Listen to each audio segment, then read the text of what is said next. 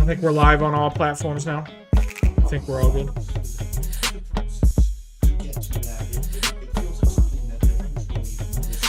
think we're all good.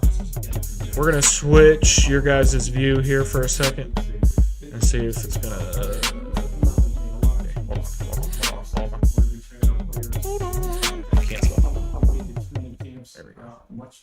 There we go. Live on all platforms, guys. Boom. Okay, and then we're going to do... You don't have in the regular season anymore. And so we've really tried to make our game safely working with the players. This is what we're going to do. Very constructive. This is what we're going to do, guys. We'll continue to do that. From a fan standpoint, would they rather see another regular season game versus a preseason game? I think that's yes. This is what we're going to do, guys. We're going to keep track of it right here on New York Times as it keeps going, so y'all can kind of see it on the screen. I hope y'all can see that. You cannot see that. Can you see that? Yeah. We drafted a quarterback first round. Let's go. Replacement for Mahomes. I mean, we got to get him. We got to get him trained, right? We got to get him trained. We got to get him trained. He said quarterback. That's wild. It's a wild thing to say. It's a wild thing to say. Y'all want to see some mukbang today? I ordered pizza and wings. And we getting Axe Smith first round. I hope so, man. I hope so. I think I knew what you meant, Alex Smith. Bro, that leg is I don't think it can play football no more. I don't think y'all can play football no more. What do I look like? What do I look like? What do I look like, huh? But also in the past, come with a home game. The question to me is, the change by Detroit might be a little too big a step to say out of the box. The thinking that we had and discussed in March was, would you be able to limit that if you don't win your division with a 500 or better record, then maybe you shouldn't get the home game. And so that's something that we're debating. Just to keep, we want to. Hey, yo, that was wild. He's a good dude. He is really a good dude. It's probably like one of the nicest NFL players, I think I've ever actually met. So. All right, so today we got some Marco's Pizza sponsored by. Just kidding. Wish.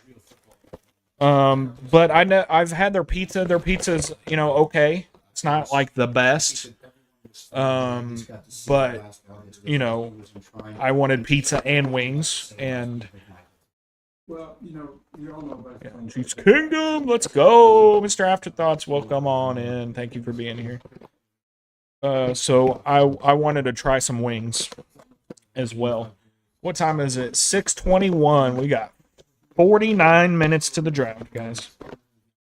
49 minutes. I am super hungry, so I apologize. I don't think I usually eat on stream ever, but you know what? Here we go. I know a lot of people are a ranch person. I am a blue cheese guy. Am I at the draft? No. You think we getting Peyton Manning? Yes, I hope so. Probably not. If he goes anywhere, he's probably going to the Colts. I mean, let's be real. Or maybe Denver. I don't know. But the reality is, at the same time, tonight, you're going to see the wildest. So these don't look like the best wings, but what is your message to those young men as they look okay. I am not at the draft. I am at home watching the draft by myself, getting prepped. We're going to eat some wings here and just give it a shot, see how they are. you should start thinking your transition out. I feel really weird doing this in front of you guys. Just overall, like the first grab, not the best. They're kind of soggy. Also a great opportunity for them. And so when they hit that stage, some of them have been dreaming about this and watching this for years. And they're now realizing that they become an NFL player. And even this morning, I don't think they realized the magnitude of that. They were excited, they're wonderful young men. I couldn't be happier about the group that's coming in. But when they hit that stage, and for me to be a part of that, it's Not make it super weird. This is not the first class of players. I don't want to. It's a good class of young men. It's already weird enough. Mike, But thank you. not the greatest of wings, but not the worst wings I've ever had. Tonight, we not only remember Steve Michael, but all of us. The draft is in Green Bay this year, I think. So I don't think it comes to Kansas City. Yes, I know. I already am. 36 years as a play-by-play commentator. When did it come into Kansas City? 2028? Was a play-by-play voice of Sunday Night Football for 18 years. Also worked at Or was it last year? the Women's Final Four and so many more. We are thinking tonight of Mike's family. Stare into the camera. We'll be right back. Been a Chiefs fan since 1988. Live 40 minutes from Lambeau. Nice. Nice. I have also been a Chiefs fan since probably around 1988. Let's see, 1988, I was 6 years old, so yep, probably about right. Probably about right.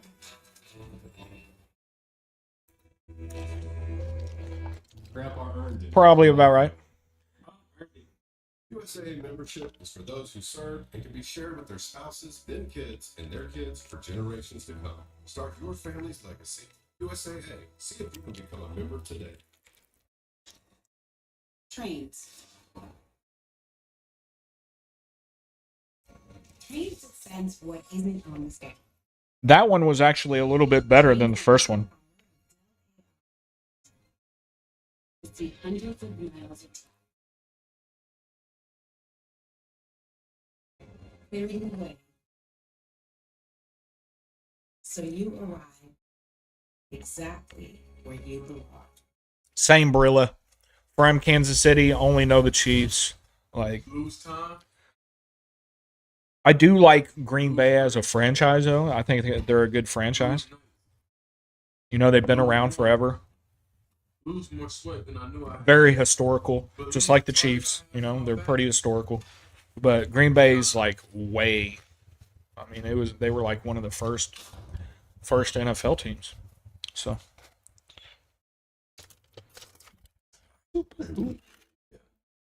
And what did they call it back in the day? It was NFC, National Football Conference.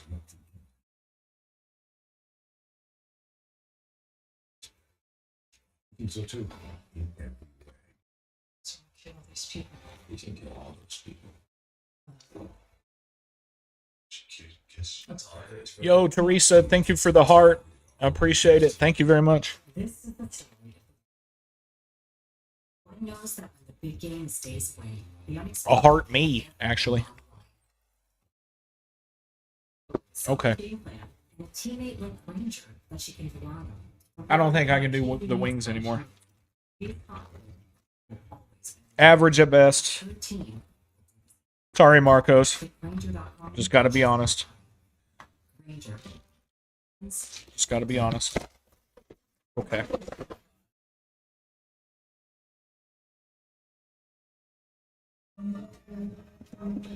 Alright. Alrighty. Yo, Barilla for the tiny diny. Thank you very much, sir. I appreciate that. Appreciate that. Thank you. Can be shared with their spouses. It means a lot. I was at the Chiefs draft, Union Station. It was awesome. Nice. That was last year, right? For some reason, I thought it was next year. I'm a little behind, in life and mentally sometimes. So, All right, so here at Marco's, we got a ultimate pepperoni 2 years ago. I'm way behind. So this has regular pepperoni slices, and it also has shredded pepperoni. So, My biggest frustration. This is the Run My Own Business stream. but right off the bat, you know, very good. The toppings, you know, stay on the pizza very well. The crust has got some type of like Parmesan flakes or whatever you want to call them on there. Not bad. Because we're here to help you achieve the life.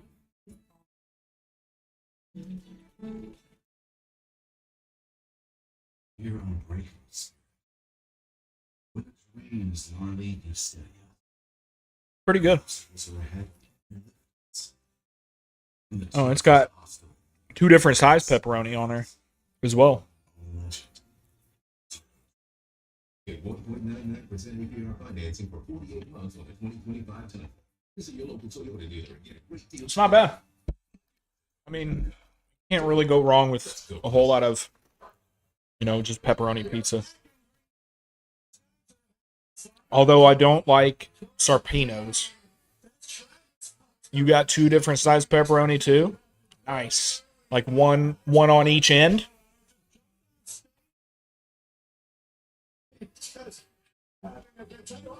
Is that how that works? One on each end?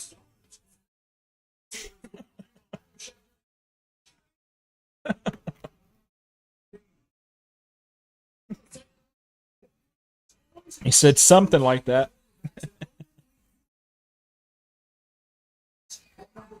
All right.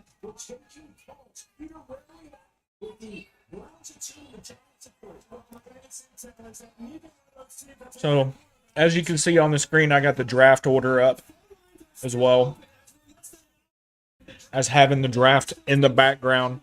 I can't really show the background, but you can hear it. So, but yeah, I don't know what's gonna happen. I would say probably at least one of the top 5 are picking a quarterback for sure, right? You got the Titans, the Browns, the Giants, the Patriots, and the Jaguars, top 5, right? I would assume at least one of those are going with the quarterback. And so, Titans drafting a punter. They need something. They need help all over the place. So, storylines leading up through this entire draft process. And Peter, welcome to our team. In the meantime, our coverage will be on ESPN tonight. We also have coverage of the draft on ABC. The college team will be there, focusing primarily on the player's journey to this night. Always so unique in so many different ways. And Reese Davis leads our coverage. 29 minutes, guys. 29 minutes to the draft. No, but for real, who you guys think we're going to go offensive line? For real, offensive line or D-line? First pick. And that's going to be like way later. It's going to probably be like 10 o'clock at night before we get around to our pick. But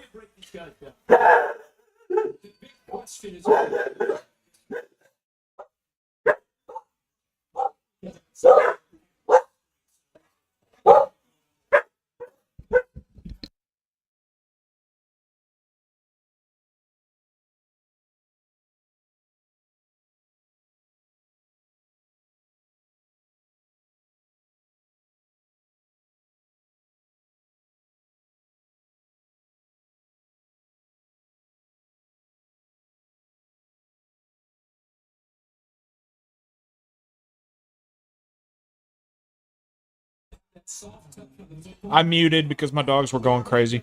Sorry. It's going to be a mystery. We'll see if he goes tonight. We do know that, again, early media and the fans.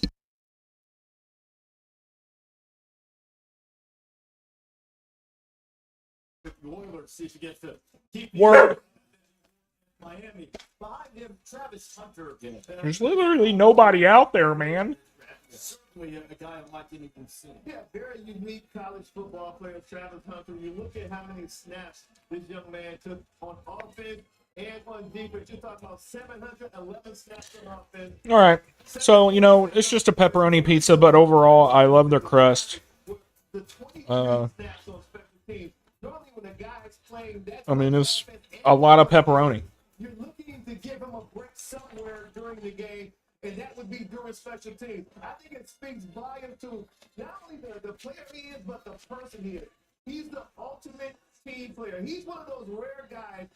He said, I'll do anything to help my team win." Word. He means it. And I believe, guys, he said that if he can't play both ways, he does not want to play. I'm a guy, if I'm a coach, Word. I think he's earned it. And if the Browns take him, if in fact they do, you're going to have to tell him where you got that suit. Go Chiefs. Now, the Giants will stay on brand. We assume that's what all the mocks say. Sorry about that, Chiefs fan. I can't really see you guys over there on YouTube because I got the. He's a great competitor. What really struck I gotta, I don't have two screens right now. went in the locker room. Everybody thought he was going to check out on his team. What did the guy do? Come back and play like crazy in the game. He's a dog. He's All right, so we're gonna go in for our second piece. speed rusher.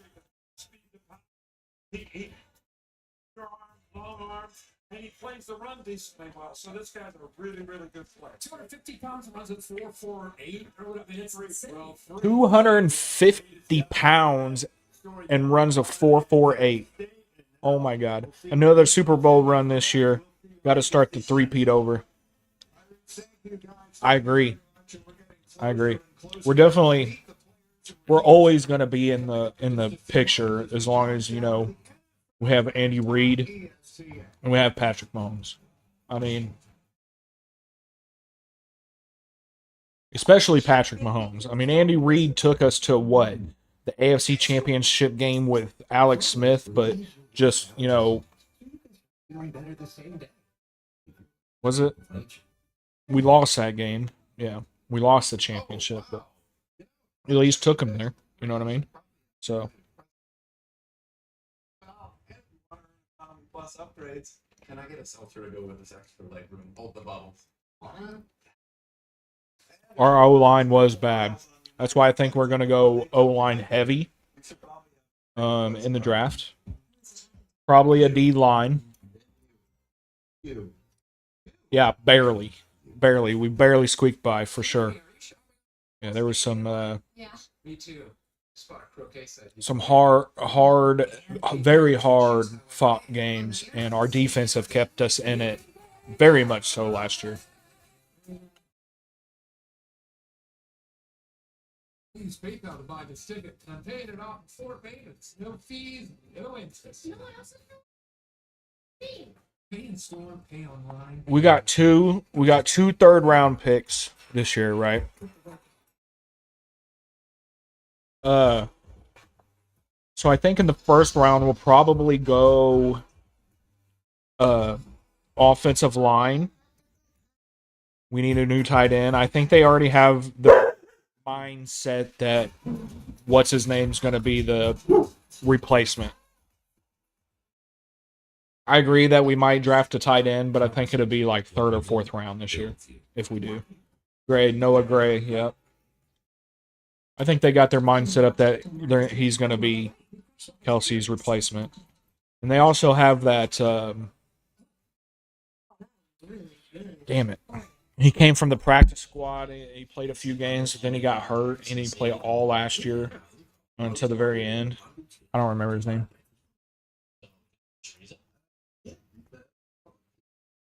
This chicken. Just give me a bunch of chicken. bacon. Oh wait, there isn't too much time. He's also a better blocker. Get chips. Guacamole. So what was his name? Foundrin or something? I don't remember that other guy's name. Anyways, but yeah, if they'll draft a tight end, they'll do it, the third round this year. But the first round, definitely we're gonna go offensive line. I think second round would be a good spot to draft. I mean, you can go, since you got 2 third-round picks, you know, you can do offensive line second round, D line second round, another offensive line third round, and then like maybe a tight end third round, you know. Where you can go defensive back in the second round and do D line tight end third. Fourth, you can go another offensive line. I'm sure they'll go offensive line heavy. They'll at least spend 2 draft rounds on an offensive line, I think, in my opinion. But, you know, what do I know? I'm just armchair Andy Reid.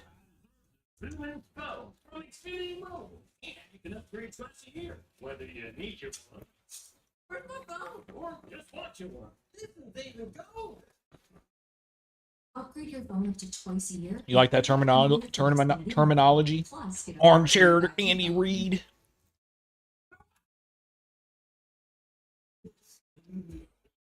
And if you want a Ram, then you need to go to Jim Butler, Missouri's Ram Powerhouse. Jim Butler sells more Rams than you ever in the reach. Meaning you'll get the biggest. Guys, we got 21 minutes. 21 minutes.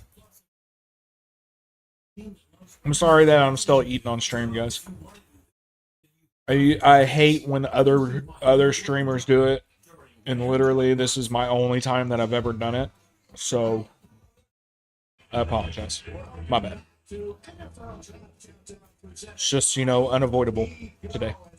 Continue to count it down here in Green Bay, the shadows of Lambeau Field, where we are now just about 20 minutes away from the commissioner. And, you know, I wanted to try some, you know, in real life content. So I know this is like the corniest of them all, but it was also the easiest. So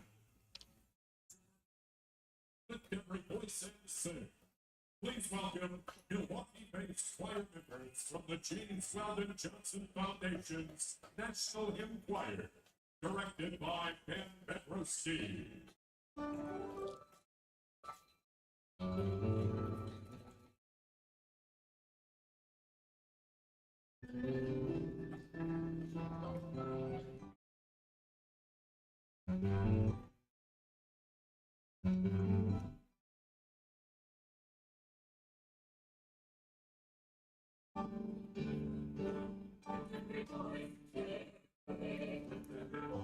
choir. Not the choir.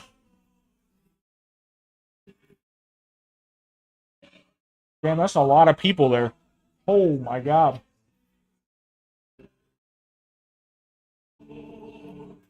I don't know if y'all were watching it, but there's a lot of people there.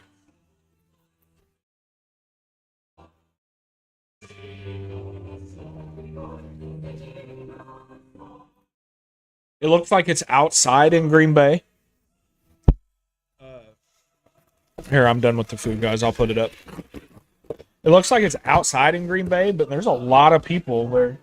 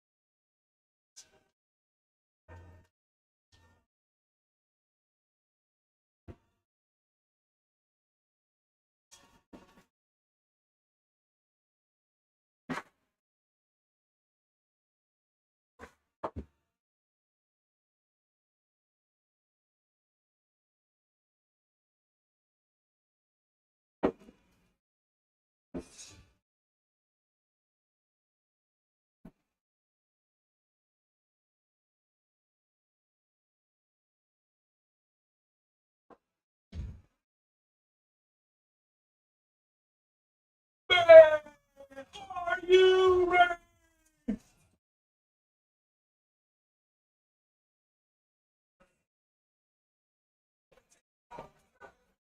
Green Bay!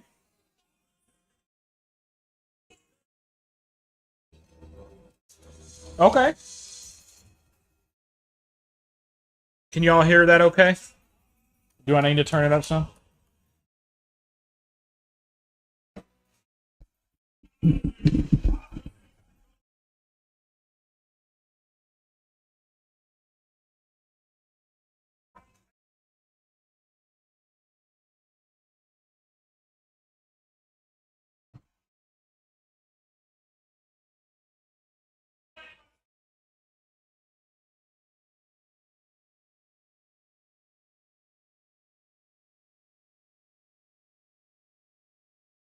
Oh, what are we looking like over there on the other side?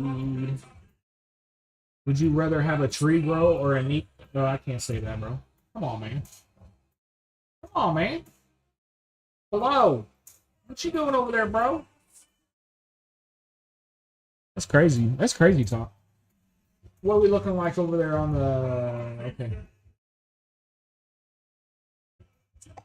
The reason I'm asking because we're gonna pregame a little bit, okay? And I'm not allowed to show it on some platform, so I gotta make sure I'm not in the camera.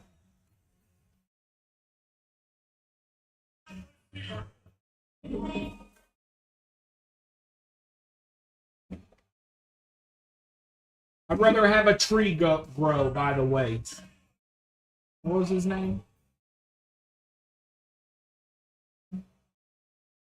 Yo, Mackenzie. Yo, I appreciate it, man. I'll have to pass. What's all there is over there on Kick, huh? A bunch of bots and shit. I don't know what they're doing right now. What are they doing?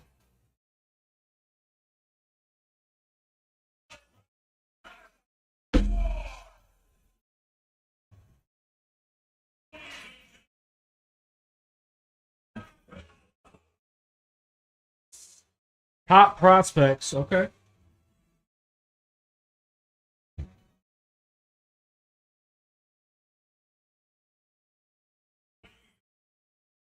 From the nation's capital, tonight's colors will be presented by the Military District of Washington. Colors. Armed Forces Color. I'm a veteran, and I should probably be more respectful when they do this, but you know what? I'm not there live, so we, you know. You got the draft on in the background? Yes, sir. Yes, sir. Can you hear? Okay, Chase?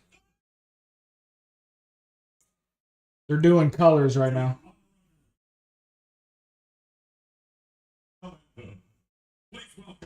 Hell yeah.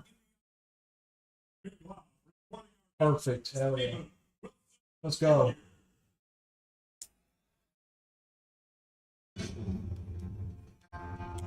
I can't really show it on TV. I wish I could. I mean, I can't show it on stream from the TV, but I wish I could. But we got live updates from the New York Times, I guess. I don't know. We'll see. Have to see how fast it is, right? And then we'll also announce it as well. You can hear it enough. I can turn it up if I need to.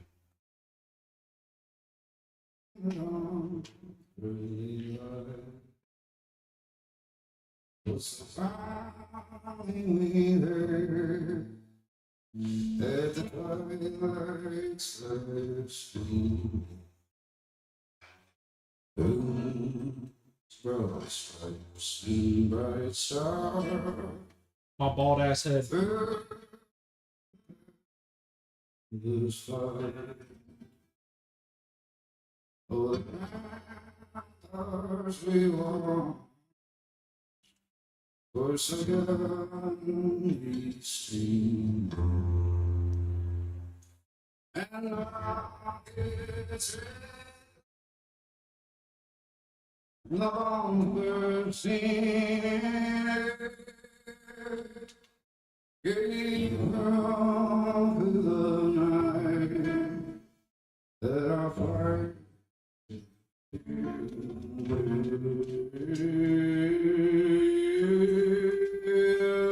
See the stars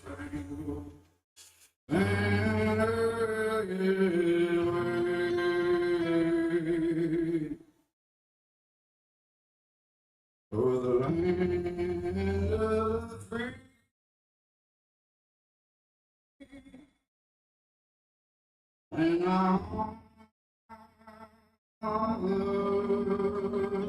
Chiefs!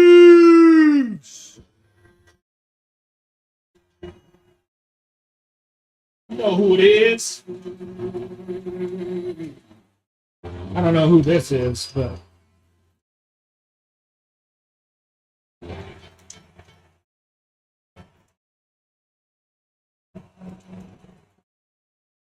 I need to see who my G-Man get. Is that the Giants? They got number 3. Who do you think they're gonna get, Chase? Who do you think they're gonna get, Chase? Here, while I'm doing this, just in case. Hold on. 15 minutes away.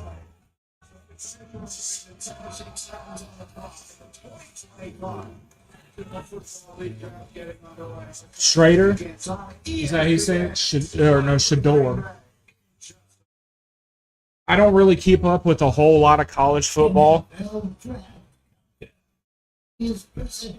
me turn it down while it's commercial here. I don't really keep up with a whole lot of college football. I probably need to start doing that. But I just, it's been a crazy year, and I've got a lot going on, and who it should be. Shador. Shador. Choice one versus the other. Sensodyne Clinical Light provides 2 shades I don't even know, guys. It's providing 24/7 sensitivity protection. Patients are going to love to see Sensodyne on the shelf. You know, sometimes my life could be a little crazy. That's why when you find stability, you gotta grab it, hold on to it. Like how Verizon just lets you lock in a low price for 3 years, even if you're already a customer. Is that even real? That's not just for me. And All right. phone on any plan. Who's doing that? No one.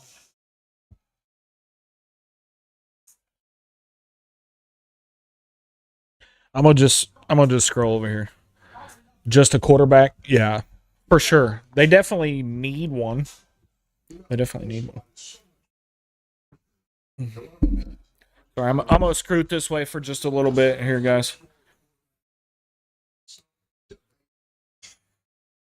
This might be my best school. I think it might be.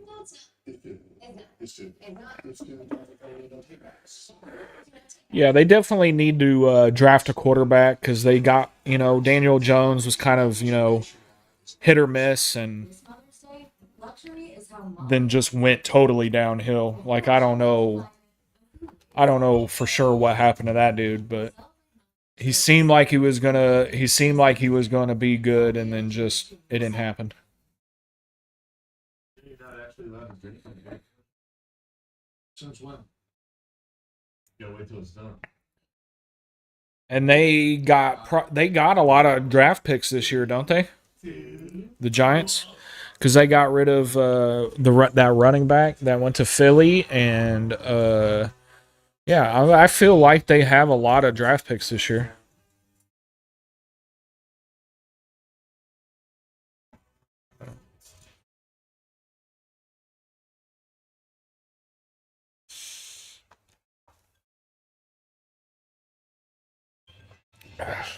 Sorry, guys. I need another monitor, too, so I do apologize. I'll probably be clicking back over and looking at a chat to see what's going on, but...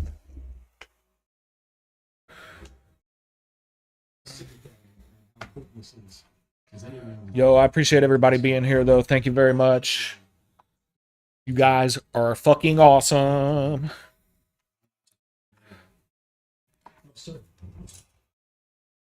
It's commercial right now. We got 8 minutes till the draft starts, guys. 8 freaking minutes. Who is excited?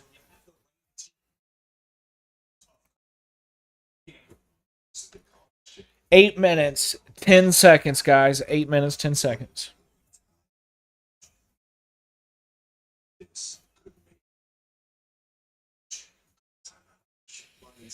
Sure. Sure. Get the man some London Sky. And a decisive win with the Lowe's app. The Lowe's team, as you know, to be the best, got to train the best. Whoop, whoop, whoop, whoop, whoop, whoop, whoop, whoop. I'm here, guys. Just just in the background.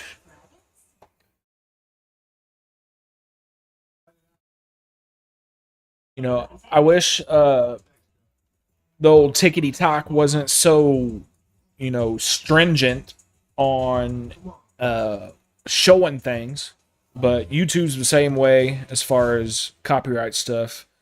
But TikTok their algorithm is crazy, bro. Crazy. Like I can't hardly show smoke on camera. It's crazy. It's crazy. There's a lot of people at Lambeau Field right now for the draft. I mean, that's a lot of people. That's probably the most people I've seen at a draft in 10 years or so.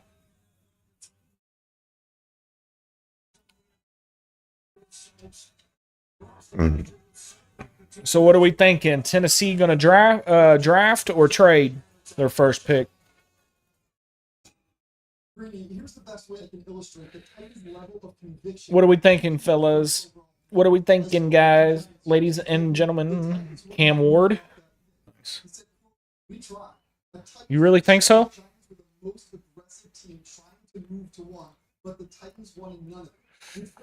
We got 6 minutes, guys. 6 minutes. Oh, I better not show that on camera. Sorry, guys. My bad. I don't know if y'all saw that, but I hope not. Call from multiple teams inquiring about the number 2 overall pick. They're expected to keep their phone lines open until they are on the clock, and then they will make a decision.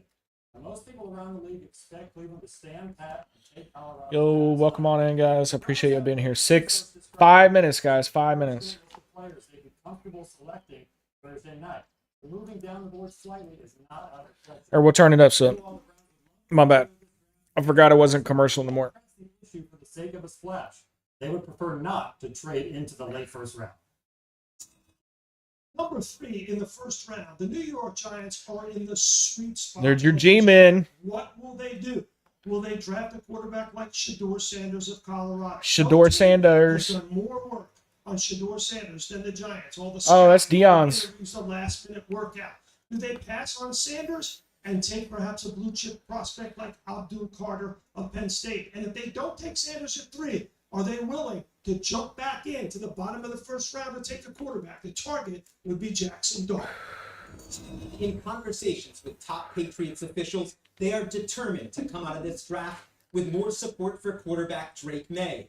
At times over the last 24 to 48 hours, they haven't been certain what the Giants are going to do right before them, so they are leaving themselves open to the possibility of a surprise. But the foundation of their plan is to build a stronger foundation. I didn't know that's who you were talking about. I'd be cool with that.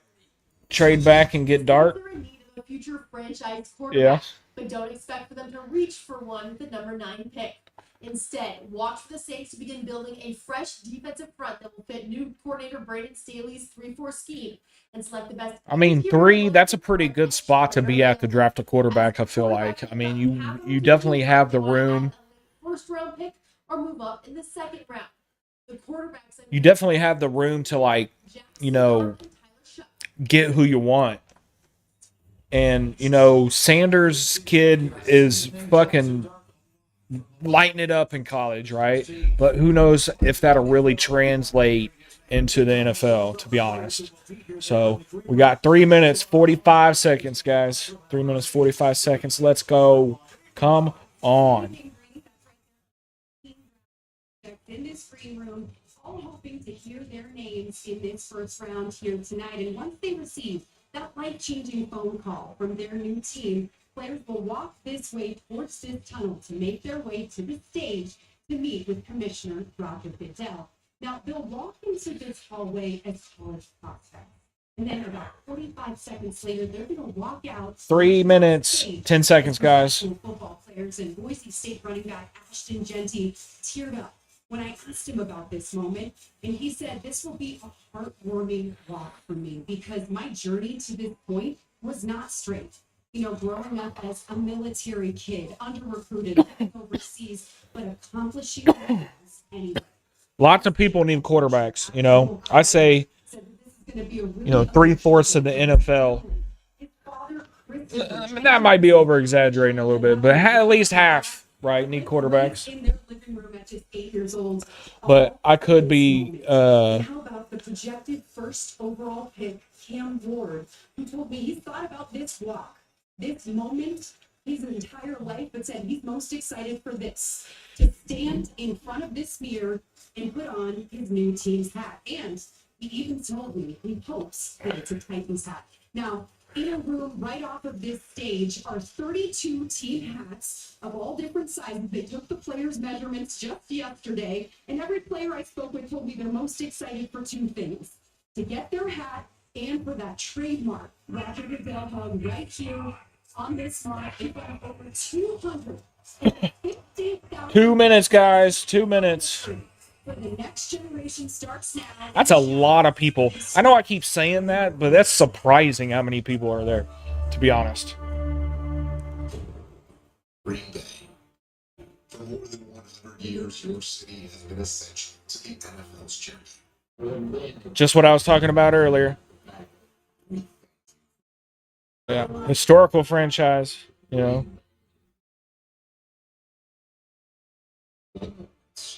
minutes, guys, and counting. 1 minute and counting, guys. 1 minute and counting.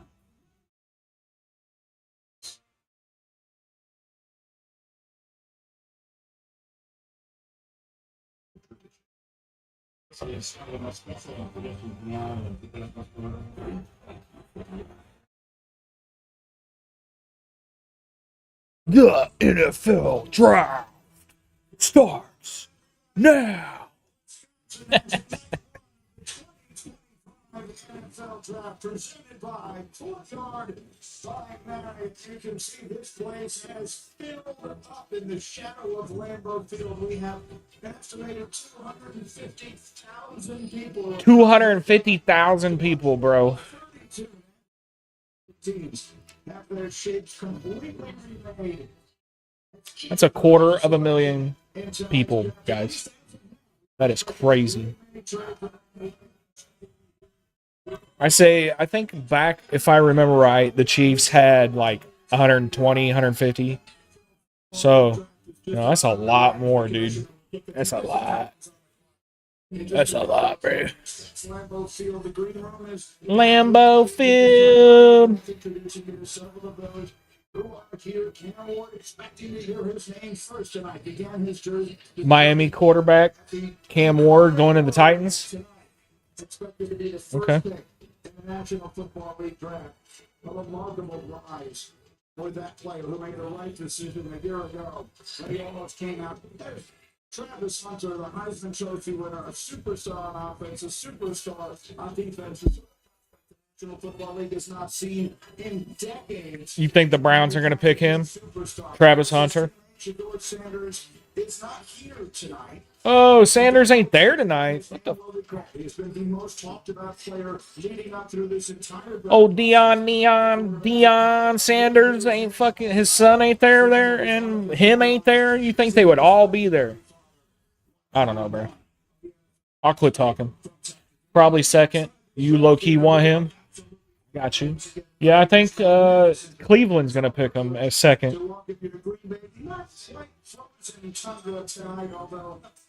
I'll be quiet, guys. I won't talk that loud. I'm sorry. I'll shut the up.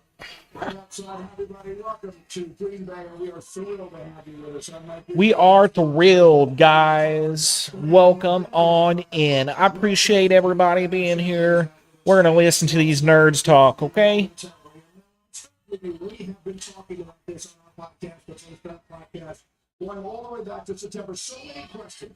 What is the one you are most looking forward to hearing the answer to in the next few hours tonight? They're not showing the time clock right now. They don't have it on the thing. He was outstanding for They don't have it on the screen right now.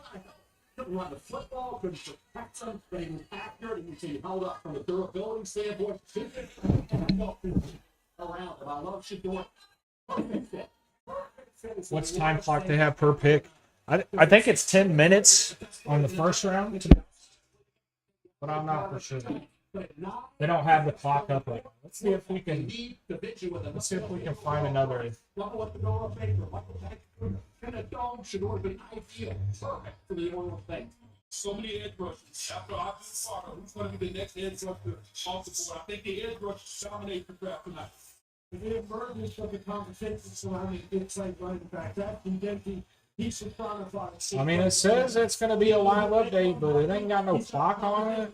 That's what again. Where does Bastion go tonight? Maybe in the top 5. There's been a lot of speculation about that. Well, there is a unique tradition of riding bicycles in the city of Green Bay.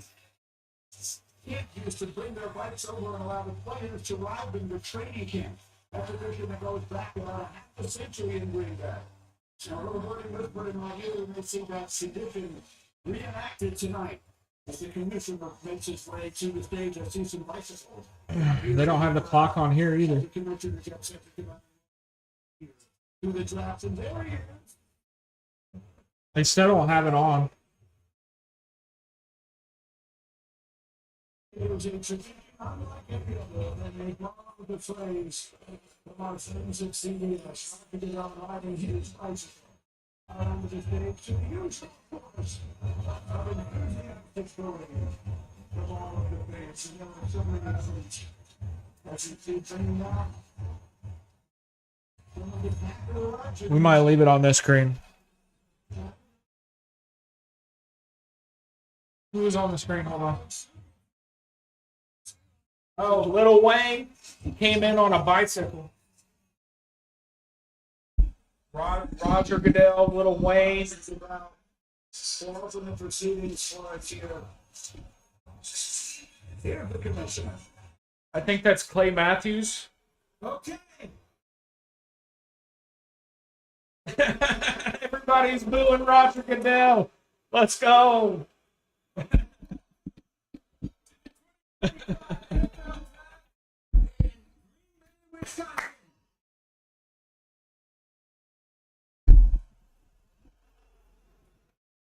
People said the Greenway was too small for this, with a population of 107,000. But we have over 125,000 people here and still counting.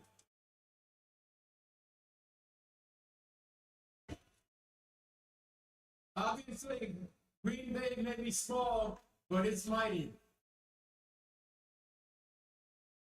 Thank you all for welcoming us here tonight, and hope you have a great few days.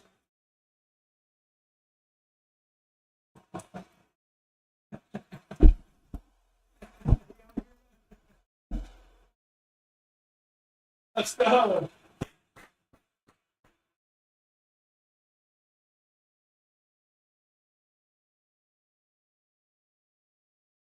Over the next 3 days, we will welcome in the next generation of stars into the NFL and bring hope to every NFL team. And we may have a few surprises for you tonight. But first, So make sure y'all share, like the live. I appreciate it, guys. please welcome. Make sure you hit that like button. Subscribe. Nathan Crosby. Alan Green. James Jones. And Packer superfan Lil Wayne. They got kids up there on the stage too, but they didn't. I'm going to go off script here real quick, Roger, but I just got off the phone with the President Donald Trump. He asked me to pass the message along. Oh my God. Two NFL franchises. So let me tell you what it reads here, all right? Oh my God. It says, my fellow Americans, the Bears still suck!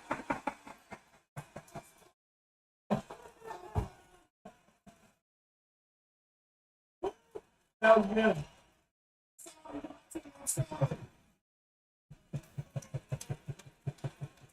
Let's go. That was Clay Matthews saying that. That was great.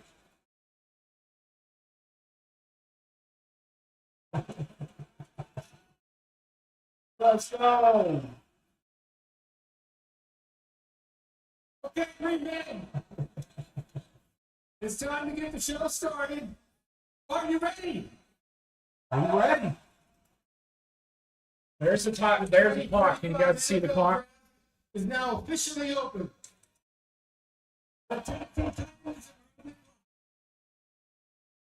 9 minutes. 9 minutes.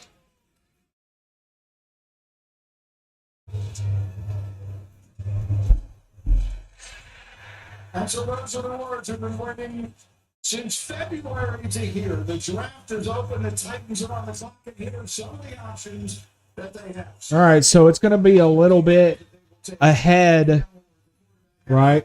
Because on the TV it says 9 minutes, 26 seconds. So it looks like online is going to be a little bit ahead. On the next slide. Again, we expect him to go number 1 tonight. Is it the right decision? We'll talk about it. Shedeur Sanders. When we hear his name called. Cam Ward, best fit. Abdul Carter, best available. Okay. Is our Adam Schefter. He's with us all evening long. Schefter, what does everyone need to know as we get underway? Well, thanks, Brady. The Cleveland Browns, New York Giants, and New Orleans Saints all inquired about the availability of Cam Ward to the Titans. All were denied, despite the fact that the New York Giants offered their first-round pick this and next year, along with other picks. The Titans were sold on Cam Ward's workout. Their new general manager, Mike Borgatti, came from the Chiefs, where he worked with Patrick Mahomes, and Cam Ward's instincts, the way he sees and feels the field, reminded him and them of Patrick Mahomes. And so now they are poised to make Cam Ward the 4th number 1 overall pick to work under Titans head coach Brian Callahan, joining Peyton Manning, Matthew Stafford, Joe Burrow, and Cam Ward right there, Brady. Okay. All right, Let's do some good number 1. So Mel Kiper Jr., you and I have been talking about this on our He's on the phone. He's on the phone. Shedeur Sanders was your number 1 quarterback. They just showed Cam Ward on the phone.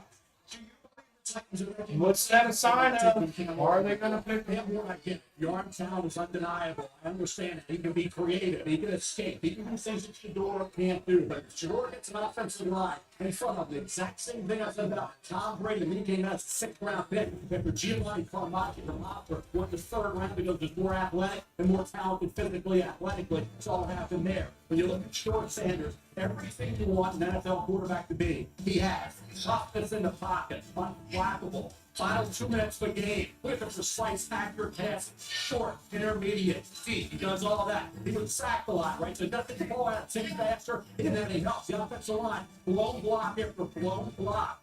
The full leg block after Oh, my Lord. They're showing highlights. Same plays they did. Guess what? Completion kind of through the roof. How many balls hit the ground? When he needed to come through his thing, he did. It's the notion that he's not that athletic is ridiculous nonsense. He can move, he can roll right, roll left, 3rd and 8, he can get you a first down with his legs. This kid had with the NFL wants come back. Conditions in the NFL, muddy pocket, right? Pressure all the time. No running game. His leading rusher over the 2 years in Colorado averaged 350 yards for the season. That's it. That's Ashton Jitty and Amari Hampton in a game and a half. Are you kidding me? No running game, no offensive line to put up the numbers he did. He, to me, deserved it. And I think I understand. Oh, TikTok shut down, huh?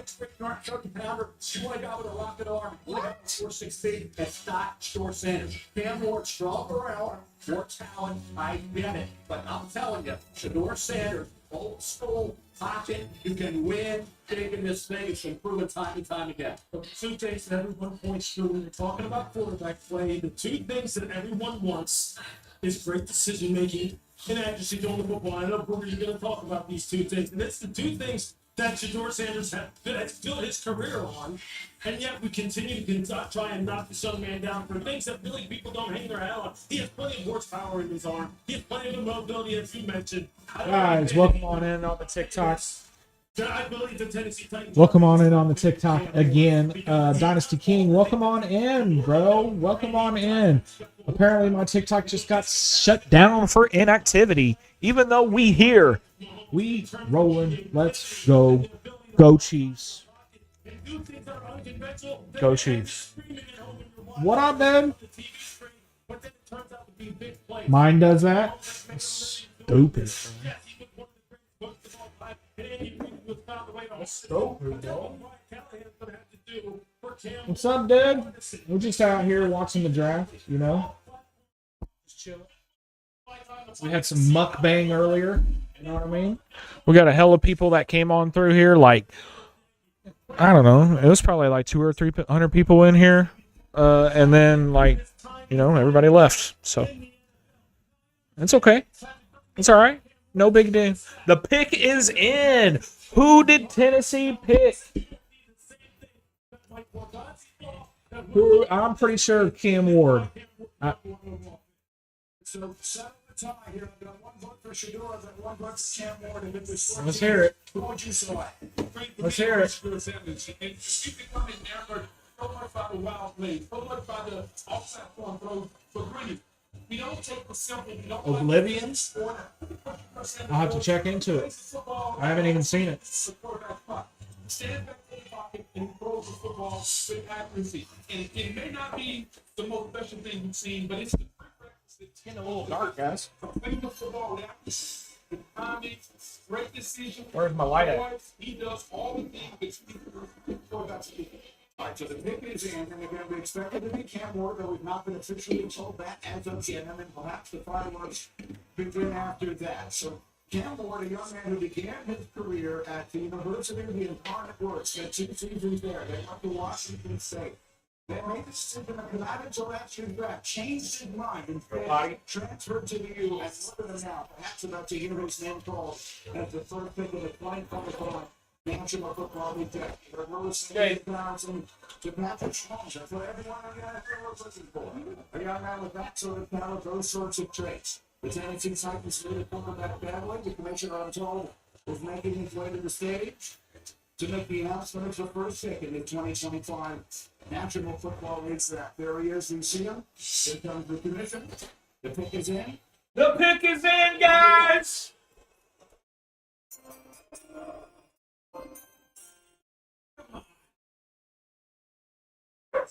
With the first pick in the 2025 NFL Draft, the Tennessee Titans select Cameron Ward, quarterback, Miami. Cameron Ward, guys. As we said, he made the right call a year ago, going back to school, to the fourth in the Heisman voting in one season. After you started 57 games in college, and I'm being told as he makes his way to the stage, we will watch Cam Ward make his way to the stage, but I'm being told we have major breaking news. Adam Schefter, what do we have? Well, actually, we have the first trade of round one. The Cleveland Browns have traded out of the second overall pick. They're moving back to number 5 to the Jacksonville Jaguars. Oh, shit. In return, the Browns will get the number 5 overall pick, a second round pick, number 36, a fourth round pick, number 126, and the first round pick of the Jaguars in 2026. Oh, shit. Get the number 2 pick, a fourth round pick, and a 6th round pick. The Jaguars are on the clock. The youngest player in the NFL, James Gladstone, at the age of 30, Travis Hunter, you're going. is taking a huge swing at the second pick, and they are targeting Travis Hunter.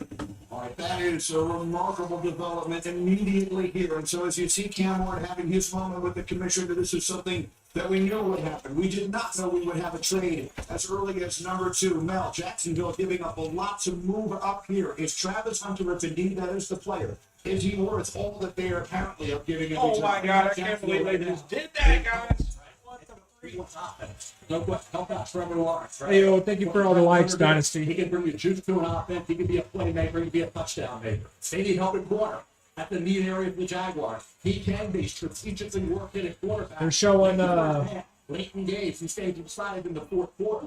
Travis Hunter, the Jacksonville Jaguars, all that Trevor, all that quarterback spot, 2 for the price of 1. Travis Hunter is, in my opinion, the best player in this draft. I don't think, when you think about what he can do, I understand it's tough in the NFL to play both ways and be very difficult. He may not be able to do it more than a year or 2.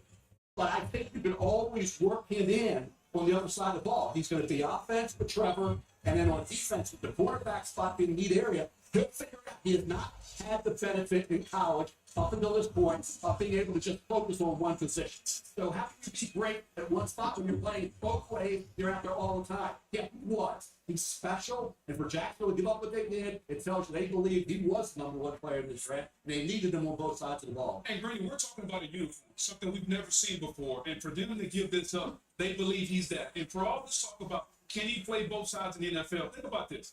The NFL game is slower.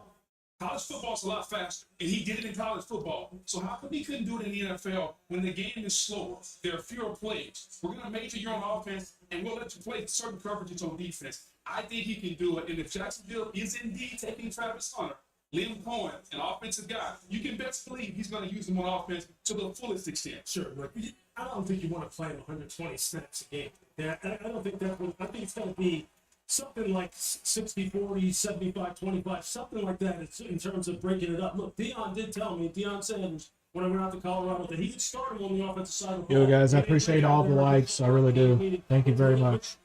Make sure you like, support, share it. Let's get a party going. You're hard pressed to find anybody up here to say anything different. So look, you are not put it perfect. You're getting 2 for 1 with this guy. You're getting 2 players in one. Absolutely, you move up to get that kind of play. Let's make sure everyone can see exactly what it is that the Jaguars have given up here. It is a significant trade. Again, Significant. We're going to expect quite a few explosive trades early, and we get it here. And look at all that Jacksonville is giving up here. The 5th pick this year, a 2nd and a 4th, and next year's 1st-round pick. I'm curious to hear from you, Louis Riddick, as a team builder. Andrew Brown, the general manager of Cleveland, referred to Travis Hunter and compared him to Shohei Ohtani. Shohei Ohtani has revolutionized baseball as we know it. How do you feel about the Browns trading away the opportunity to select him here? Look, they received the Hall of Fame. I mean, look at that on your screen. Appreciate everybody being here. I really do. Thank you, guys. Thank you for all the likes. I mean, that's big time. Make sure you share. Let's get a party started. Back to Shefty. Here's what got Brady. These two sides have been working on this trade for 2 weeks. All right, the pick is in on the clock. Jacksonville Jaguars. They traded big.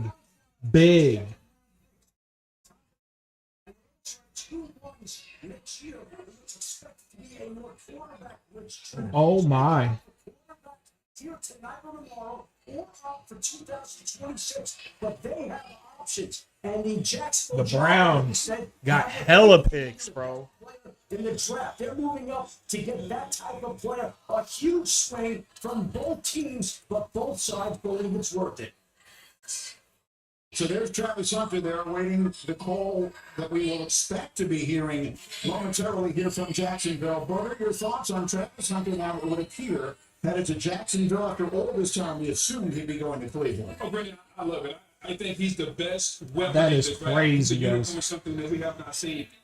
You have to maximize this. So if you're Jacksonville, you're going to take Travis Hunter. You have to maximize him on offense. And this is about helping Trevor Lawrence, who's underachieved so far at Jacksonville. You have to surround your quarterback with weapons. This is the ultimate weapon, the best wide receiver in the draft, maybe the best cornerback also. And the only thing I'll say is, look, defensively, they were hard on defense. Start giving up yards for play, explosive plays. Look, if an organization needed a two-way player that fit perfectly right into what their needs are, this is the young man who is. It's the new National Football League. This is a league where we did not used to see this sort of wheeling and dealing. This is becoming much more complicated. Young general managers in place, as was pointed out by Adam Schefter moments ago, and one of the youngest and the newest in the NFL making a dramatic move here. The pick is in. The Jaguars expected to make it here any moment. Here we'll hear from Roger Goodell. Hey, I'm so sad that my other live trade being made immediately. I had gifts. I had fucking people in the chat typing. I can't believe it. Let's fucking go. While we are Jaguars. to celebrate the 32 young men entering the NFL, I'm honored to take a moment to recognize a player who's made a profound impact on and off the field. The Walter Payton NFL Man of the Year Award, presented by Nationwide, recognizes one player each year who best represents greatness and compassion both on and off the field and in the community. Tonight, we are proudly joined by the 2024 Walter Payton NFL Man of the Year, Eric Armstead.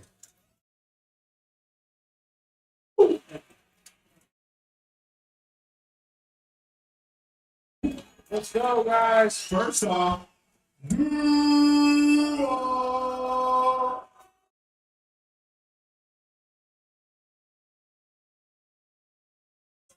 want to say thank you to the commissioner. Thank you to the Payton family and the NFL and nationwide.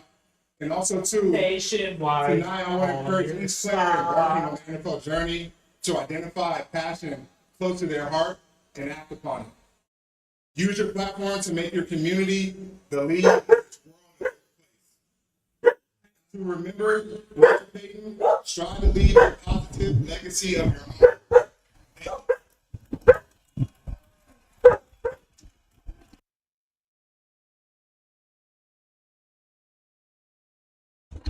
We have a trade. They announced it online already. The Browns have traded the second pick to the Jacksonville Jaguars.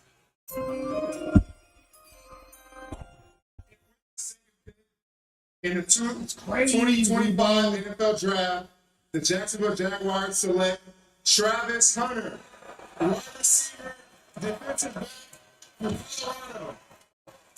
2-1.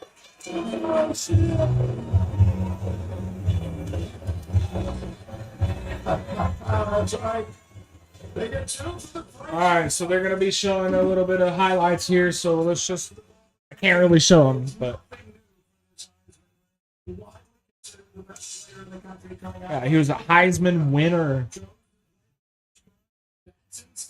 In the first 5-star recruit ever to play at an HBCU. He became the first player ever to win the Electricross Award as an HSL receiver and the Derrick Award as the best defensive player in the country. And now Damn. he's the second pick in the National Football League draft. Now headed to Jacksonville. Headed to Jacksonville, guys. Bretton Strange, former second-round pick out of Penn State, and Liam Bell and Trevor Lawrence seem to really like. Now you got a guy like Travis Hunter on the offensive side. Which he was dynamic in Colorado, but talking about the ball still, the football IQ. Oh shit, he dancing and doing a little move. So in a game, when he's out there playing with both sides, just about every play, he's one of that many players will be. Yo. That's the underrated part of Travis Hunter. His passion of the game, his knowledge of the game, that football IQ.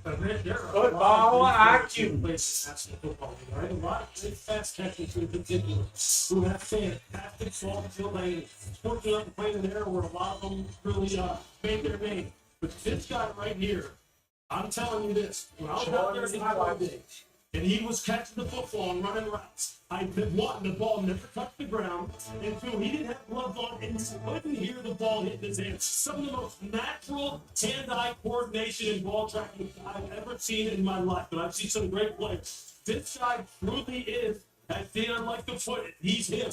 He's different now. He's different, and that's why Jacksonville went ahead and did what they did. But they said, look, he's too good to pass up. Mel pointed Burks, I said it just a minute ago. He's 2 for 1. Who's Jacksonville got as a quarterback? It's not utilizing that sucks.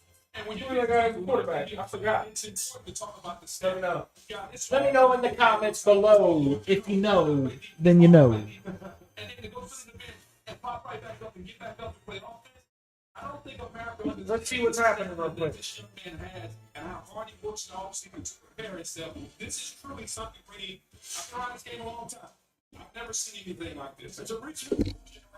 How much he can play on both sides of the ball. We understand that he can play one side and dabble on the other, but realistically, as brilliant an athlete as he is, and I sell him short and no regard, he's as good as we've seen in a long time. Just go ahead and do realistically play ESPN. full-time on both sides of the ball.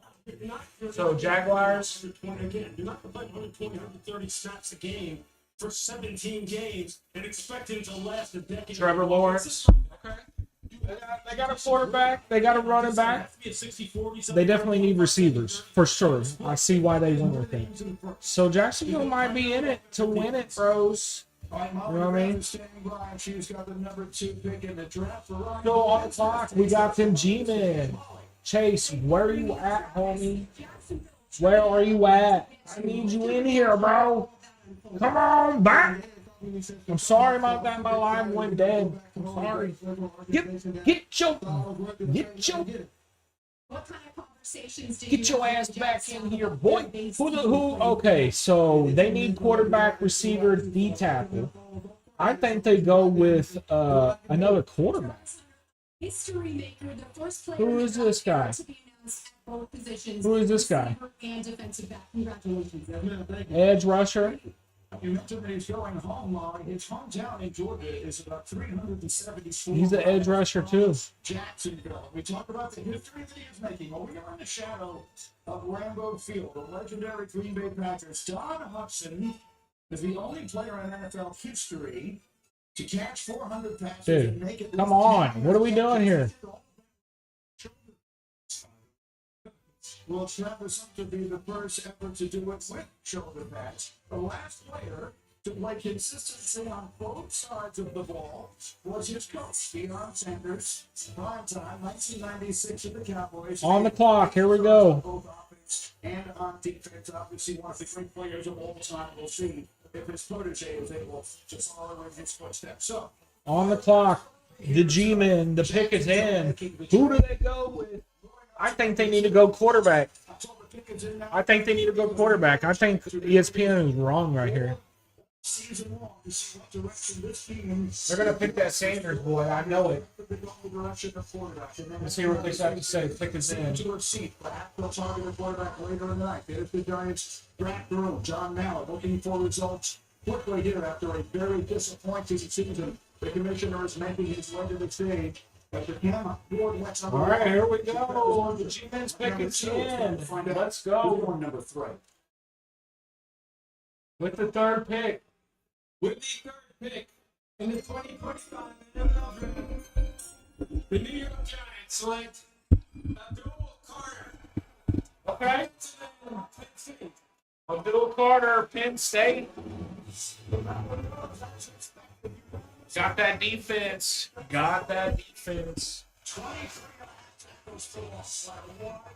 23 and a half tackles for loss, guys. 3 sacks in 30 years in state college, and that was all over the field in that semifinal loss to Notre Dame, which proved to be. Let's look at him.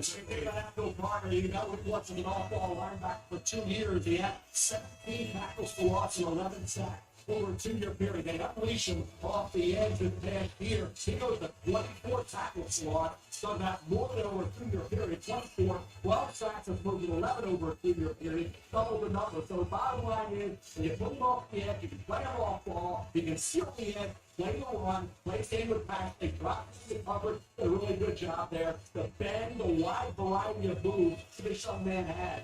I thought he was exceptional. The foot injury kind of clouded his foot there. Surgery, no surgery. That foot injury would put the guy in. Can y'all hear that okay? Kayvon Thibodeau, Brian Burke. Will they play him off ball? Will it be an application with those guys? Bottom line is you get the guy off the head this year. All right. Michael Parsons, we saw what he could do when he was plunging. And just like Parsons, this kid resembles that type of Let's do it. That's out there, Bart. When you think about what a team in their division, Philadelphia did with that defensive line, the way they dominated Kansas City in the Super Bowl, the way they were so stacked with the defensive line, it's no wonder New York sees the same thing with Carter and Burns and Dexter Lawrence and Miller. They can absolutely dominate and go from inside. So I think he's the best edge guy in the draft. The elite first step quickness, the ability to bend, the ability to turn the corner. His first step is the best I've seen in a long time. Yeah, well, Von Miller said it all the time. We're munching. Some of the best pass rushers of all You know what it is? Tampa, we got the senior right. This guy can get off the rock. And here's the thing that impresses me the most about it. He flat out plays hard. When you talk about competitive character, for 60 minutes, this dude is hunting the quarterback. He asked the Penn State coaches prior to the 24th season to put him at defensive end. He asked for the switch. They were wondering how he was going to handle when they put him in a 6 technique, right? Head up over to the tight end. When tackles started coming down on him and double teaming him, whether or not he was going to be able to withstand it and come back again and again and again. He continues to get better at it. But I'll tell you this, when it's third down, he's got speed to power, he's got high side speed, he's got an inside spin, he's got it all. Incredible play. He wears the same uniform number that Micah Parsons did. Will he follow in those footsteps as far as effectiveness in the NFL? Horizon Business takes us down to Molly, who is standing by with the third pick of the draft. Molly. Thank you, Sri Abdul. Your dad trained you your entire childhood. What was that moment like after your name was called with your dad and the rest of your family? Yeah, it was surreal. I wouldn't be here without him. It's the greatest moment of his life, to my too. family, thankful that everybody was helping me get to this moment. I can't wait to celebrate this moment with my family. You grew up in Philly. You grew up an Eagles fan. How are you going to bring the Giants back to dominance in the NFC East? Yeah, I'm all New York. New York getting everything from me. All the passion I have, all the love that I have, all the excitement. On third down and get loud. I'm going to get that big play, make my best pass rush, make that big explosive play. All right, congratulations, Abdul. Thank you. Great. Hi, Molly. Thank you. Abdul Carter is the third defensive player selected in the top 3 overall by the Giants in the common draft. The others, Lawrence Taylor and Carl Banks. So Travis Sorry, Hunter guys. is off the board. How about his college teammate, Shador? Gotta eat a little bit of something, you know. To hear his name called as round 1 of the NFL draft continues from Green Bay on ESPN. All right. It's going to commercial, guys, so bear with me here a little bit. We're going to have to turn it down. The 2025 NFL Draft. We're going to have to turn it down. And, you know, have a little discussion. What do you guys think of the first 4 picks? 3 picks. First 3 picks. What do we think? Grade them, grade them, grade them. Make sure you hit the like button. Make sure you share, guys. I do appreciate everything. This is Mundo. Let's go. Thank you for all the likes. Thank you. Grade the first round of the draft. Let's do it. How do we do it? How do we do it?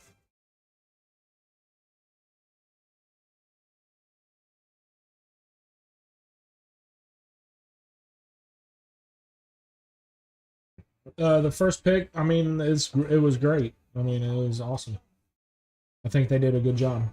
So we're on commercial right now, guys. So do bear with me. I do appreciate all the support, all the likes. How's your night going? How's everything going? Hope everything's going good. We're just here hanging out, having a little party to ourselves. It is what it is, you know?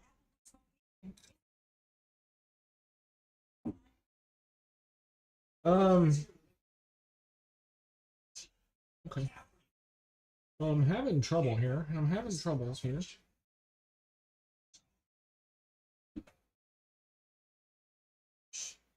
The pick is in.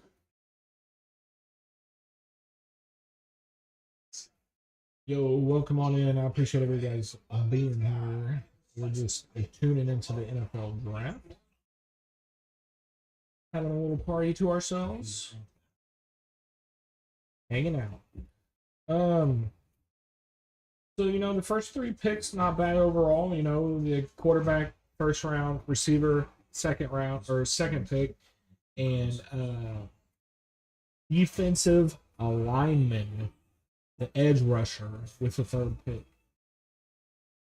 So right now we got New England Patriots on the clock. The pick is in, and we're just waiting for commercial, guys. Sounds well. Gotta wait till it's done. What do you guys think? Chiefs all the way for sure again to the Super Bowl. I mean, it's just obvious. But who are we going to get? I think we're going to get an offensive lineman first round, and we won't really know here for a couple hours. So it's all right, guys. We're just here hanging out, enjoying company. Right? So who? Okay, they need offensive lineman, receiver, running back. Best available, according to ESPN, is Ashton Genty.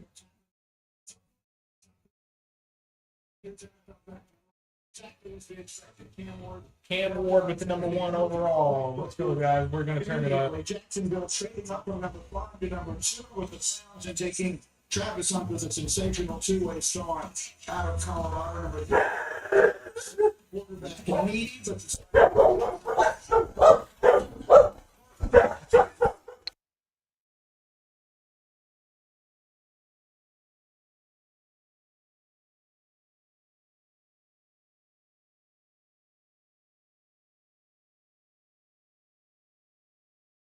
All right, guys, here the pick is in. Let's go with the next pick of the NFL draft.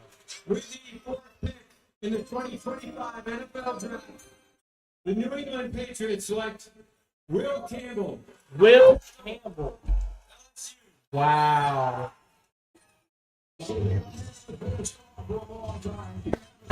Offensive lineman, probably the best. Offensive lineman that state had produced in 7 years. Was a starter at LSU from the day he set foot on campus.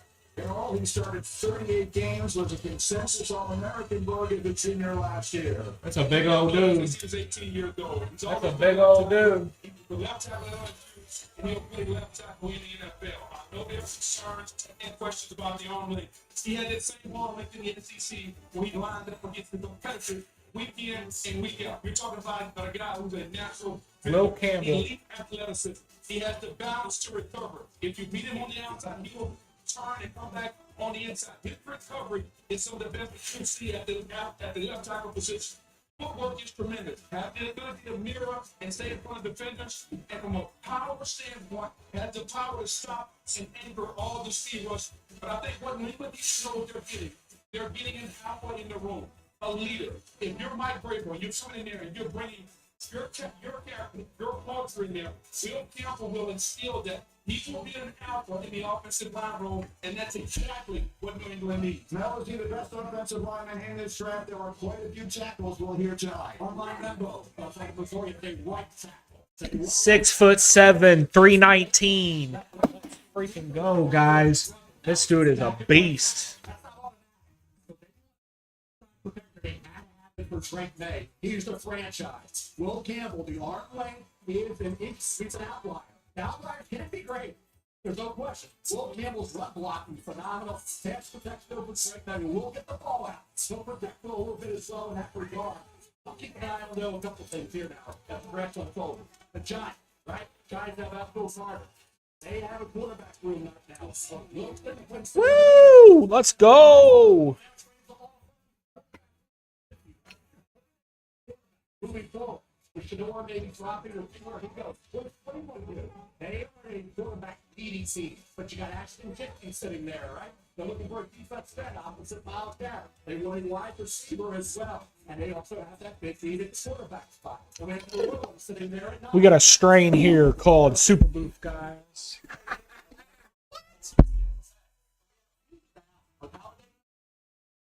The straight team, quarterback leading out of their time.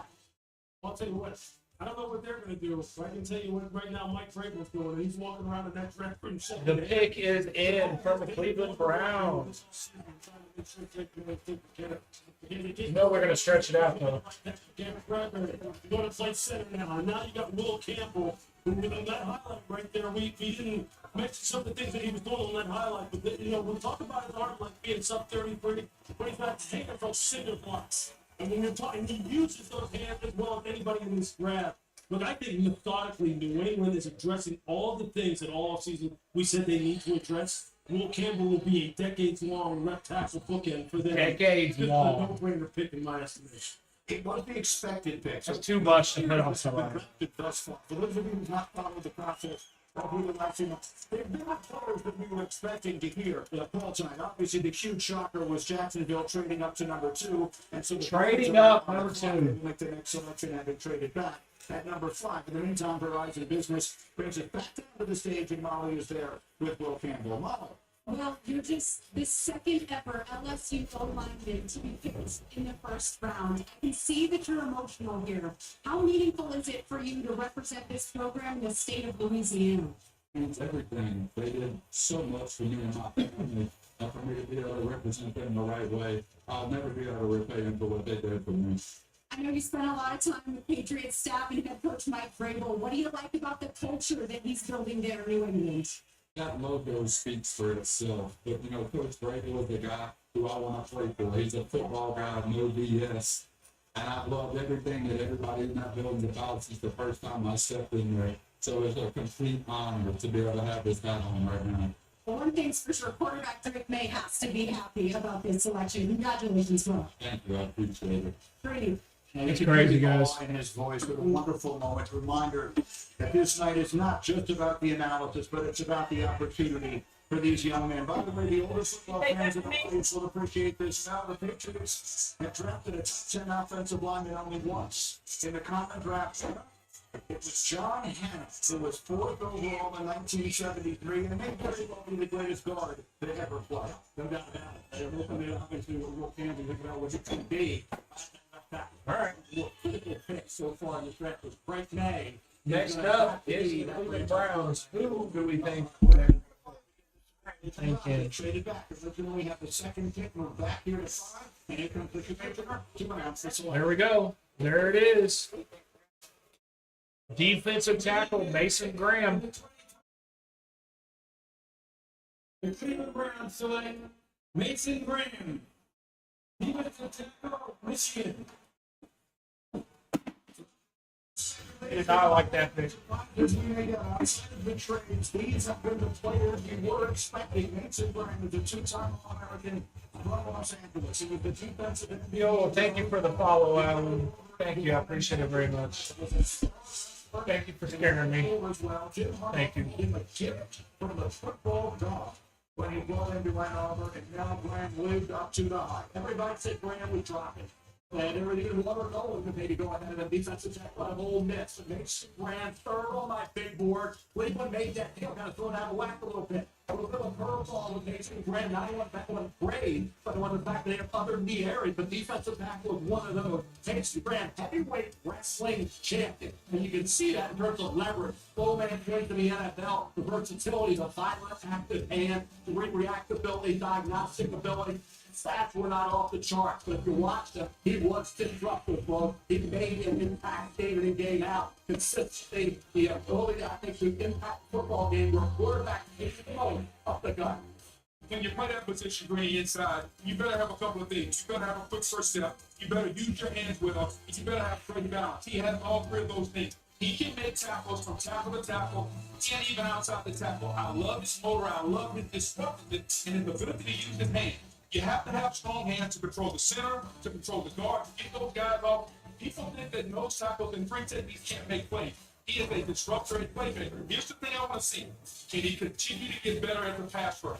Can his pass rush arsenal continue to get better? Because right now, it's not up to par with what we've seen in the likes of Brady Cherry or Aaron Donald, those impact of Chris Jones, those impact free techniques. He's got to get better at the pass rush. That's one of the things that I struggled to evaluate him. But look, there's no question he's a great player. You talk to the people in Michigan, they love him. They love all the things that Book just talked about, specifically his motor. They love him when he's on the move. Yes, when you're running games and stuff, and he's the looper. And he's a guy who can kind of like get on some edges, get some angles. Look, he'll be working with one of the best pass rushers in the NFL, Myles Garrett. But can he produce? Rushing the best. Let's go to the stage. Horizon Business and Molly McGrath. Thank you, Molly.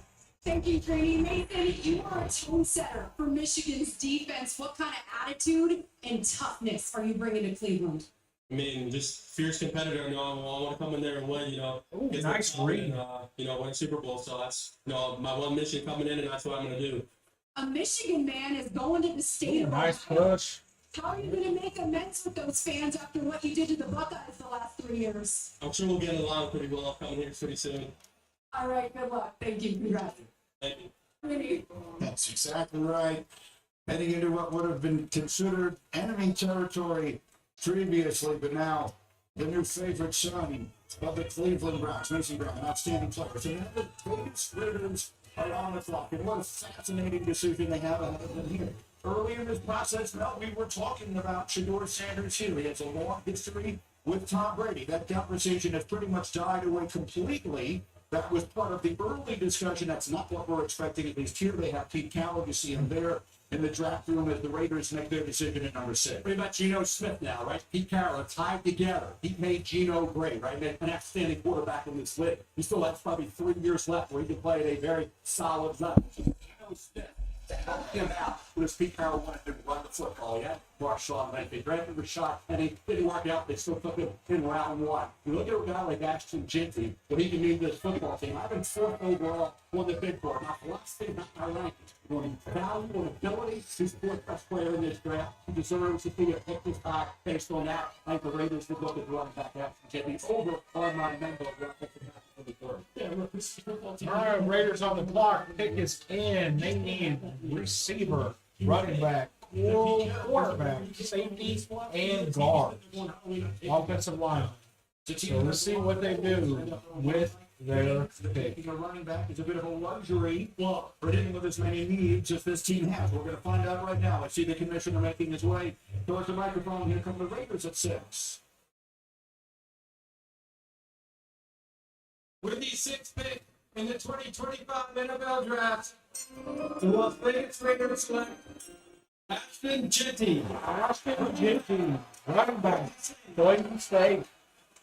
Let's go. So it all numbers one more time. What a season he had: 2,600 rushing yards, 29 touchdowns. Oh shit! That was all the Maxwell Award, the Doug Walker Award, and finished runner-up for the Heisman.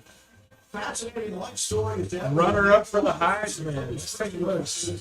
Naples, Italy, and was a quarterback.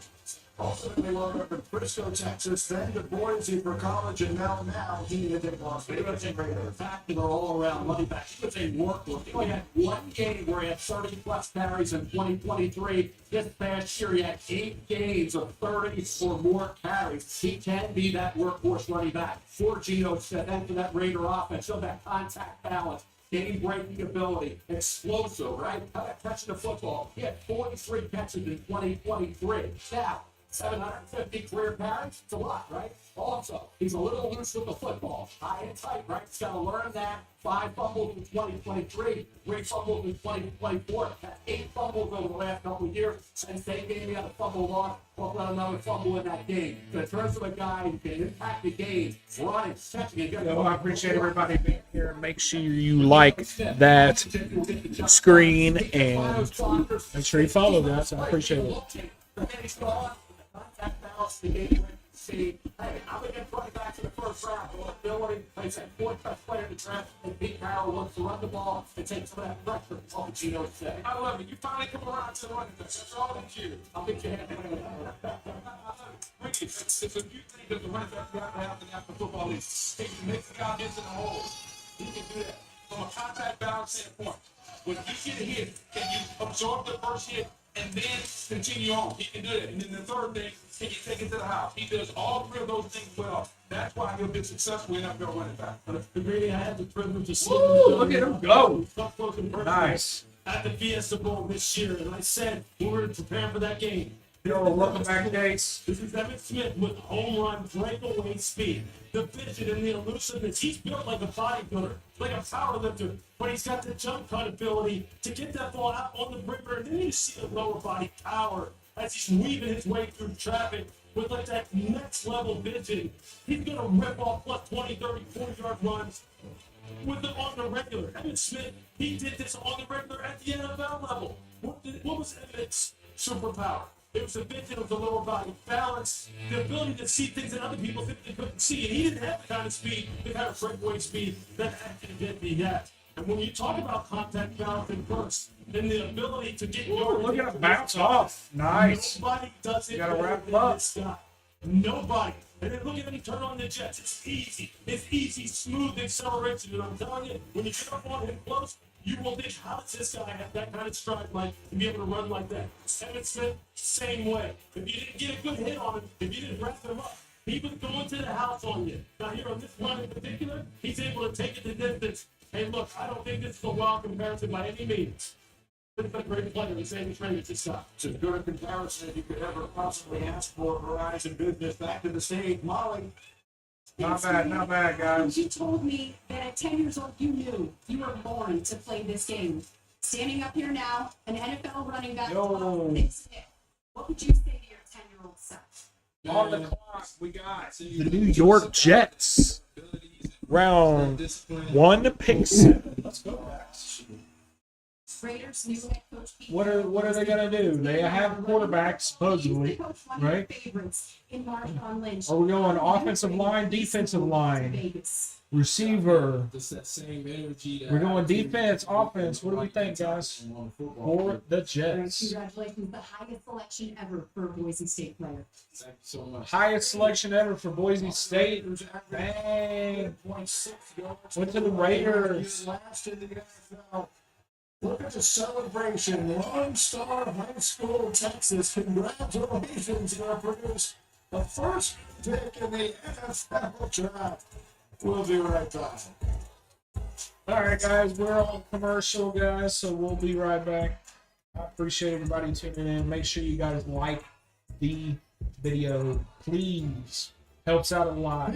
Make sure you like, subscribe, follow. Now we get to hang out with NFL fans all season long. Give me the finger. I don't care. Do something. Helps out a lot, guys. I appreciate it. We are on commercial, guys, so we're going to go ahead and turn it down just a little bit here and wait for the next round. So we got the Jets on the clock. Let's see, what do we got going on with the Jets? With the Jets.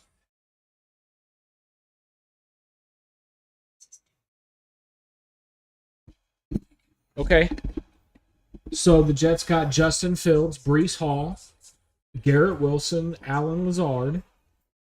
Okay. What happened to Aaron Rodgers? Is he not there anymore? Crazy. That's crazy.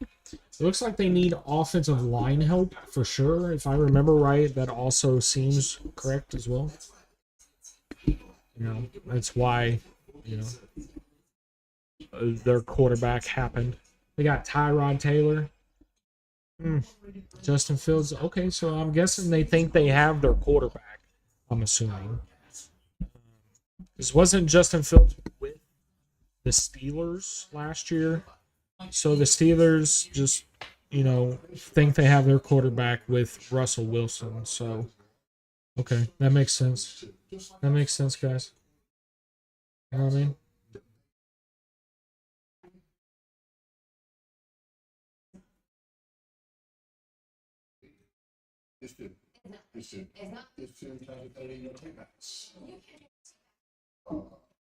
That's debatable.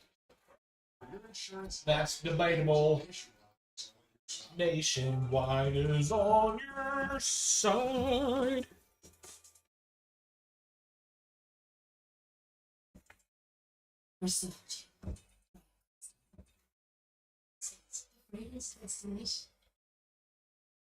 All right, so we got the Jets on the clock. We got tight end is the best fit according to ESPN, and best available is linebacker Jalen Walker.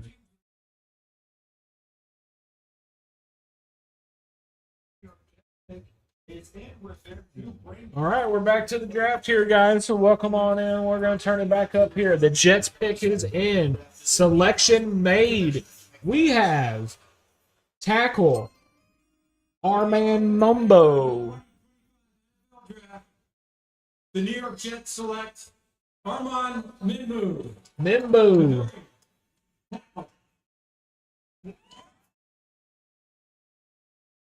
Wow. He is from Kansas City.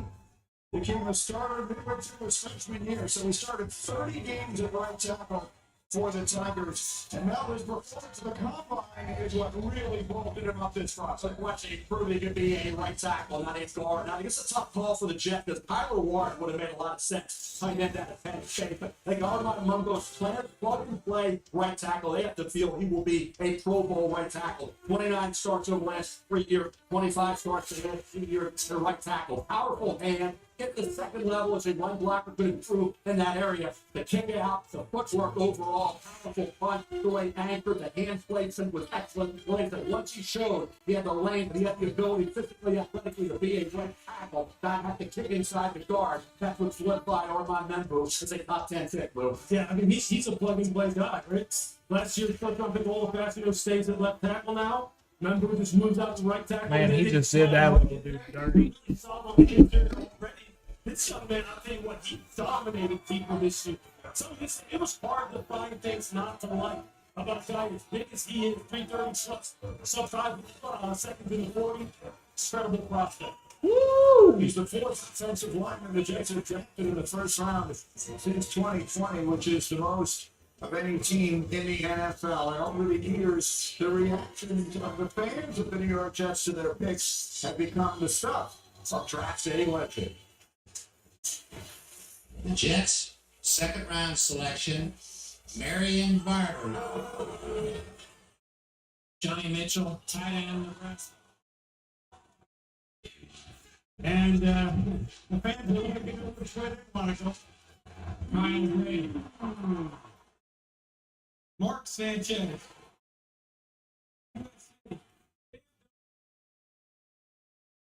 Nick Wilson.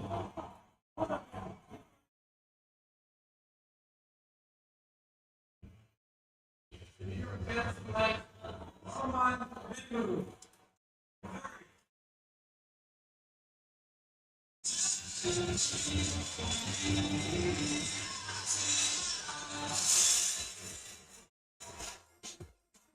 don't know if y'all can see that over there. Maybe hits 88 miles per hour. Good to see some serious.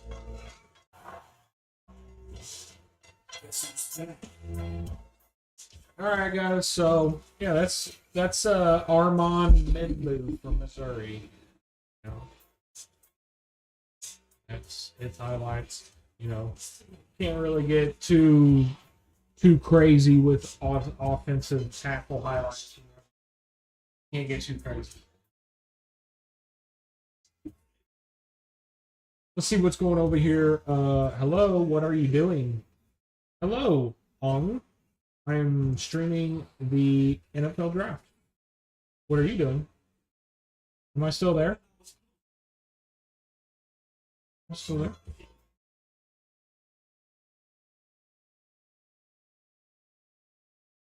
We got the Carolina Panthers on the clock.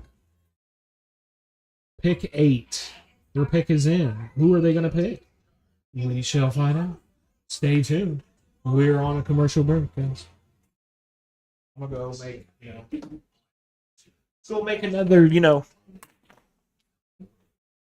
refreshment. And got great savings in coverage. Just keep it strong.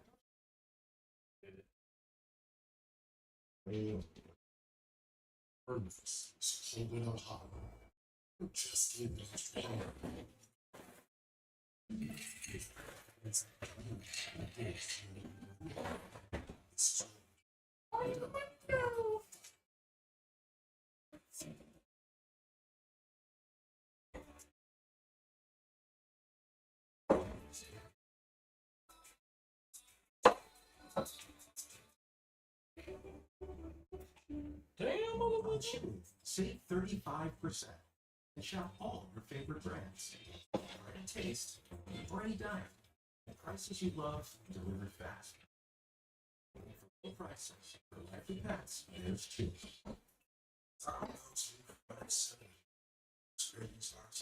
Extravagant options. Continue chicken burrito. Realize, choose your experience box. Only a title. I am somebody. Maybe young. Maybe young. But I am somebody. Maybe small. Where'd your little brat go? I don't know. Probably in your bedroom. Protected. Never rejected.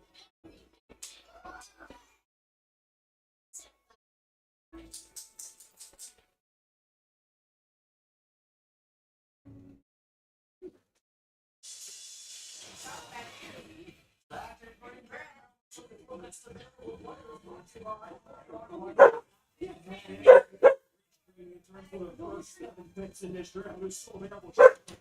Quarterback, wide of doors open. Yeah. Salem Walker. Oh.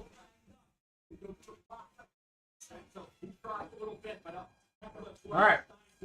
What do we got?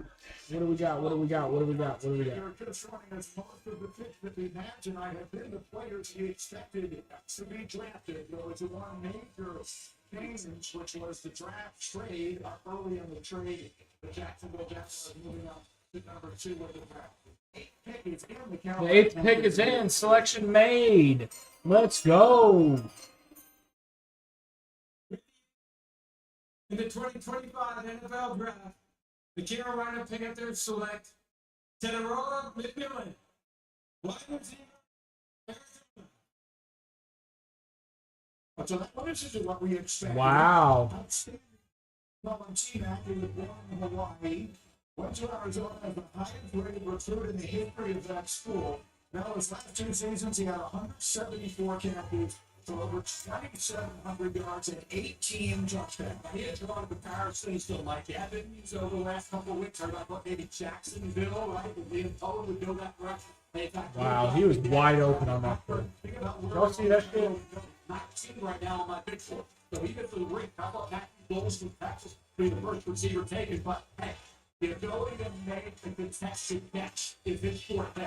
That's why Drake London was a cop, and certainly Mike Evans would have stretched his head as I would not do that. Hey, when you look at Tenerola McMillan, doing it against college quarterbacks, not being able to get great separations is the reason why I thought his shots dropped a bit. We've all talked about he loves volleyball, right? Okay? Say, happy athletes love volleyball, loves the sport. Hawaiian? Yo, let's go. His production over a 3-year period was consistent. Noah Fafita came on at quarterback, really helped his cause on 84 catches. This man carried big volume, the kind of ability out 8 went for touchdowns. The catch radius, the lane, the contested situation, go his way. And the NFL guy, will there be enough separation?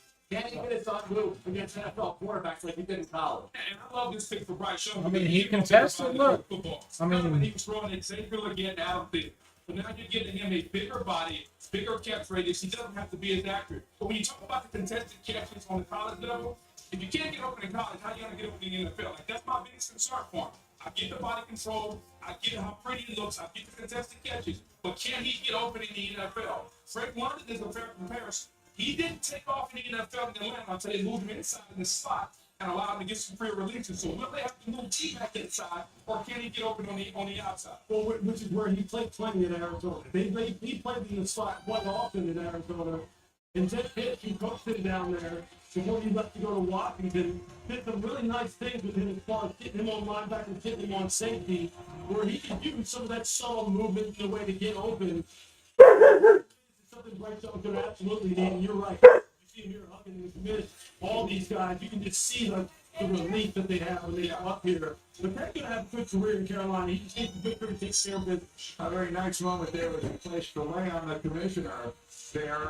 General McMillan was a very proud winner of the Polynesian Player of the Year awards both in high school and in college. So that's a lovely moment there. By the way, he was a high school teammate of Mason Glenn, who was drafted earlier tonight. And our teammate Teddy Bruschi is celebrating as Tenerola McMillan is the first Arizona wide receiver ever selected in the first round of the NFL draft. So an interesting move here by a Carolina team. This was the first thing we've seen that had not been forecast pretty much anywhere that I've looked. So, we thought Carolina was going to go defense, but I get the fact that they're trying to help the young quarterback. That seems to be the new thing.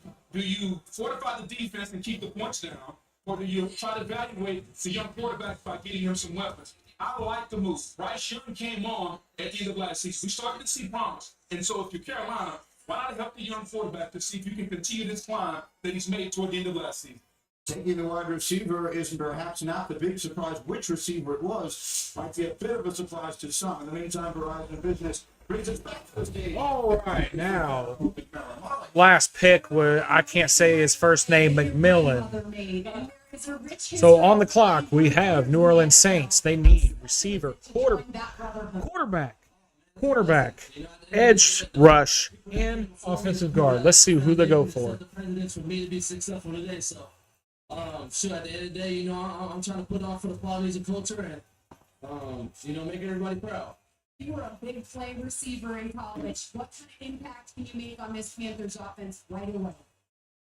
And I'm ready to do whatever it takes. I know I got a quarterback I can trust in, a coaching staff that believes in me, and teammates that are ready to play for me, and I'm ready to play for them. So, I mean, sky's the limit for this organization, man. I can't wait. Looks good on you. Congratulations. Thanks so much. Great. Hey, stop. Can we stop?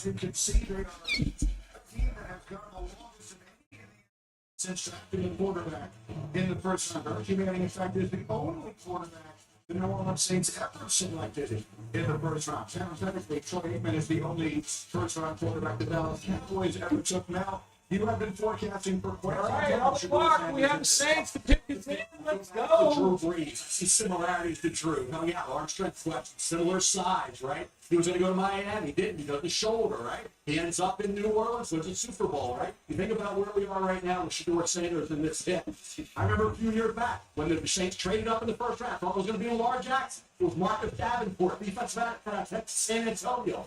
The division, the two former number one pick overall, Baker and Bryce, in addition to Michael Penix Jr. Up to say, I'm taking Shedeur Sanders. Let's find out if that's what they've done. Here's the commissioner to announce the pick for New Orleans.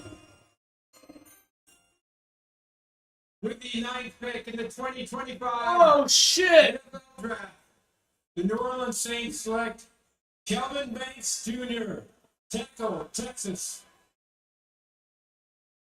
Kelvin Banks Jr. is one of the most decorated linemen in Texas history. He was a unanimous All-American as a junior last year. He won the Atlas Trophy. He won the Lombardi Award.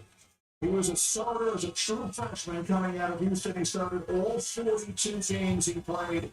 And now he was a huge part of the resurrection of Longhorns football under Steve Sarkis. The offensive line this year, I just wonder who can be playing quarterback for this football team moving forward. Think about where we are right now in that division. Shedeur Sanders is sitting there. You take Kelvin Banks Jr., who didn't have a great year. Texas had a little banged up. There were times where some guys were getting the best of Kelvin Banks Jr. You have to go back to 2023 to see Kelvin Banks Jr. at his best. Prior to that, when he came in, he was outstanding. You heard what he just said. He was projected to be maybe a top 5 pick. Like I said, he didn't play up to the level of the talent this year. Was a little banged up, Lou, but the talent, when you go back to 2023, played was 100%. It was in abundance. Yeah, look, I talked to Steve Sarkis recently about Kelvin Banks, and he could not rave about this young man more in terms of his competitiveness, how good of a teammate he is. He's a guy who overcomes adversity. Like, he had dealt with some things as far as health in his family. It never distracted him. He was continuously there for the team. As you mentioned, he wasn't 100% healthy, but when he is, this guy is smooth and fluid as water. Big, heavy hands, got a nasty playing personality. He can pass protect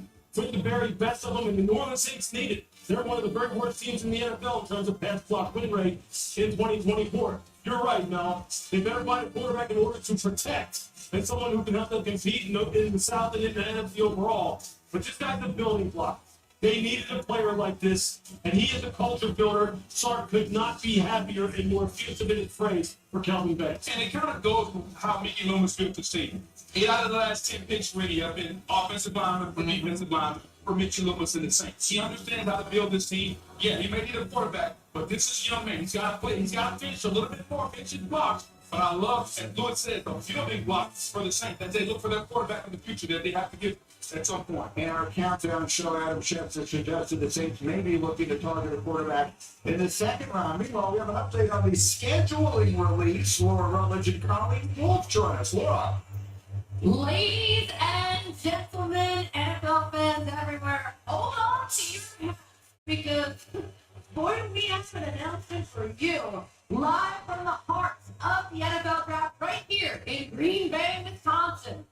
That's right, Colleen. The schedule release marks a pivotal moment in the NFL calendar. Right, so we are on round 1, pick 10 of the draft. We got the Chicago Bears on the clock. Their pick is in. Previous round, we had Kelvin Banks Jr., offensive tackle out of Texas. For the Saints, they definitely need some freaking help. I would say that. Derek Carr is questionable on making a return, it looks like. But we will have to see. All right. I think he's got a long-term contract. He's going to come back healthy and just fine. All right, guys. As well as Christmas, Thanksgiving. So, all right. We got the Bears on the clock. They need, according to ESPN, defensive tackle, running back, wide receiver, corner, and edge. Get it together. Mark your calendar. Set your alarms. The schedule will be dropped on. There we go. Lock it in. So, Chicago Bears got Caleb Williams, quarterback. DeAndre Swift is running. DJ Moore and Adonza for receivers. Cole Kmet for the tight end. They probably need defense, I would say. Get ready and buckle up for the greatest season of your lives. So it looks like they need some linebacker help. They need some cornerback help, possibly. They got a couple of people hurt, and let's just see what they got going on here.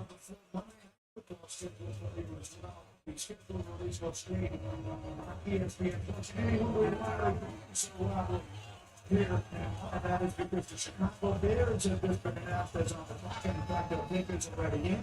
There is no rivalry in any American professional sport, and Everybody's voting because they're in Green Bay. The Bears and the Packers, which goes back to the very beginning of the National Football League history, and so these Packers fans will boo the Bears even more loudly when they boo the commissioner. Here comes Roger Goodell to announce Chicago's selection at 10. Who are they picking? Yesterday, the NFL family lost a true legend.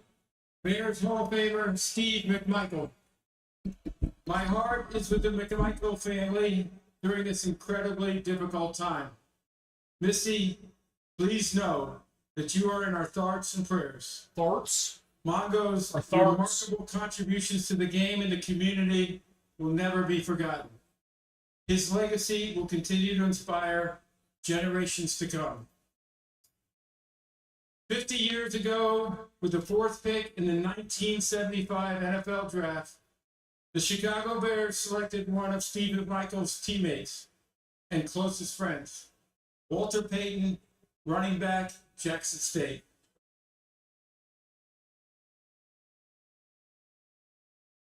Walter would go on to rush for nearly 17,000 yards and 110 touchdowns over 13 seasons, all with the Chicago Bears. As you heard earlier, Oh, come on, inactivity inactivity not only for his performance and excellence on the field, but also his commitment to give back to his community with the Walter Payton NFL Man of the Year award. So with the 10th pick in the 2025 draft, the Chicago Bears select Colston Loveland. Colston Loveland. Loveland. Michigan. Colston Loveland grew up on a farm in Bliss, Iowa. Grew up on a farm of 258 people. He caught his first touchdown against Ohio State as a freshman. He caught 9 more the last 2 years. He caught 56 catches in 10 games last year, most by tight end in school history, a finalist for the Mackey Award. Now, interesting that he goes ahead of Tyler Warren, who had been expected to be the first tight end off the Yeah, the Colts at 14. I'd be sitting there hoping Tyler Warren slides down to them a few picks from now. But look at Colston Loveland. Shoulder injury is going to be fine. Ready for camp. No issue there. Big quarterback problem in Michigan. With J.J. McCarthy moving on to the NFL. His 56 catches, single season record for a tight end. He was still productive. He can stretch the deep middle. He's a tremendous athlete. He snatched the ball with his hands. Blocking needs for approval. What do they want? They're poking him. They want a third receiving option, a receiving entity. Not with Brock Bowers or Jack here. You have DJ Moore. You have Romo Dunte for Caleb Williams. Now you have that big side receiver. He can get down the middle of the field and he can make big catches and he has run after acceptability and Colston Loveland. Very rarely, Brady, do you get a tight end that can threaten the defense at all 3 levels. Short, intermediate, and he can go deep. As a defender, we don't prepare for tight ends to go 30, 40, 50 yards down the field. He can do that. Essentially, he plays like a big wide receiver. And you talk about the matchup problems. He does look like a big wide receiver. Yes, he's to work with. This is the ultimate. I think Sean Payton calls him a chauffeur. This is the ultimate chauffeur down at Ben Johnson in Chicago Better have for Caleb Williams. Yeah, the thing about it, though, about him, is the fact that even though he is such a great athlete, and he comes off the ball so fast and can really stretch the middle of the field so quickly, if you go 12 personnel, right, with 2 wide receivers, 2 tight ends, if you go sub and put a defensive back on the field, this guy will maul a defensive back in the run game. If you go with a light block and go nickel, because he will block your rear end off. It's Ben Johnson. This is exactly the kind of chess piece he wants, man. Caleb Williams too. He has to be looking at him going, "This is perfect." Also, we're the third tight end selected by the Bears in the first round since 1960. One of them was Mike Ditka in 1961. The Niners will choose next on ESPN. All right, guys.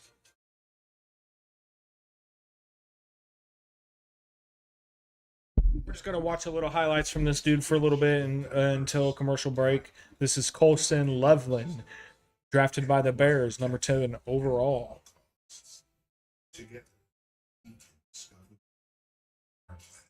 He's out of Michigan. He's out of Michigan.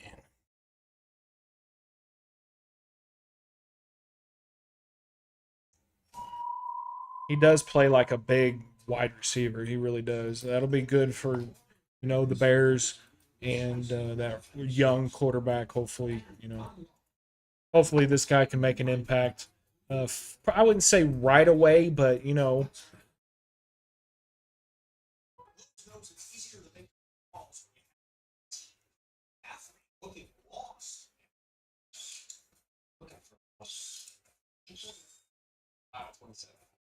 What you need faster with the Lowe's app.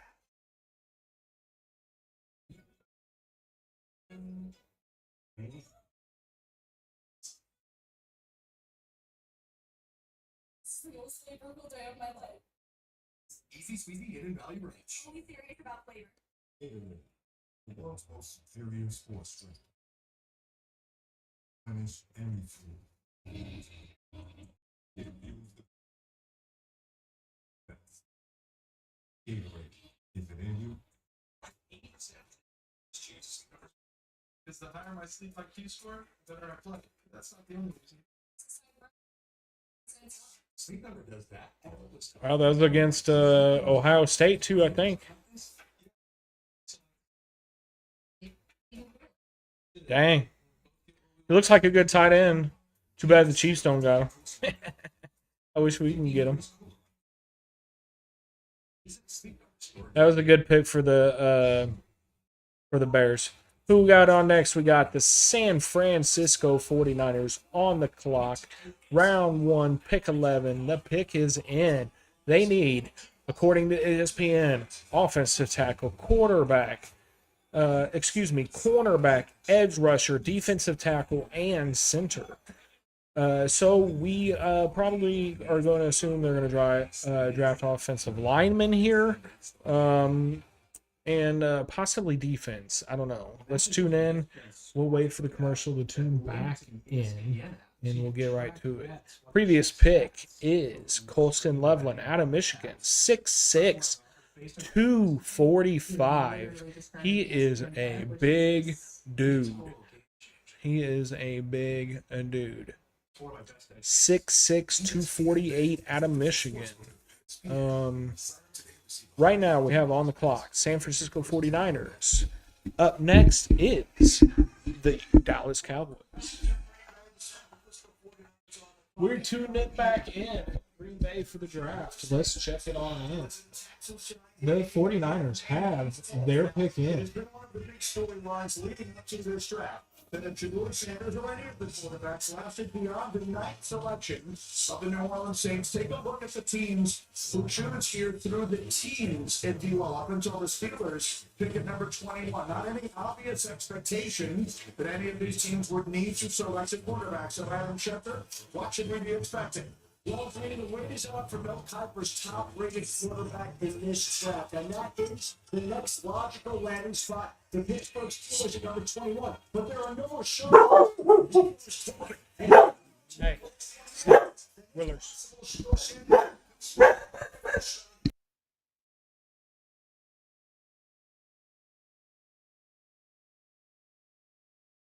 Trading up and in, so we'll have to wait to see how this unfolds. In the meantime, our house announcer, Alan Roach, has an announcement.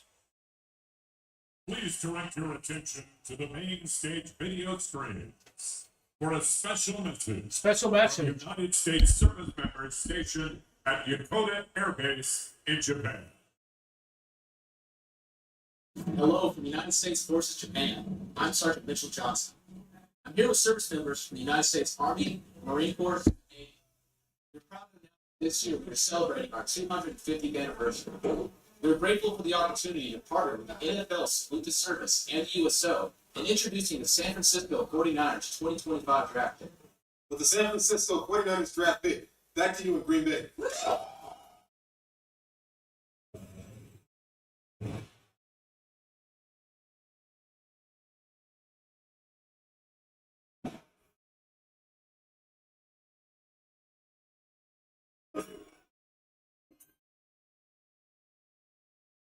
Thank you to our men and women who serve in the United States military. Thank you, guys. For your We appreciate it. We really do. to defend our country's freedom. Been there, done that, guys. You all know all about it. Who are they going to pick? With the 11th pick in the 2025 NFL Draft, the San Francisco 49ers select Michael Williams, defensive end, Georgia. Michael Williams, 5 sacks last year. 2 of those came in the SEC title game against Texas. He was a 5-star recruit from Columbus, Georgia. 14 sacks in 3 seasons after starting his very first game as a true freshman. And still very young now. He won't turn 21 years old until late June. Yeah, he got a high grade going into the season, Brady. Then he has an ankle injury, a left ankle injury against Clemson. Came back from it and played and didn't shut it down. Continued to play. He's still productive. He had 9 tackles for us. He had 5 sacks. He forced a couple fumbles. He looks the part of an edge rusher in the National Football with his size, his long arms, 34.5 arms, and huge hands. Needs to do is get a more repertoire moves going coming after his quarterback off the edge. I thought he played the run great. He has a strong run defender off the edge, but if a pass rusher, I want a little bit more work. That pass rush specialist, but he's had one to get the most out of Michael Williams. He's got the things that you cannot teach: the traits, the height, the arm length, the ability to set the edge and play the run. We know he's technically sound playing at Georgia the way Kirby Smart coaches defense. The only concern I have is when it comes to using those traits and getting to the passer. I didn't see much of a rush plan, Lou. I didn't see any move besides the speed to power. He's going to have to continue to develop the move because when you get to the National Football League level, just the traits won't win. You have to have more than traits. You need to be able to have a pass work arsenal. How are you going to beat the offensive tackle and get to the quarterbacks? John Lynch loves it. He loves defensive line. You're going to pair him with Nick Bosa, trade 2 bookends. But is he going to be able to live up to this field and go up the pass rush arsenal? I want to see that. Yeah, they need to restock the cover in San Francisco defensive line. This used to be, that position used to be the heartbeat of that football team. Both lines spirits with that defensive and offensive line. They need to restock that. Michael has not produced on a consistent basis the way you would think is measurable. Should bear themselves out. Now that the fact that he was injured. First this year, he said himself, he played at maybe 60% most of the year. He's got to tie it all together. Robert Solid and defensive coordinator now for San Francisco have to get it out of him. Michael Williams, the first player ever out of Georgia to be selected by San Francisco in the first round in the Clemson draft era. And so the Dallas Cowboys selection is in. An interesting one to make of their new head coach, Brian Schottenheimer. Here comes the commissioner to the stage. The Cowboys at 12, ready to make the selection.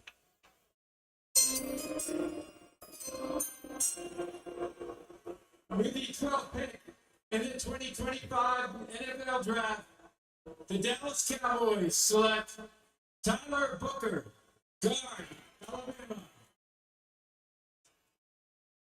He was a first-team All-American who just turned 21 2 weeks ago. Grew up in New Haven, Connecticut. Headed down to the IMG Academy, where he was coached by former linebacker Shepley Johnson, played in 38 games at Alabama, started the final 27. All but one of those now was in left guard. Big and powerhouse inside. He will beat you up. I tell you, it's a heavyweight fight when you go up against Tyler Booker. You better brain it, because he will beat you up. If they run block, he'll drop you off the ball. He never stopped and sustained. I thought he was in pass protection, but outstanding. Now he's so good at that. You want movement? It's team's game. Movement's not his game. But as a guy that has a power block team, he can drive you off the ball. And I thought they'd say his pass throw skills at Alabama were excellent. And I love this pick for the Cowboys. One Hall of Famer retires in Zach Martin. You draft another guy who's got, I think, has that kind of potential as a guard if you use him the right way. His power, his ability to take a man and move that man against his will. That's what the offensive lineman try to do. He can do that with the best of ingredients. Understand how to use him. You don't need to pull him around the edge and allow him to get on corners. Allow him to go downhill and displace the defenders and climb to the second level. This is a need fit. I think he's the best guard in the draft, and it fits what the Cowboys have to do. But building the trenches is something that the offense try to do, right? I mean, Tyler Booker, he's someone who's still at 6'4" and 321. But I thought when he did get blocked, what he did, absolutely. So that last pick was Tyler Booker, offensive lineman, guard at Alabama, 6'5", 321. On the clock, we got the Miami Dolphins. You're going to get some people knocked off the ball. I did think, we got a little top heavy, got out over his tongue some. Good Lord. If you were going up against 2-3 techniques, was able to get on his neck. All right, so on the clock, we got the Miami Dolphins. They got 5 minutes left, guys. According to ESPN, they need safety, offensive guard, offensive tackle, defensive tackle, and a linebacker. So let's go to the depth chart and take a look. Who are we looking at? The Dolphins. So Alabama, by the way, now 17 consecutive years that they have had a player selected in round one. 16 had already been the longest streak for any school in draft history. So our colleague Nick Saban, very proud, no doubt about that, in his retirement Do what? during the telecast tonight for us on ABC. So Bama once again with a first-round player, and the Dallas Cowboys. They don't have no offensive people at all. Do we see this? Number 13. Do we see this? It's an interesting team to consider here as a fight in that AFC East. We should have Molly in a moment here with Tyler Booker and the joy, the unbridled joy that he brought out onto that stage. It's such a joy to watch as you see the emotion of a young man having this opportunity to be drafted by the Cowboys, obviously becoming a household name, certainly. We talked about plenty on Get Up all morning long. Let's talk Verizon Business. Takes us down to the stage in Molly. I think they need to draft a quarterback. They have to. Go get that Sanders boy. You came out to the stage with a lot of emotion. What's going through you? I'm just glad to Cowboys here. They're trying to come true. Go get that Sanders boy. You got Tyreek Hill. Oh my God. Go get that Sanders boy. Telling you right now, you have it. You have it. You have it. Do it. You have it. You cannot put any more faith into it. You know, I like the guy, but gosh, man, golly, he's got so many concussions, bro. Unreal. Multiple championships. I can't wait for this tradition of success in Dallas. I'm so excited. Brother, you were talking about in our meeting this morning, the emotion of moments like this. Look at him and his family. And now we continue to watch the celebration of these young men.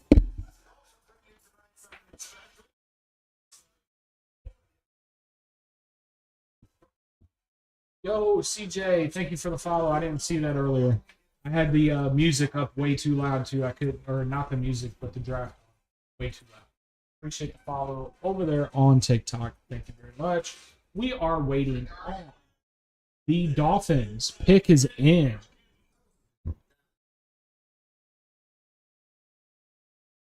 My personal opinion is please pick a quarterback. God, pick the Sanders boy. Please, guys. Over there on TikTok, make sure you like, make sure you share. It helps so gosh darn much. And as well as all of you guys too over on TikTok, YouTube, all platforms, whatever you want to call it. You know what I mean. You know what I mean? Don't make me say it again. Don't make me say it again.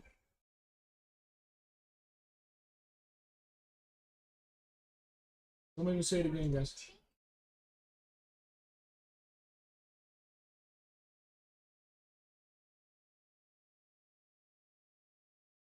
Welcome on in, guys. We are waiting on commercial. We have commercial break. All right. We have the Dolphins on the clock. According to ESPN, they need safety, offensive guard, offensive tackle, defensive tackle, and a linebacker. So, some offensive people. You know, we need some offensive line. It's been a little heavy in the first round this year with offensive linemen, and you know what? The Chiefs need it too. So, holy moly. All the good ones are going to be gone by the time we get there. You know what I mean?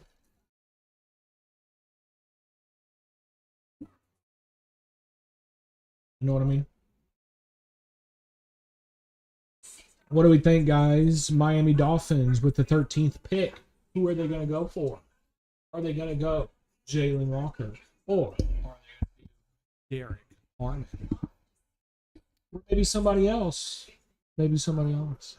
I would, if I was the Dolphins, and I just said this, right? You cannot keep rolling out Tua. You can't. You can, I mean, they can, right? But I don't think it's a great idea, right? This guy's had so many concussions. You're putting his health at risk, and he should know that. I get it, man. He wants to make that money. I get it. I get it. I get it. I get it. I would keep going out there too, man. And he's under contract. He's got to, you know, he loves football, and you got to feel like, you know, he's trying to make the right decision for himself. But at some point, you know, the team's just got to be like. But I would say if they're going to roll out with Tua again, you got to protect him. You got to look towards his future. So I'm going to go with offensive tackle or guard. They need some help inside too. So let's see. Let's see what they do, guys. It looks like they need some defensive help a little bit too. So we are back from commercial. So let's see what Roger Goodell says. In May, Pittsburgh turned relative swiftly tonight. First year of the team have taken the full 10 minutes they usually do. So the Dolphins are on the clock, and the commissioner is here to announce the selection. In the 2025 NFL Draft, the Miami Dolphins select Kenneth Grant, defensive tackle, Michigan. One of the stars of the national title team 2 years ago, and All-American this past year. Great size in the middle of that D-line, over 330 pounds, runs well, brings plenty of experience. Now he played in 41 games. Yo, big out shout out to Just Bombs Productions too on Instagram, on Twitter. Please follow him. He's been giving us most of the highlights tonight, and I do appreciate it. So let's get on into it.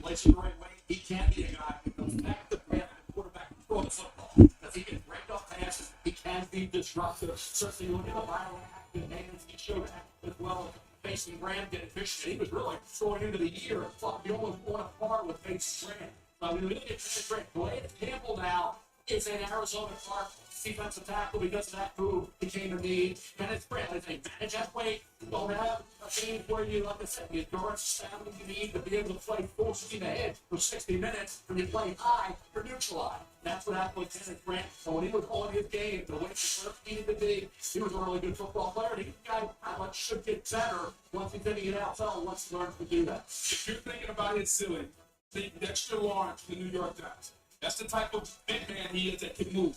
Athletic, can run, can make plays. This is not just a guy that's going to be a fire and sit there. This is a big man that's 330 pounds, and he can run, he can move.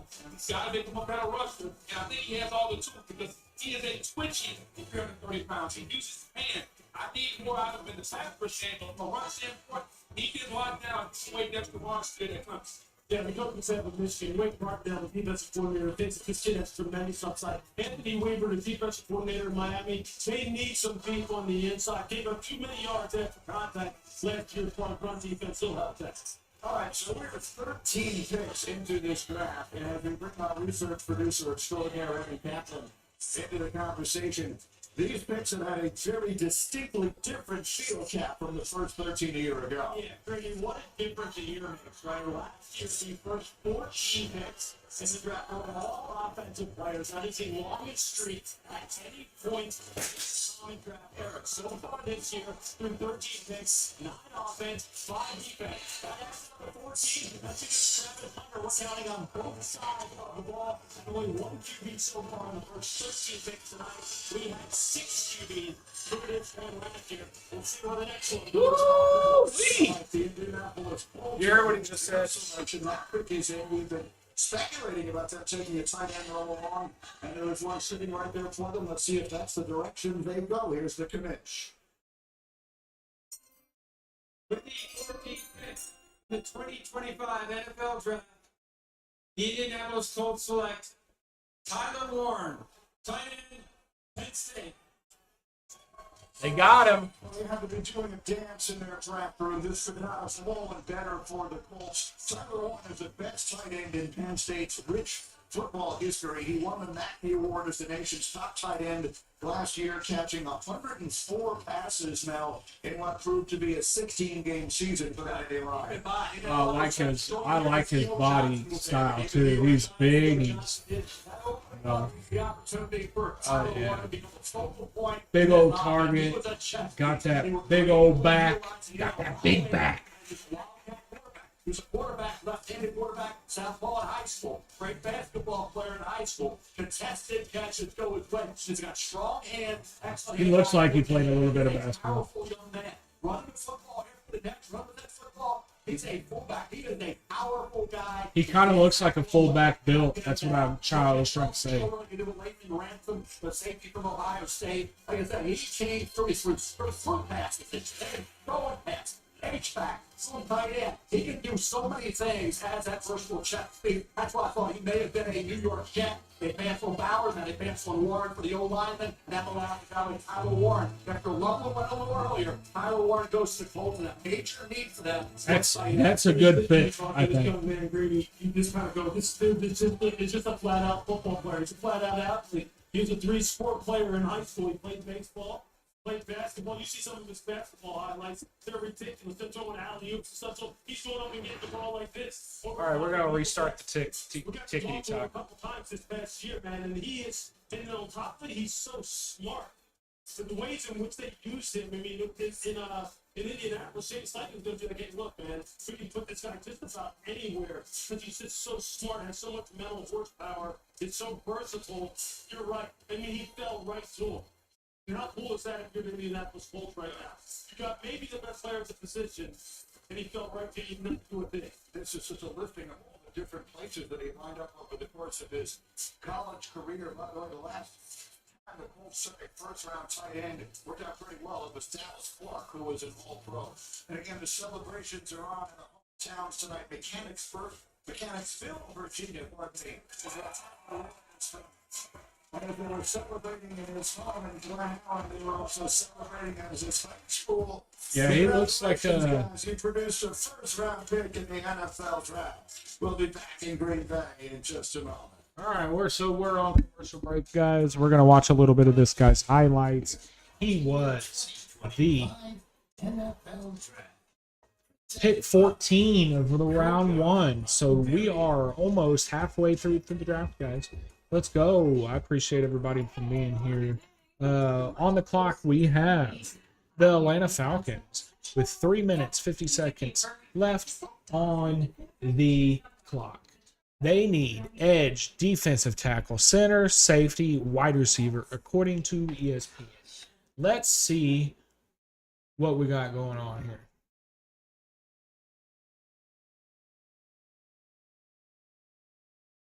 Falcons, is that who we're looking for? Falcons. Man, they really need some help. I would say Michael Penix is all right for Michael Penix Jr. is all right for a quarterback. So that's all right. We are on commercial break, guys, so I do appreciate everybody being here. We're just kind of going over the next picks NFL draft. We are on pick 15 of the first round, guys. So we're just kind of going over a little bit of the depth charts, kind of seeing who possibly they need. And let's get into it, guys. Let's get into it.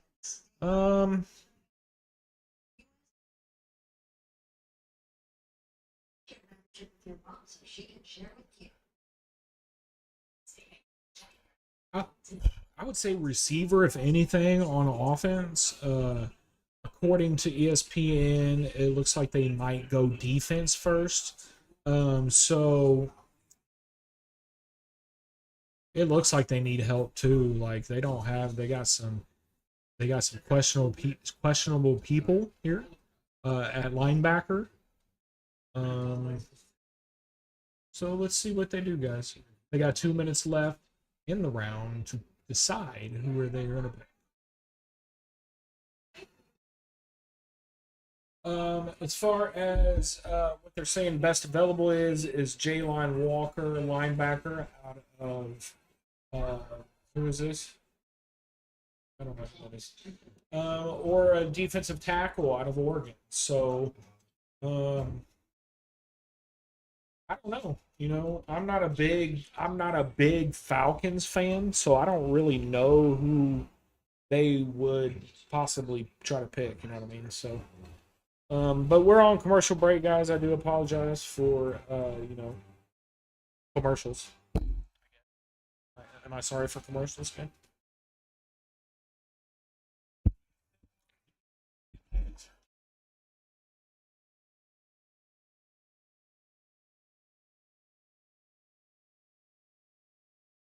Have it your way, guys. All right, we're commercial free from the Shedeur Sanders, and this is looking like Aaron Rodgers. Going to be much fuller size back in 1984, sort of the second round. They got Brett Favre as well. Geno Smith. This has happened before. Guess what? All those quarterbacks started out to be pretty doggone good. So for Shedeur Sanders, the key right now is 21 Pittsburgh. Against Pittsburgh, who maneuvers to go get Shedeur Sanders when they win until he falls in their lap, right? That'll be interesting. Because guess what? He will come back and haunt some of these organizations that pass for him. I don't think so. The ESPN Draft Day predictor surprised, perhaps, that Shedeur Sanders hasn't been drafted yet, but not stunned. Maybe the bigger surprise is that Jalen Walker is still on the board. Jalen Walker had, according to our predictions, less than a 1% chance still to be available here at the 15th selection. The Atlanta Falcons are a team that certainly could use defensive help. Would that be a pick that makes sense here? Yeah. The pick is in, guys. Who do the Falcons need? Sliding, and these have been some of those that you were talking about. Yeah, that's based on my grades and all the mocks and everything I was doing then. Who was the surprise? You've seen Geno Smith all the way into the second round. Jimmy plus, second round, right? Brady Quinn. Well, welcome on in, guys. I appreciate y'all being here.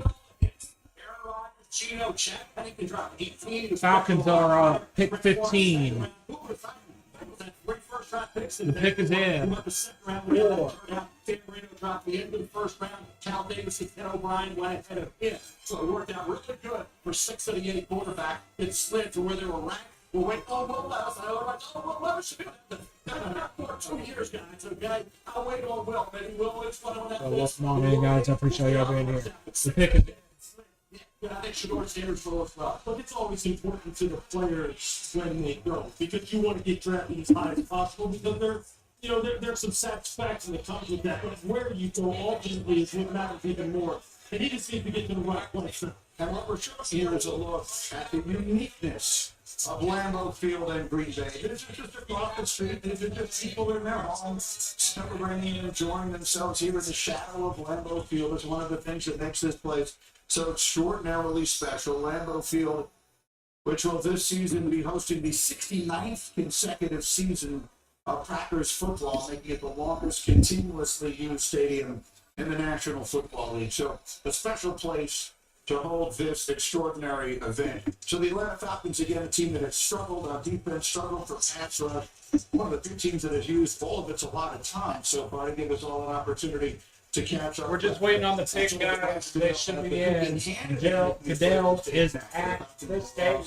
The Falcons pick should be in, guys. The Arizona Cardinals on the clock after that, then Cincinnati, Seattle, Tampa Bay, and Denver rounding out the top 20. Here he comes. He's coming to the stage. With the 15th pick in the 2025 NFL Draft, the Atlanta Falcons select Jalen Walker, defensive end, Georgia. Well, there he is. That's a name we expected to hear earlier. He's the Defensive Award last year, the nation's best linebacker, 61 tackles and 6.5 sacks for the Bulldogs as they won the FCC. He was a 5-star and a Gatorade Player of the Year coming out of high school in North Carolina. Carolina took Terrell McMillan, did take Jalen Walker. That allows him to slide down here. Jalen Walker led the Georgia Bulldogs in tackles for loss, 10.5, and sacks with 6.5. He was off ball as well, getting after it. He was coming off that edge and good landing an edge rusher. For Jalen Walker, this guy is heavy hands. He shorts out opponents back. He's quick to triggers, an off-ball linebacker, physical, taking on blocks. Fits kid number 11 in every game for the play this year, guys. Top. Interesting, now he's an off-the-ball linebacker, but the best thing he does is rush on the edge. Very, very similar to a linebacker that plays for Southwest and Michael Clark.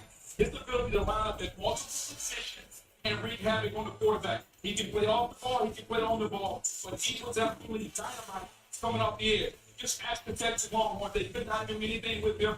You're going to fight with a tight end, a guard, or tackle, it does not matter. Heavy hand, and at an undersized rusher to me, he reminds me of James Harrison. I'm not concerned about the dude that he's only 6'1". He saw James Harrison. I appreciate it. Come on, I appreciate the like. Steelers and dominate. Coming off the edge, rushing against offensive tackle. I think Jalen Walker can do the exact same thing at the same height. Yeah, James Walker's a bridge now at 5'11", 250 or whatever he was. Yeah, you know how good. Yeah, exactly. But Taylor's interesting because it's not a whole lot of technique involved with him. He just plays so hard, and he's so explosive that you can see through his core with his hand, and he never gives up. Effort sacks are something that they're not effort sacks to him. They're just normal. That's just the way he plays. But the interesting thing what Raheem Morris does with him and where he plays with him, he does play all over the place. 2 points, hand down, off the ball, spy guy. I said in my notes, I said, this guy's going to be a hell of a blitzer. I pity any running back who step up in the A-gap. Man, he looks like a good fit for the Falcons. He really be able does. to play low because this dude is coming. And he comes with a lot of fury. I'm looking forward to see what they do with it in order to get the pass rush they need. So to that point, if first you don't succeed, just keep Number 11 there, tracking him down. This is another effort where he Morris and his team finding some business pass rush.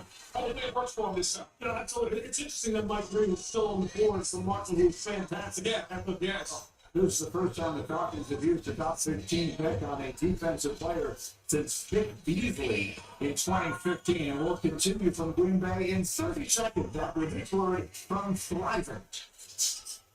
For some of us, personal finances aren't just personal. We use money as a tool to help all the people we hold in our hearts.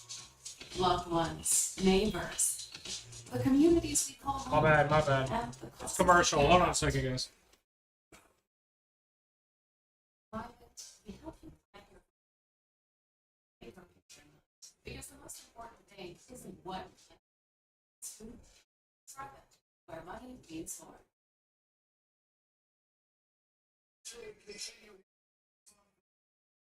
Bro.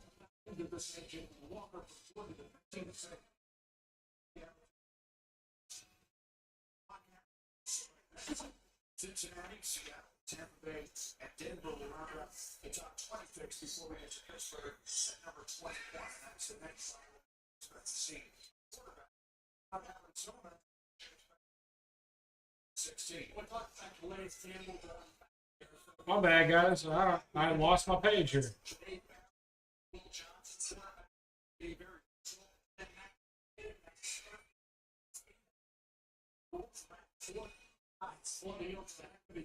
To go through guys, the second ball work, went ahead of that. All right, there we go. Okay, so on the clock we have Arizona Cardinals. We'll go back to the draft here. Where they go, defense, so it's like right Campbell there, City Hector, a young defensive tackle, or they go corner, safety like Barrett, so Will Jonathan, or up that wide receiver, the Kyler Murray, they match as Well, well. that's what I was going to say. You talk about helping a young quarterback. It doesn't necessarily need to be wide receivers. They have to put an offensive tackle also to protect them up front. That seems to be the thing. It's helping these young quarterbacks. Look what they did in Carolina. They went down a receiver. Help the young quarterback. Look what they did in Chicago. We got him a tight end. You got to help him whether with some weapons on the outside or protection up front. Yeah, look, Jonathan Gannon, the head coach down there, on the defensive coordinator, basically runs the defense. They just can't run the pass very well down there. They need some dudes off the edge. They need some dudes on the inside. Or they got one time Josh Sweat from Josh Sweat from the Philadelphia Eagles who want to carry it up in the Super Bowl against Kansas City. And they still do those see wide receivers. They drafted one obviously last year high in the draft, and Marvin Harrison Jr. had something of an up and down season. In his first year there with Arizona and their quarterback Kyler Murray, so the Cardinals pitch is in, and the commissioner is making his way to the state. So he announced the Cardinals at 16. With the 16 pick in the 2025 NFL Draft, the Arizona Cardinals select Walter Nolan, defensive tackle, Mississippi.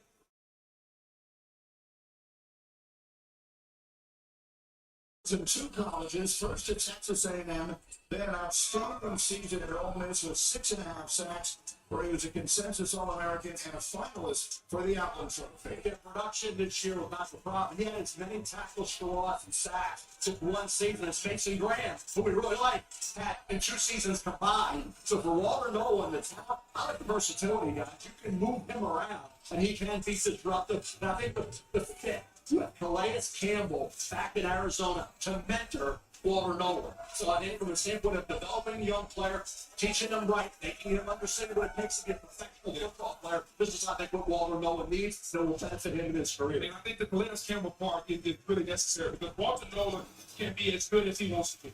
He can be Dominic Greedy. He has multiple position versatility, but I line him up with 3 techniques. Because a guy like this has to get vertical, they can hit gaps and get to the quarterback. If you pick a defensive tackle this high, you're expecting impact play. Not just tackle for losses. You want sacks, you want cause fumble. He's the switchiest defensive tackle in the ground. He's got that. He can get upfield and get around. He got that. What's that mean, bro? Tell me what that means. I didn't see it consistently enough. He was a 5-star. He was the #1 recruit coming out of high school. He's been the guy for a long time. He's worn that burden. So now, as he takes it to the next level, can we get the fries out of him? Can we get the sacks? Can we get the production? That's what I want to see. That was the thing. Like, and I hate saying consistency when it comes to players, right? Because not everybody does it all the time. You just want to see that that the pendulum swings to them being much more on than they're off. Walter, when he's on, when you talk about taking gaps, playing on the offensive side of the line of scrimmage, when they move him on stunts and he's slanting and he's running TTs inside the impact, he is disruptive as heck. But then, he'll just disappear and he'll be stuck on blocks anytime he takes the ball. If he can just smooth that out, they got a heck of a play. Booger, you said it. ESPN ranked him the #1 recruit in the country coming out of high school. All right, so that was the 16th pick in round 1. Walter Nolan, defensive tackle out of Ole Miss for the Cardinals. Now on the clock is the Bengals. We got commercial break, guys, so we're going to turn it down here a little bit so we don't get any type of violations here and whatnot. So let's just discuss a little bit. The Bengals are on the clock.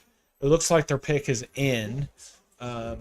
But, of course, we've always got to wait for commercial breaks, right? So I do apologize for fucking commercials. They suck. So apparently, according to ESPN, the Cincinnati Bengals need cornerback, edge rush, wide receiver, tight end, and offensive guard. So let's go over here to the Bengals and see what kind of help they need. So they got Joe Burrow at quarterback. They got Chase Brown, Zach Moss, running back. Wide receiver, they got Jamar Chase, T. Higgins, Jermaine Burton, and a couple of lesser name folks. We won't go through everybody. They look like they might need, if I can remember right, they might need some offensive guard and line help. Now, I do agree with ESPN here as far as guard, and it looks like they need some help defensively as well. So, and apparently they need a wide receiver and tight end. I guess maybe they're getting a little old. I don't know.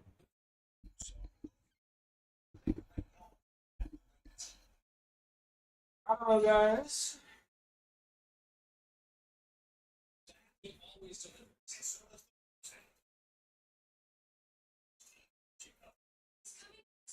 All right, guys.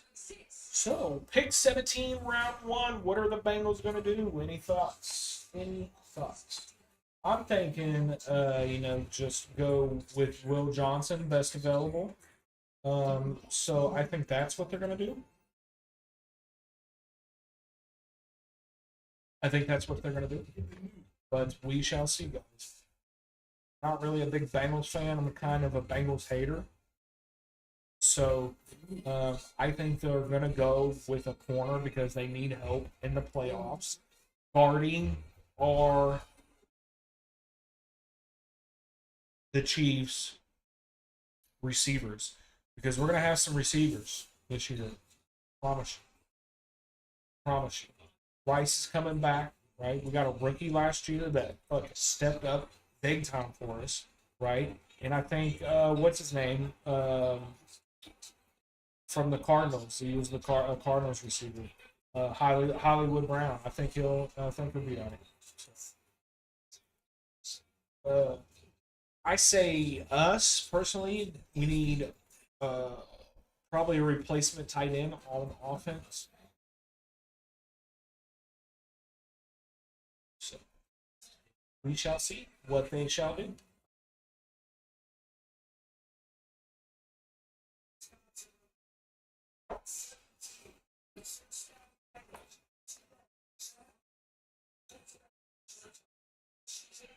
All right, the pick is in. The Cincinnati Bengals, what are they going to do? Let's see.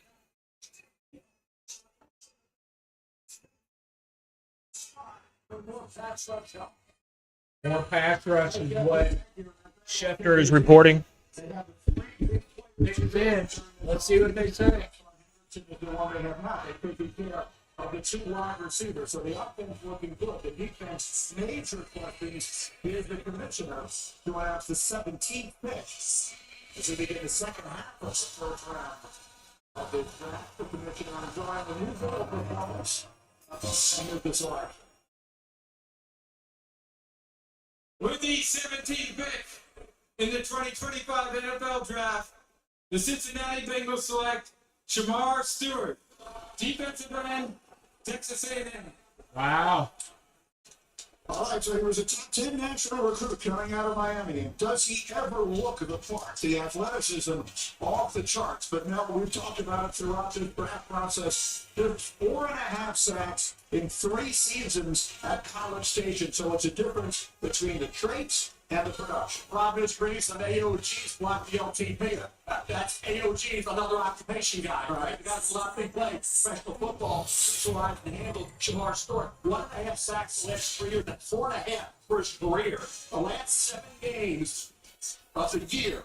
3 successive seasons, he didn't record a sack. This against college offensive linemen. Now, you want to say, boy, Ethan Neal Hunter? Good Ethan Neal Hunter had 4.5 career sack, 1.5 hits last year at LSU. He's got 99.5 sacks. He averages 11 sacks a year in the NFL. That's an outlier, right? Well, Shamar Stewart, who we know about an LG, here looks the part, 6'5", 267, 4'5", 40, 16010, 34.8 arms, and a 40 vertical. Are you kidding me? He should be getting double-digit sacks. So what's the problem? Phil, here's the thing I tell you. I'd rather drive a Mercedes than a pickup truck because I like to drive fast. At least I know I can go fast in the Mercedes. And it's up to the defensive line coach to get the best out of him. He's playing linebacker most of the year in these highlights. He has the potential to be a double-digit sack guy in the National Football League. A lot of disruption, not a lot of production, but the tools are there. Mike Tomlin had the same. We're watching the wrong guy. Coaching, I wouldn't have a job. He needs coaching. He needs to understand his pass rush move and how to finish at the quarterback. That's what the NFL is about. I love this sheet for the Cincinnati Bengals, and I just wonder how this is going to impact Trey Hendrickson and what they do with him. So they need somebody like Trey Hendrickson around. Jones is young man out the run that right. Think of some of the players that he played with. You have other guys you can sit and watch. So he's not just going to be on their new defensive coordinator Al Gold. He can't just be the one who's going to teach this young man how to pass rush. There's got to be people in the locker room that are going to help him as well. He plays hard as hell. I mean, hard. They move him from a 9 technique outside the tackle, they'll put him over the nose. And he can collapse the pocket, but he just doesn't have Horizon Business takes it back to the stage. Molly is with Shamar. Thanks, Franny. Shamar, scouts and GMs all rave about your physical gifts. You have a longer wingspan than LeBron James. How were you built? All right, so that was the Bengals pick. I'm built for it. I'm made for a arm. Hey, no. Bengals new defensive coordinator Al Golden, known for All right, so that was Smart Stewart for the Bengals. On the clock, we have the Seattle Seahawks.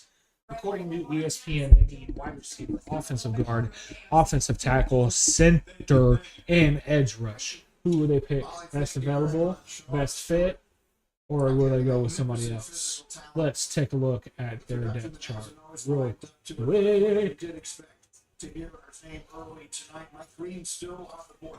Pass rushers in this draft. It was interesting to see in which order they would. Okay, so the Seahawks have Sam Darnold, Drew Lock, okay, Kenneth Walker.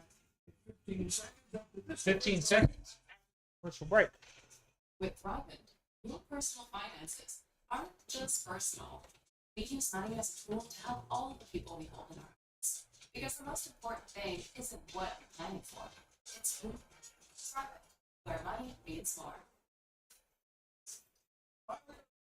In Green Bay, the Seattle Seahawks are on the clock. An interesting offseason for Seattle after they send away Geno Smith and they sign up Sam Darnold. So it's sort of a new era there with their second-year coach Mike McDonald. What direction should we be expecting now for the Seattle Seahawks here picking at number 18? We talked about a lot about the interior of the offensive line. And Tyler Fulker is gone. And now there's other guys who are available. I think we talked about versatility and Lou, and that's where Braves able North Dakota State. I know some teams in the late first round were hoping he would slide through the cracks, but the versatility to play every position on the offensive line. Practice at center at the Senior Bowl. Trains able. I know he could have gone anywhere he wanted. He stayed at North Dakota State, loyal to that program, and he can play anywhere on that line, but he will be a Pro Bowl guard at Pro level. Especially if they feel really good about their two tackles, those young tackles they taken in the draft, Charles Cross and Abraham Lucas. They feel really good about those tackles, and I agree with Mel. Attacking the interior of the line is the way to go. Quick notice, we relate the trade so far. The fewest in any first round, and the comments draft down against 3. We'll see if those start. But here's the commissioner. Here's the commissioner, guys. Oh, my bad. In the 2025 NFL Draft, the Seattle Seahawks select Gray Zabel, guard, North Dakota State. So there he is, Mel. There's your guy. You just mentioned it. He had offers to leave North Dakota State, but stayed in part so he could play with his brother. And as a result, he won his second FCS championship last year. Got invited to the Senior Bowl. He was great there. This, by the way, is the 4th year in the last 5 the Bison have had an offensive lineman selected in the draft. Danny Landry starts the first 3 games of Matt Guard in 2023. Moved to right tackle for the rest of that season. This past year is a left tackle for North Dakota State. He's getting the job done again, getting it done there. Started the final 36 games of his career. 41 overall at left tackle, left guard, and right guard. Practice at center at the Senior Bowl in Lewis. A technique and a fiery approach. He's got a defensive mentality. Brandon Zabel, I know down in Mobile, impressed a lot of offensive line. So, certainly with his play on the interior, center, and guard. You go back to 23, as you mentioned, and you watch him there, where he started those games at left guard. He looked like a Pro Bowler. He looked like a guy who's going to be all rookie immediately, and he's going to challenge for a Pro Bowl spot. The arm length does show up in tackle for him. He doesn't have that kind of physical range to deal with some of the pass rushers he can deal with in the NFL. But at guard, he's plug and play. So he's headed to Seattle. The Tampa Bay Buccaneers will be next. Congratulations to Greg Zabel and his family. Again, the Bucs are on the clock, then the Broncos, then the Steelers. When will we have our next quarterback selected? We'll find out shortly. We're live in Green Bay. We're back in a moment on ESPN. So, guys, we're just watching a little bit of highlights here from Gray Zabel out of North Dakota State. Just got picked with the 17th overall pick by, the 18th overall pick by the Seattle Seahawks. On the clock, we have the Tampa Bay Buccaneers.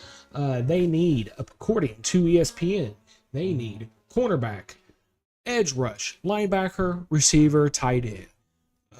Best available is cornerback Will Johnson. And best fit is edge rusher James Pierce out of Tennessee.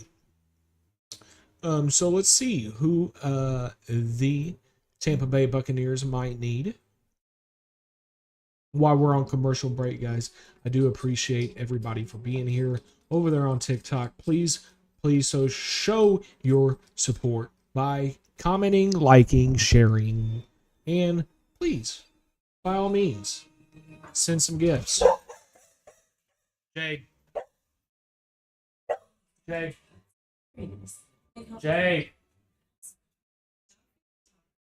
almost attacked my TV. She almost killed it. All right.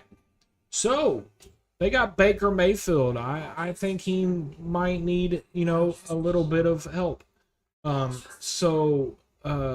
do need quite a bit of defensive help. Yeah.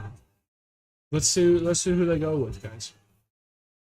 We're on commercial break, so please appreciate any support. Like, comment, subscribe. I appreciate it. Everybody, please. Appreciate it very much. Means a lot, helps a lot, and we can always hope and dream here, guys. Hope and dream. Dreams.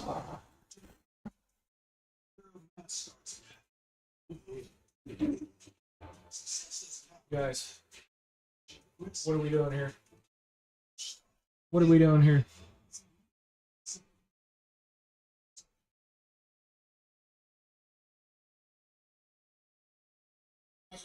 Today you enter the real world, ready for whatever lies ahead, except for the following, which are likely. All right, so I'm probably gonna say, if I was the Buccaneers, your offense seems pretty on point. Maybe tight end, maybe some offensive line help, right? But I'm going to say they're going to need to stiffen their defense a little bit. Yes, I did say stiffen. Okay. All right. Thank you very much.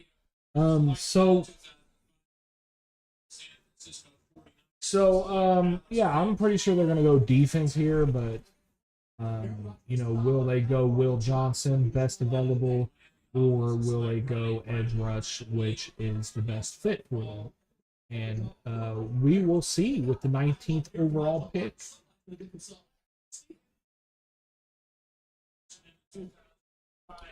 We're on commercial break, guys, so we're just going to have to deal with it. Okay.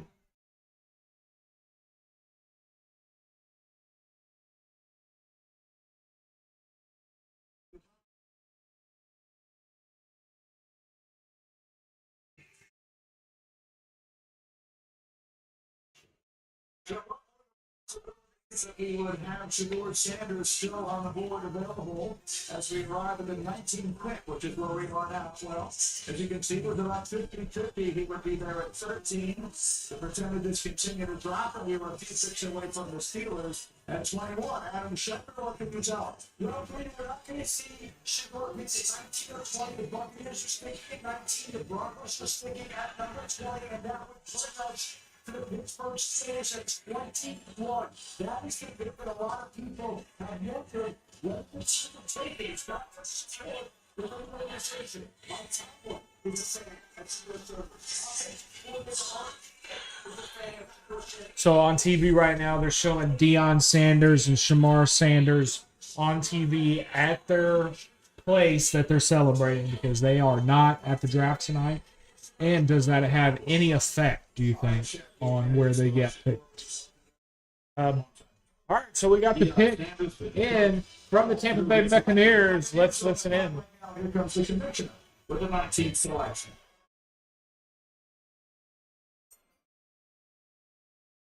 With the 19th pick in the 2025 NFL Draft, the Tampa Bay Buccaneers select Emeka Egbuka. It's a little bit of a surprise, a terrific player. We thought they had no defense, but if you think of all the great pass catchers Ohio State has sent to the NFL, even in the last handful of years, consider Emeka Egbuka is the school's all-time leading receiver now, 205 catches over 4 seasons. Yeah, the only thing really slowed Emeka Egbuka down was that left ankle injury in 2023. Missed 3 games since season, came back at 41 catches. Year prior to that, he had 74 catches for 15-6 average and 10 touchdowns. This past year, 81 catches, 12-5 average and 10 touchdowns. I've called him a professional receiver. You know what you're getting with Emeka Egbuka. Once he ran that 4.47 40, that solidified him as a late first, maybe even a mid first, but Emeka Egbuka running under 4.5 with the kind of production and versatility and the approach, that workman-like professional approach is how he became a first-round draft pick. Think about where Emeka plays primarily, right in the slot. He's a guy who can also win outside, real tough inside, making contested catches, straight in the middle of the field. Who does that for Tampa Bay? Chris Godwin. Chris Godwin coming off of a very, very significant injury. This makes you wonder. They must be concerned a little bit about what's going on with Chris Godwin and maybe his availability, who knows, for 2025. Because this is not for certain. Mike Evans is getting a little bit older. This is a little bit of a curveball of a pick. When we start trying to think about why this may have happened, you kind of have to start like really following the breadcrumbs. It also makes you wonder if you're Tampa, who's going to rush the passer? I mean, you said we were thinking defense. Yes. They need an edge rusher. They signed Hassan Reddick on a 1-year deal. They need more shoots coming off the edge in the side balls defense. Well, Booker, you live in Tampa, and you've been telling me all along. I don't know, guys. I think that was a good pick, a good fit for the Tampa Bay Buccaneers. Baker Mayfield definitely needs some help with wide receiver. He's a terrific player that needs to see top roles. The coach of the Buccaneers. So I think it was a very good pick by them. Very great receiver, big-bodied out of Ohio State. I think that's a great fit for Tampa Bay. I don't know what these guys are talking about. But anyways, we are on round 1, pick 20 of the 2025 NFL Draft, guys. Please make sure you like, comment, subscribe. I do appreciate it very much. Love you. So on the clock, we have the Denver Broncos. According to ESPN, they need running back, wide receiver, defensive tackle, center, and tight end. So best available, still a cornerback at Will Johnson. And best to fit, defensive tackle, Derek Harmon. Who will they pick? Who will they pick, guys? We are going to go with the Denver Broncos. So they have Bo Nix as quarterback. They have Jaleel McLaughlin for running back. Cortland Sutton, Marvin Mims, and yeah, they're going to need receiver, I think, guys. Evan Ingram, tight end. Offensive lineman, I mean, some people that I don't know just because I'm not a Broncos fan. I'm kind of a Broncos hater, right? Okay. And then defense. I don't know none of these people, but Patrick Surtain II. Yeah, I'm thinking they're gonna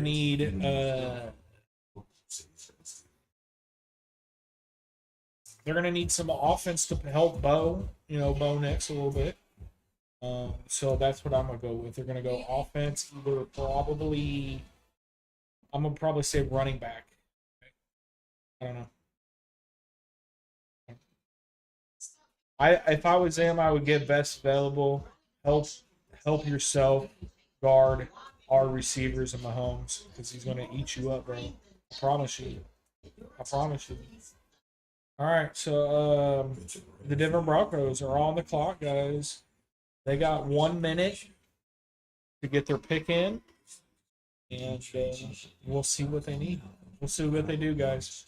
I appreciate everybody being here, everybody's support. It helps out a lot. Please make sure you comment, like, send some gifts, bitch ass motherfuckers. Just kidding. This stuff works guaranteed. This stuff works for big lawns and small lawns. And I guess you can. This stuff works without killing your lawn. This stuff works. Send me some money. This stuff works in Knoxville, Bronx, Rockville, Marysville. This is Roundup. This stuff works. All right, guys. On the clock, we have the Denver Broncos, our rival in our division. What are they going to do? Tune in to find out.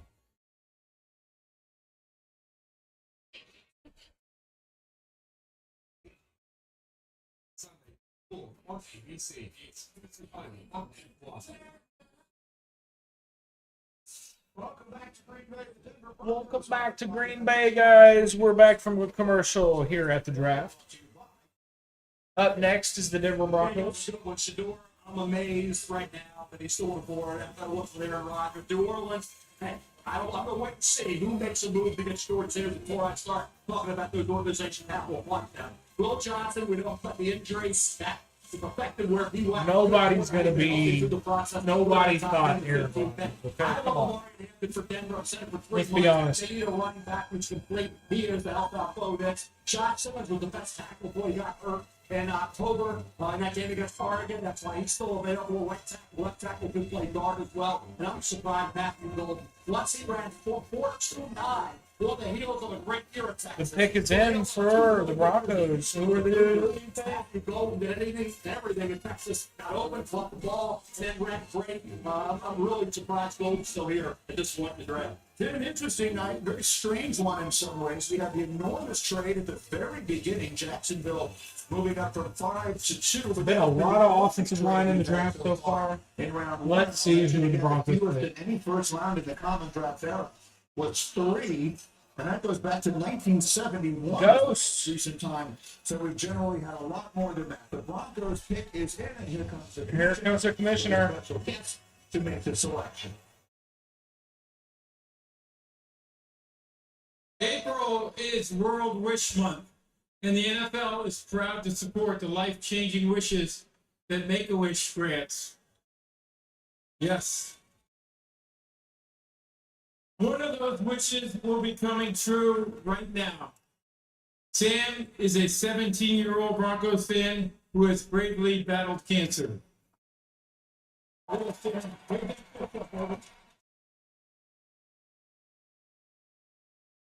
His wish is to announce the first-round draft pick for his favorite team.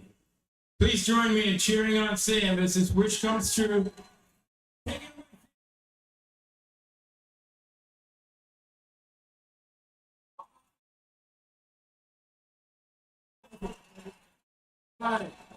With the 20th pick in the 2025 NFL Draft, the Denver Broncos select Jahdae Barron, DB, Texas.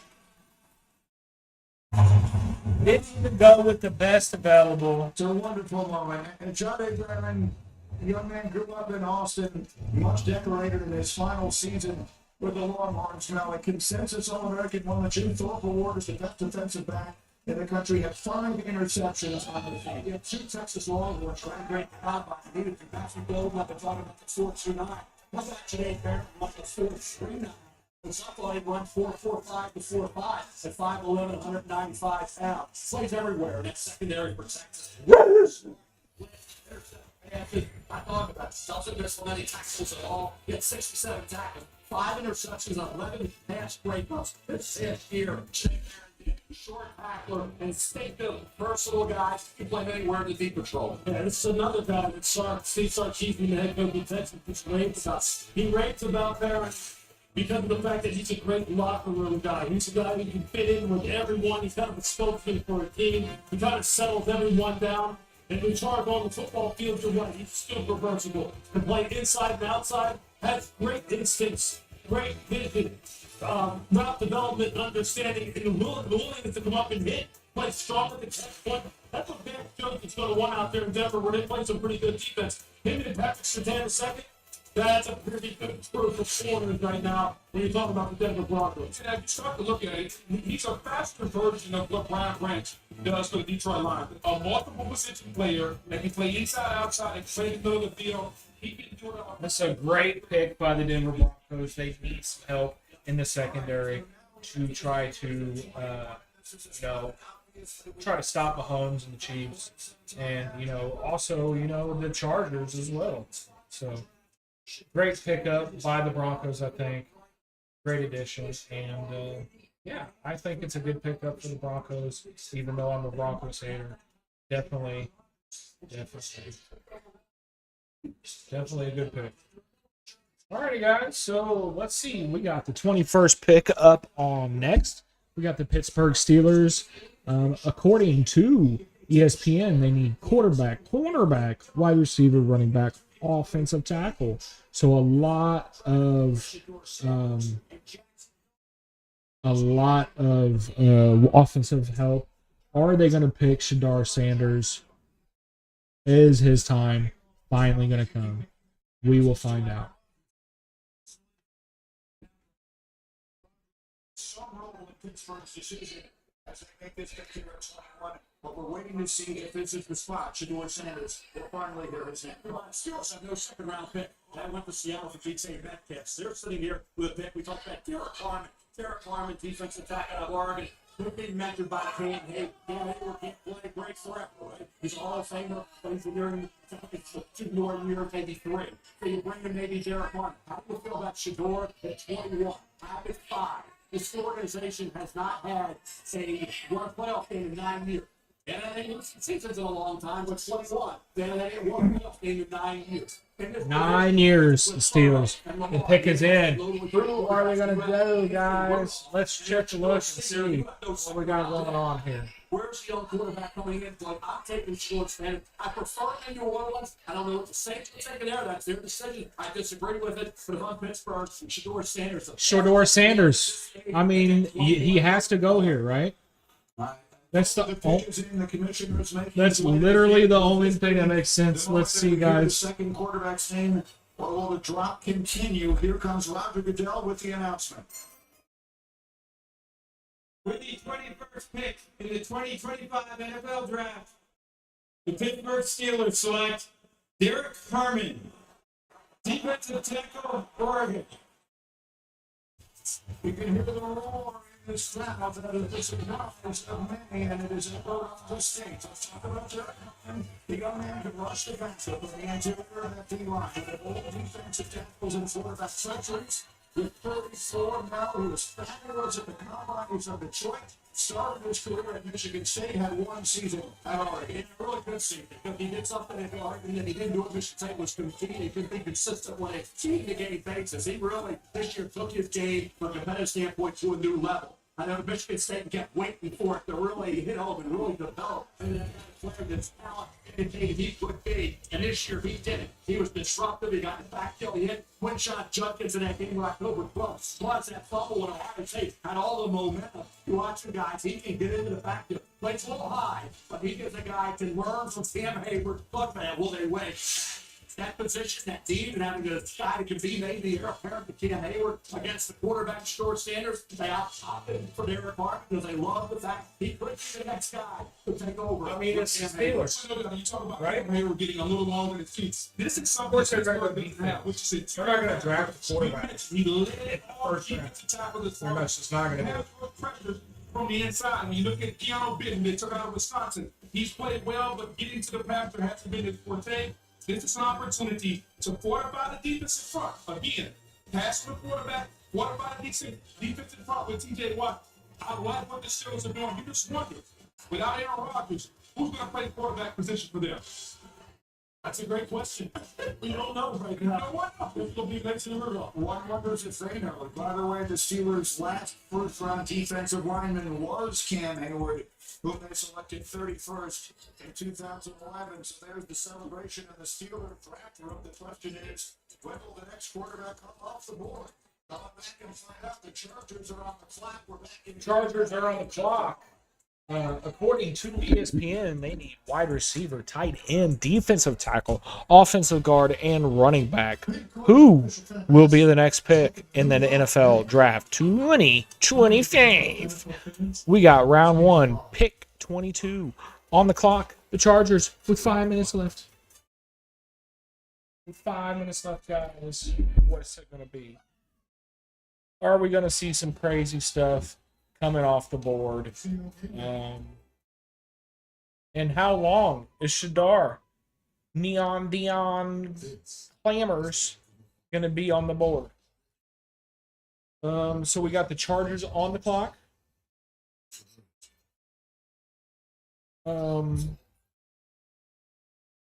I think they're going to go probably wide receiver, I think.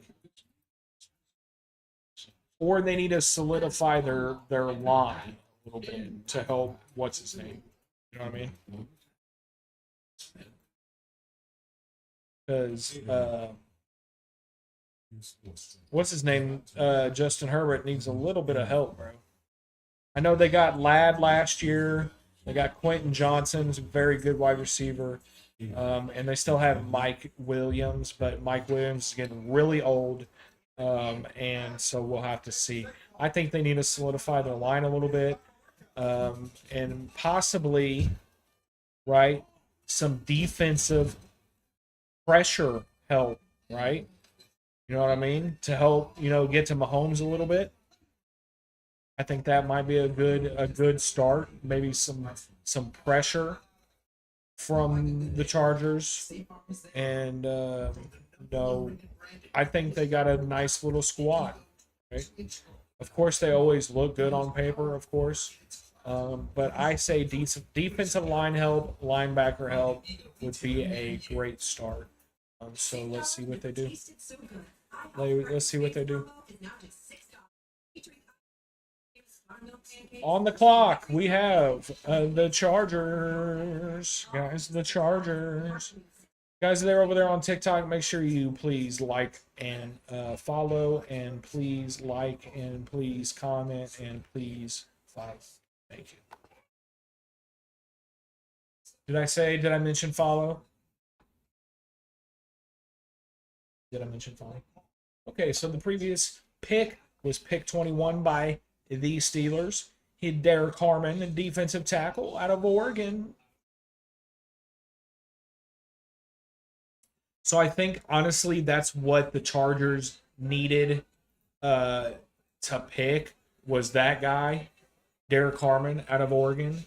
That would have probably definitely helped, get to Mahomes a little bit more. Because I think we're going to go offensive line heavy. I really do. So, but we're back here.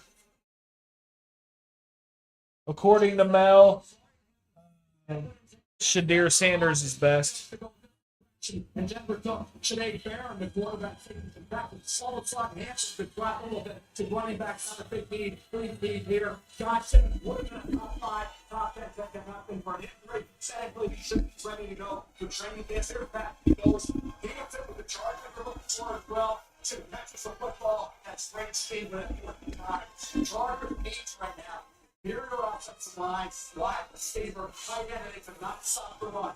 27, and you don't carry out the wow, there isn't any question, however, this has become now the story of the night. Shador Sanders, according to our draft day predictor, there was a 96% chance that he would be selected in the first 21 picks entering this draft, 21 being the operative number with the Steelers. So we are now in I should have made a bet. where we wait to see if any team chooses to trade up from the second round to make the aggressive. We always act like we're in the 6th round of the draft right now. We're better than the picked.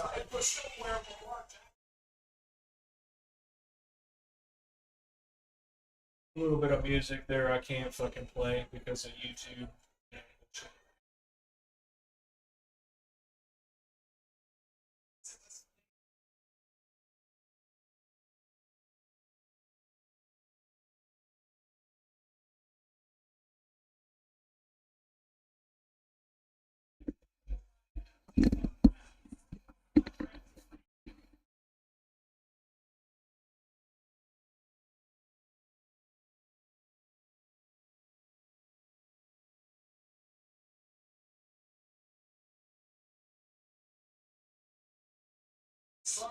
Miami didn't take it, goes to New Orleans, right? How'd that work? Brock Purdy, Mr. Irrelevant, Kirk Cousins, fourth round pick. They're all positional drop back pocket passes. I didn't mention the greatest of all time, Tom Brady, sixth round pick. So just think about that pick. The NFL didn't like him back with Johnny Unitas. Came out of Louisville, they didn't like him now. Now you can confirm 9 out of 10 times by testimony. But I don't know if it's that the NFL doesn't like them. I think the NFL is saying that those quarterbacks, maybe like Shaquille Samuel, they don't do anything special. So we talked about already in the show about people getting wild with the big old guys. All these different things. Shaquille Samuel plays point guard in the pocket, and maybe they're not valuing that in the first round. But you know what? It does do something special. The first thing that's more not do we respectable quarterbacks go by. That's the first thing that they talk about when they're talking about what does it take to play quarterback at a high level in the NFL. They don't say well pro. They don't say great traits. They say exactly what you said in your own highlight. Decision making, yes. Accuracy. That's what they say. Fedora has made great decisions in the pocket, outside the pocket. When he's getting his head knocked off, he makes a decision. He throws the ball with accuracy. The whole arm strength thing, I mean, come on. How many times? He's a nice passer of the football. It's as simple as that. He just is. I don't know, guys. I think he's overrated myself. Every team he likes, he like players just a matter of. There's a reason he's going, dropping. They figure for him, if we're looking at, we're judging the landscape right here, we don't need to chase top 15 prices, top 20 Man prices. said Hickok University candy. What does that mean? Come on, guys, shut up.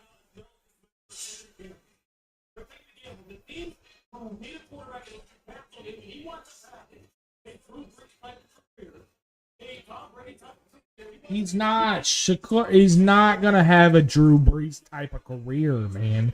It's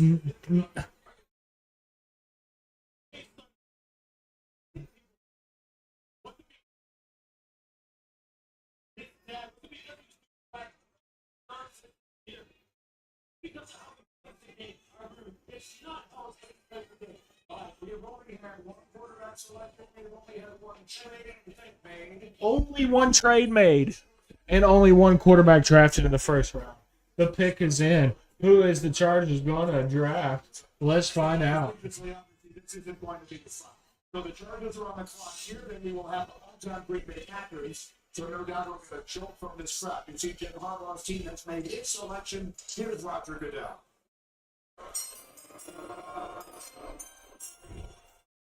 With the 22nd pick in the 2025 NFL Draft, the Los Angeles Chargers select Omarion Hampton, running back, North Carolina. Now a player you back-to-back monster seasons for the Chargers, over 1,500 yards in 2023, over 1,600 last year, 30 touchdowns on the ground, and he added 67 catches as well. Yeah, just turned 22 on March 16th. I thought he'd be Denver Broncos. They go to the division. Now he can block the Broncos a little bit. For the Chargers, Jim Harbaugh wants to run football. Obviously, it's not the run something they couldn't do last year as well. They want to run the football. Morgan Hampton, 220 plus pounds, ran 4.46. Talk about a guy with 620 carry his career. That's 128 fewer than Ashton Jenkins. So a lot of tread left on those tires. I'll go that contact and being able to go run through contact. He will do that. Excels at picking up yards and breaking tackles after that contact with a leg drive, the determination, and that breakaway speed. He possesses very good hands as well. Had a career high 38 receptions, 2 touchdowns catches this year. Doesn't have the elusiveness of a Jenkins and the ability there to make people miss on a consistent basis.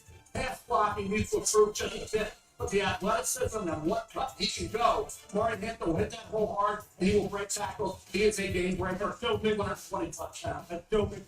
That's what it looks like. Joe Mixon wearing North Carolina, and you put him in this offense where they want to run the football, the hardball coming downhill. This is a perfect fit for Mario now. All right, and so as the National Football League is now taken to bringing the draft on the road, we will reach that moment that we look forward to every year. The home team is on the clock, and just listen to these fans in Green Bay.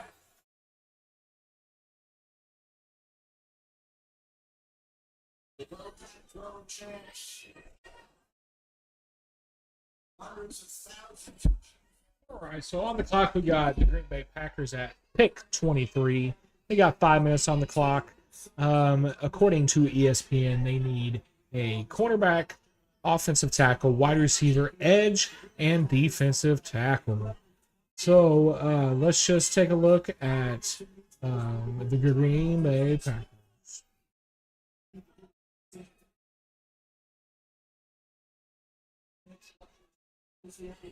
Always looking for edge rushers. They probably need corners. They look like they're a little light on corners. And then, you know,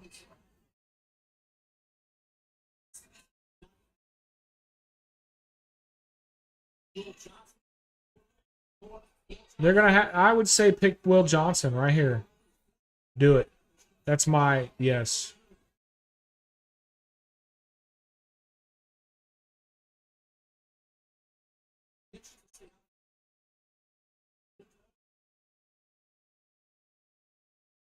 That's what it's going to be.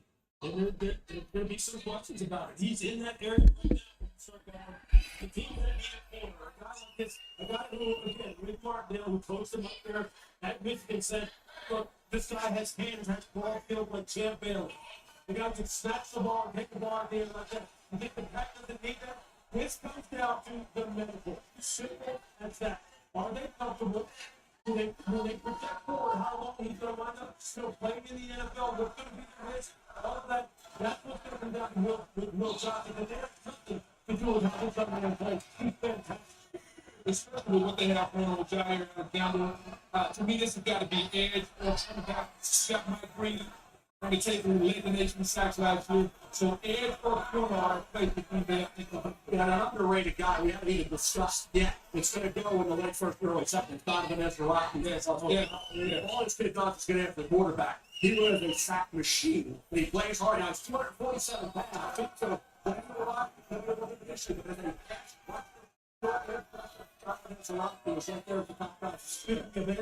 How about James Pierce? Yes, James Pierce is sliding down.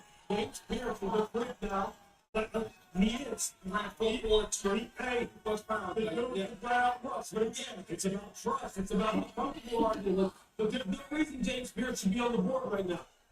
When you watch the tape, there's no reason he should be on the board. But you're getting into that area of the draft, maybe where teams have. You're saying that about like half of these people, okay? Like Shamar, or Shadar fucking Sanders, whatever the fuck he just said, and what's this other guy, Will Johnson, he said that about him. So this guy does not.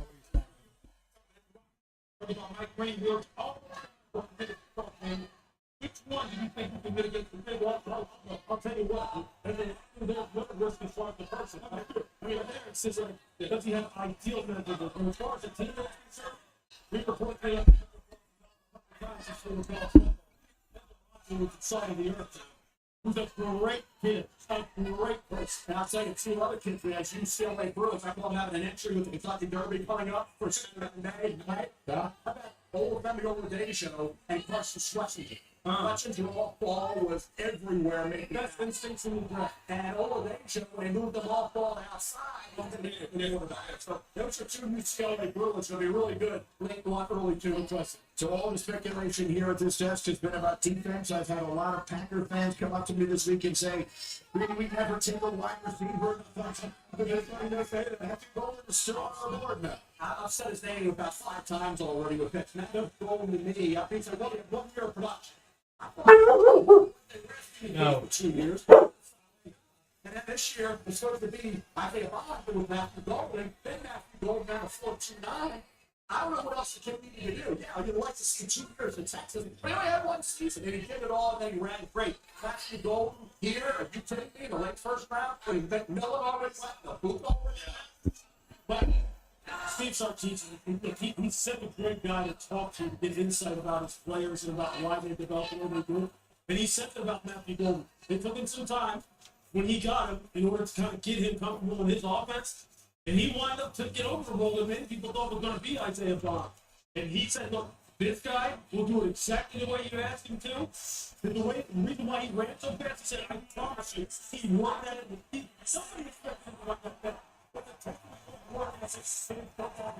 So that reaction to hearing of the words the pick is in just pops up on the screens here, as you can see on your screen as well. So the Packer fans all in attendance waiting to hear who their team will add in this first round tonight. Been a fascinating first round. Again, we've had only one quarterback come off the board. We've had only one trade. There have never been fewer than 3 first round trades.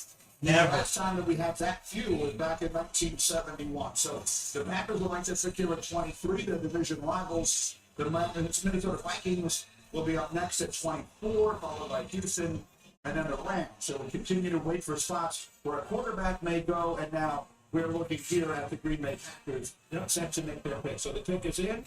That's all the commissioner will be making his way to the stage shortly. A Packer team that had some good moments last year, made a playoff run, but played in such a tough, competitive division. The Vikings obviously had that great year, and the Detroit Lions, despite all their defensive injuries, finishing as the number 1 seed in the NFC, falling short of that playoff run as well. So Packer fans here dancing and singing and waiting to hear where they go, and so the commissioner is finally now going to make his way out. So All right, here it comes.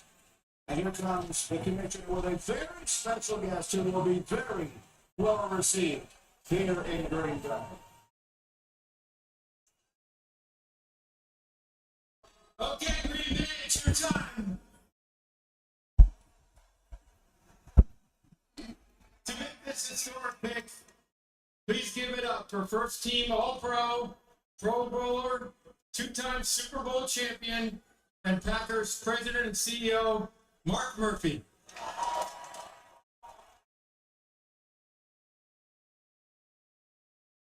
Thank you, Roger. How about this atmosphere? It's unbelievable.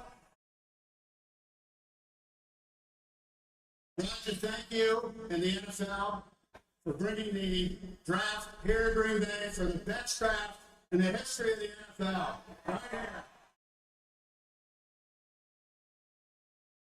On behalf of the Packers, Packer fans here in Green Bay, Wisconsin, and everywhere, because our fans are everywhere, it is my pleasure to welcome you all to the NFL Draft at Lambeau Field. It is our honor and privilege to host this wonderful event in our community, particularly since we are the only community team in the NFL.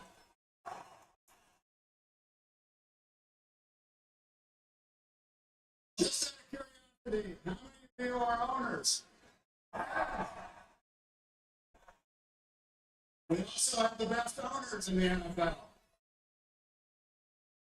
And we also want to celebrate the special connection we have with our fans that dates back to the early days of professional football. With the 23rd pick in the 2025 NFL Draft, the 13-time world champion Green Bay Packers, for the first time since 2002, draft a wide receiver. Matthew Golden. Wow. They did it, guys. Listen to that crowd. Holy crap.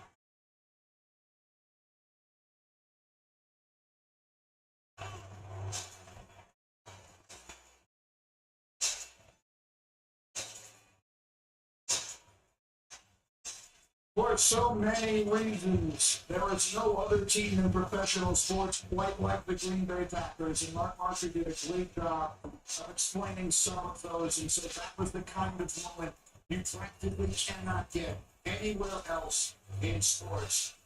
Matthew Golden is going to address the crowd. Let's see what he says. Now he went to the microphone, but perhaps not. Well, he'll address my instead. It's baby. I am up in the green engineer. It's a blessing. Green Bay 3. Hey, let me get a Green Bay 3. 1, 2, 3.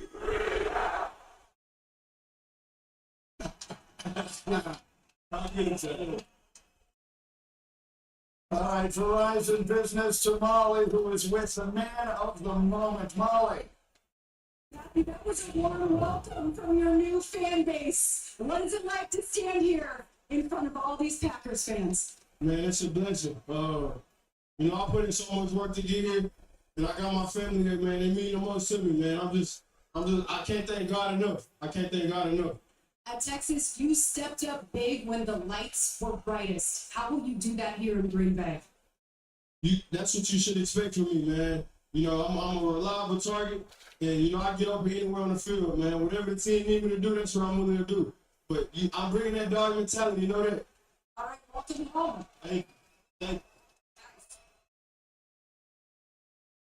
Now, you mentioned the Combine's 4.29. That opened a lot of eyes. 58 catches, 9 touchdowns in his one season at Texas. The 16th ranked player on my big board. Packers sitting at number 23 with that big year. 9 games, he averaged 20 plus yards per catch. 2 years with the Houston Cougars. Over a 2-year period, he has 76 catches, averaged 13 yards a catch, and 13 touchdowns at Texas this year. He was outstanding, and he came up big at critical moments in key games. That CC championship game against Georgia, really impressive with 8 catches, 162 yards. Quarterfinal playoff game against Arizona State, 7 catches, 149 yards, another touchdown. He had 2 to 3 concentration drop. That was it. He's a guy who gets open. He can handle tight coverage. He catches the ball in traffic. He's tough across the middle. He's quick out of the straight and sells the route.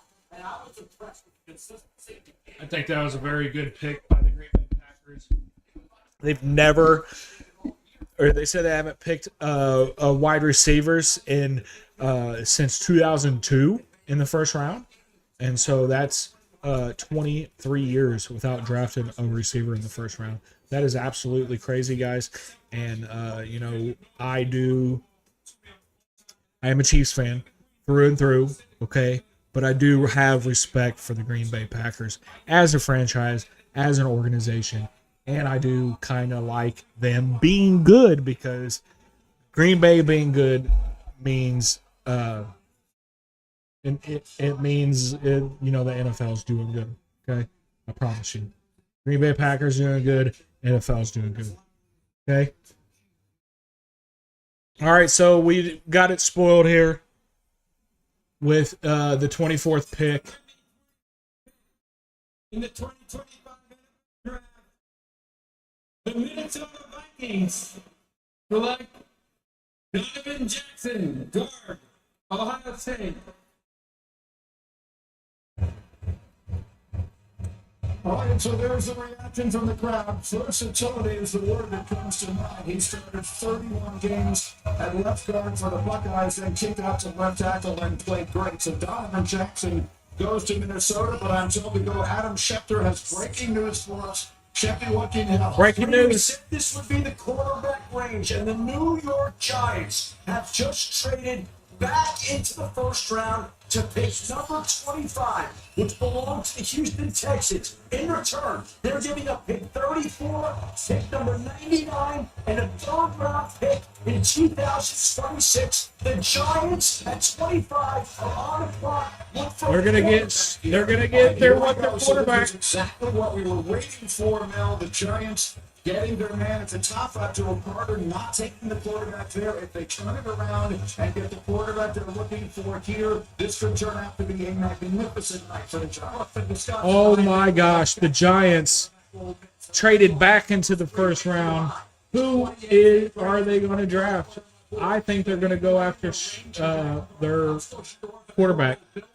Certainly Jackson Dart, he competes with his leg, hit 1,500 rushing yards the last 3 years. But if you're looking for traits, Jackson Dart has a 4 and Shador on paper. I'm a Shador guy, love him, Jackson Dart I like. And I think hey, he's my guy, because he can move around, and he can have those games where he can beat you with his leg, third base, he can run for 30 yards. Okay, and he can make the throw. Maybe. 6'6", 23. You gotta go potty?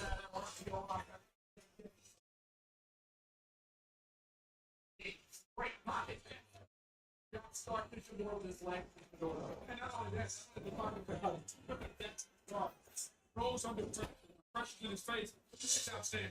He stands in that pocket and makes a big time throw. I agree with you. Shador Sanders, the quarterback for me. I think the Giants are about to pick Sanders. 100%. Particularly the Florida game of not down late. Who did they pick in the first round? Very short timeout. We're going to come back. The New York Giants are on the clock. Adam Schefter has told us to expect a quarterback. Which one will it be? We'll find out right after this live and next. Yes, Peter.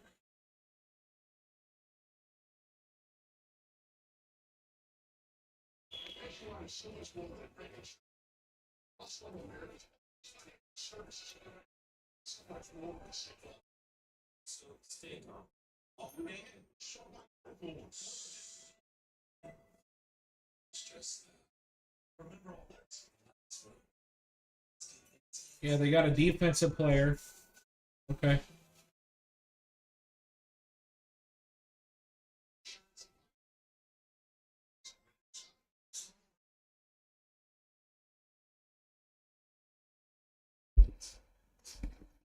The Giants have Russell Wilson, bro. Are we sure that's real? Why are they going to draft a quarterback, though? So they can, like, learn behind him for a year, or what? Is that going to be the play for the Giants? I don't know, guys. What can they possibly do? Let me let my dogs out real quick. Why it's commercial. With Indeed, you can avoid awkward salary conversations from the start.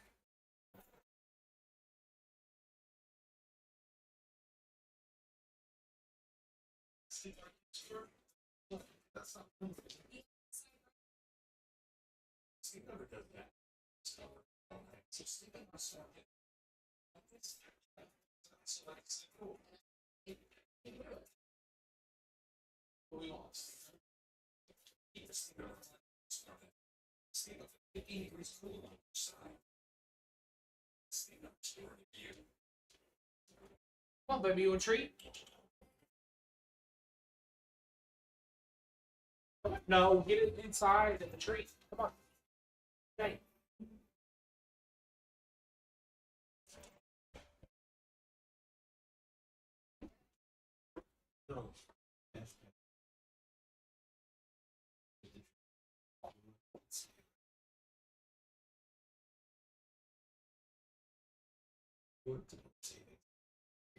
Pharmacy orders. You think it's outside of your calls. So mom uses Chewy to get flea and tick meds at a great price, delivered fast, right to their door. Quality meds for life with pets. There's Chewy.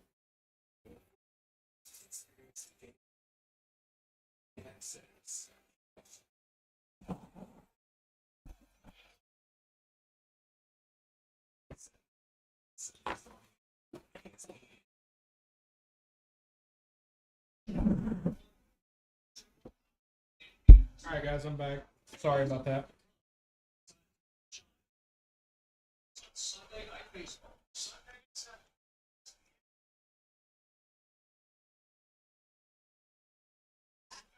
Welcome back, guys. Appreciate you being here. Thank you for their support. And please, if you have time, please share, like, comment. Thank you very much. You take that man, Shador Sanders, the Big 12 offensive player of the year, at Ole Miss.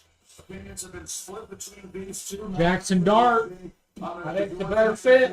Since the beginning of the season.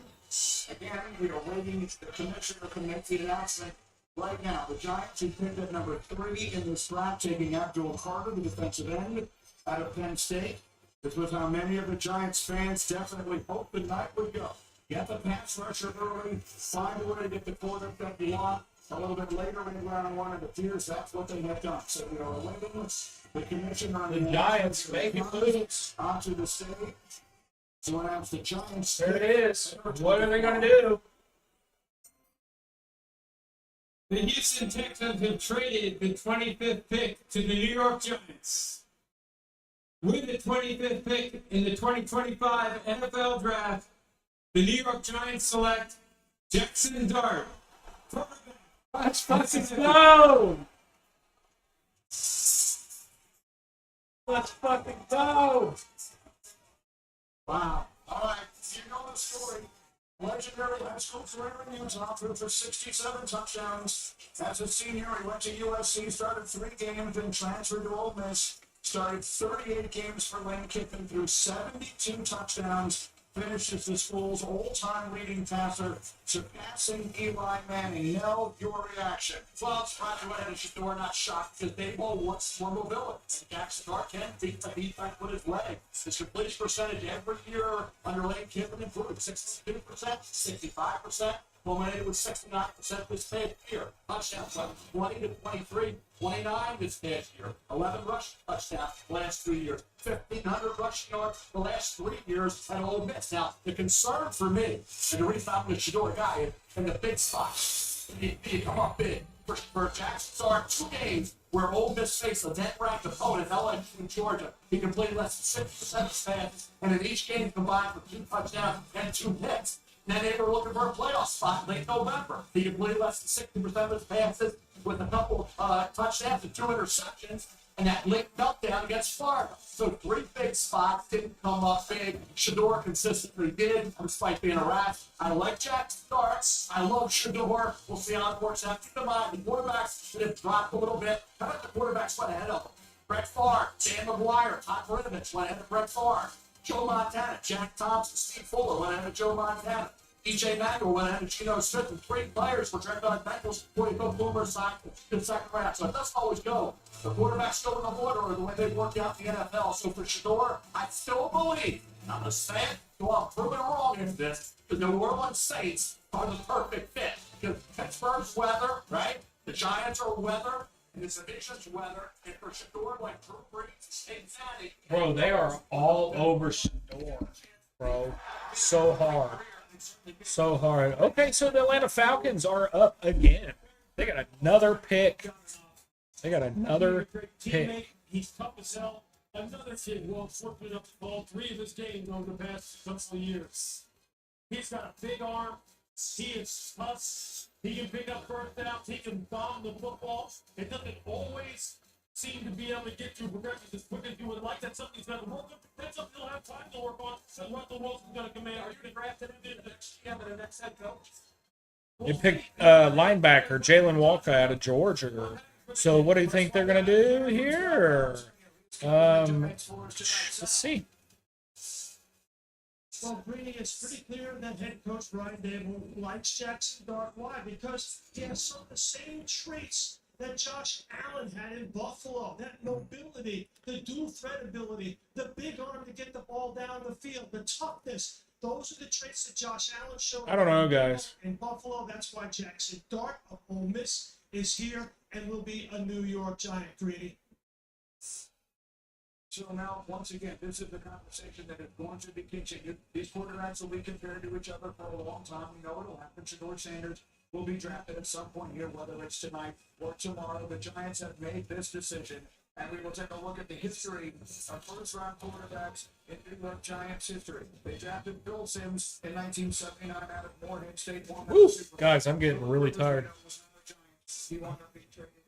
I know that. Okay, while we're waiting for the Atlanta Falcons to announce their pick, I just want to tell a little small story while I'm here. Okay, you know, I haven't really streamed the last week and a half, probably, maybe possibly 2 weeks, just because I've got my new CPAP machine, and I've been getting super inconsistent sleep. So I do apologize for that. We're going to try to pick back up the streams here and get back on schedule. So I do apologize for all that. Let's go. The 26th pick to the Atlanta Falcons. With the 26th pick in the 2025 NFL Draft, the Atlanta Falcons select James Pierce Jr., defensive end, Tennessee. James Pierce Jr. goes to the Falcons and moved into the spot that had belonged to the Los Angeles Rams. Aaron Schefter has more for it. Schefter. Well, Brady, this is an interesting trade. The Falcons get back this first-round pick to take James Pierce and a third-round pick. But in return, the Rams get a second-round pick this year and a first-round pick in 2026, along with a second-round pick this year. So this year, when all teams held their initial first-round draft picks coming into the draft, next year, the Cleveland Browns already have the Jaguars' first-round pick from one trade today, and the Rams now have the Falcons' first-round pick next year for this trade. So we only had one trade in the early portion of the night. Now we've had back-to-back picks that get moved. As far as James Pierce is concerned, first team All-SEC each of the last 2 years now, racking up 17 sacks. I tell you, look, I got to see this guy. I'm telling you, this dude has the most potential of any pass rusher in this draft. I live outside the school part, right? He could be the next best pass rusher in this draft without a doubt. At 6'5", 245 pounds, 4'7" in the 50. He reminds me of body type-wise of Devon Curse when he came out of Florida. He can go speed and power as well as anybody you see. It is classic. It's textbook. He's got the speed to chase down any quarterback in the NFL. He's got the power to collapse the pocket inside out. When he wants to slant down inside on run stuff, he blows up everything. Everything. He'll track down those one side of the field to the other. The question with James is this: consistency. Can you get it out of him all the time? Can you count on him? Can you depend on him? Is he always going to be there? Is he always going to answer the bell? Because if he does, Atlanta finally has the rusher that they've been looking for. Ooh, I like those black uniforms from Tennessee. See, I see that. Uniforms out of Tennessee. My God. Season, but they've done a long way to address that tonight. Taking Jalen Walker from Georgia earlier. All right, guys. So that was pick 26 from Atlanta. Up next, we have Baltimore with pick number 27. According to ESPN here, they need defensive tackle, cornerback, offensive guard, edge, and wide receiver. So it is commercial, guys, so I do apologize. We'll be here with you in a moment. Best available is still Will Johnson on the board. As far as overall, there is still Shamar Sanders on the board. And apparently the best fit is this guy, Mike Green, edge rusher. So we will see what the Ravens do. I hope they choke and don't pick anybody. Literally. What if they don't pick anybody? What happens then? I think they're going to go defense, guys. I really, really think they're going to go defense. Probably pass rusher to get to Mahomes, if I had to guess. So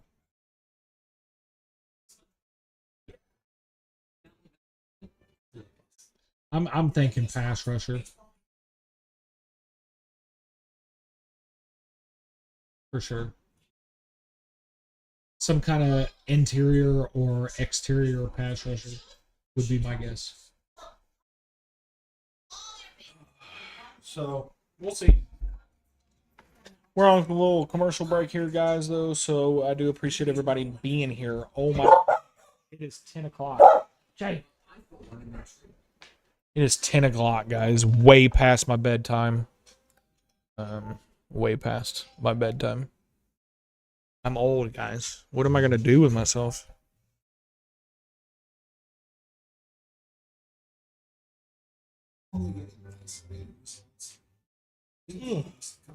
And that's another reason that I wanted to bring up the CPAP, because I'm tired of shit. I thought this shit was supposed to help. And I know it's only been like 2.5 weeks since I've had the machine, right? But come on, man. I'm ready for it to be okay. Last night seemed like the very first night that I got decent sleep with it. You know, and it's not just getting used to like having something over your face, right? And something over your head, right? It's also like the air being forced into your brain that really just, you know, makes me not sleep very well. So I'm starting to get a headache, guys. Is it the Chiefs' turn yet? Oh my god. I don't know if I'm going to be able to make it, guys.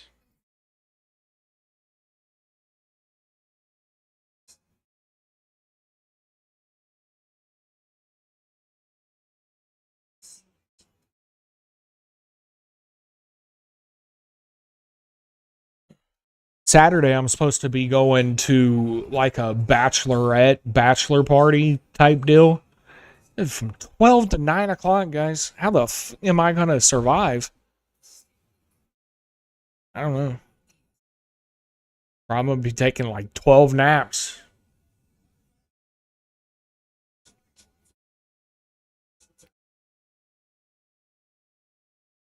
Do the Baltimore Ravens really have somebody on defense named Okoye?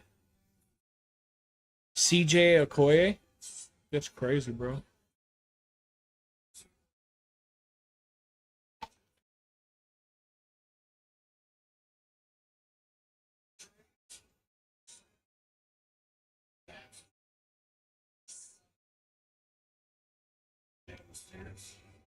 Dallas Cowboys Baltimore Ravens are on the clock here. In fact, their kick is in very quickly before the commissioner mentioned not only safety, and they got both safety sitting there for Malachi Starks from Georgia, Nick Beeman Ward from South Carolina. And Starks didn't have a great year, but he was a heck of a football player throughout his career. I really like the football. Pick is in. In the 2025 NFL Draft, the Baltimore Ravens select Malachi Starks, defensive back, Georgia. There it is. Terrific safety. Grew up in Jefferson, Georgia, about a half hour from Athens. Was a 5-star. Became the Bulldogs starting free safety. Led the team in defensive snaps as a freshman on a national championship team. Finished with 6 interceptions. He moved him around a lot. He had 6'1", 197 pounds. So that's 4.50 now. To Nick Emanwari's, 4.38. Kind of fails in comparison. So Emanwari had a 43 vertical. Malachi Starks had a 33 vertical. But football IQ, folks, and being able to tackle at all areas of the field, open field tackle, he's outstanding. He's out. Dang, that was nice. The interception in the range he showed against Flexen was phenomenal in that game. He had 5 career receptions. He is just everybody. He's a good football player. He'll play that center field role for the Ravens. Here's the thing I'll tell you, Chris. He trained in Tampa with my buddy Yo Murphy. I got an opportunity to see him. They're going to need it against Mahomes. Talk about football.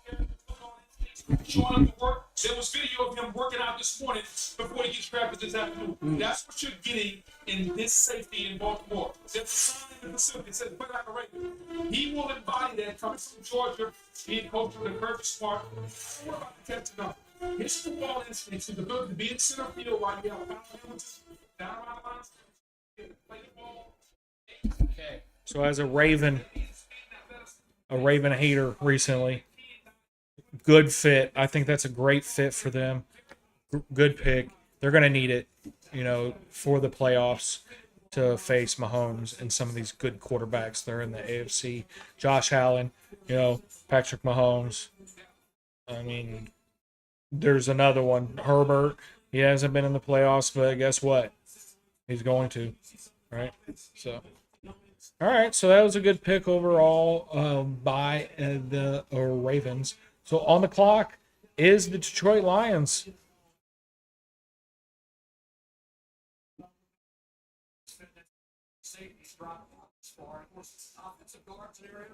That was a really good pick, though, by the Ravens. Very good fit, I think. What do the Lions need? They look like they need some defensive help so bad. What are they calling for? Defensive tackle, edge, offensive guard, wide receiver, center. I'm going defense, guys. They gotta. Looks like they gotta fucking do something on defense there. Yeah. Guys, make sure you hit that like button. Make sure you follow. Make sure you comment.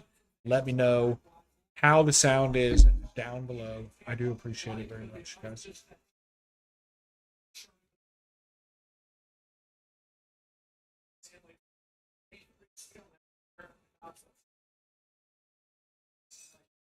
See the intensity in him as he made his way from the green room out onto the stage and actually lifted the commissioner off his feet, and he's down there on the stage now. Verizon Business brings us down to Molly, who's with Malachi.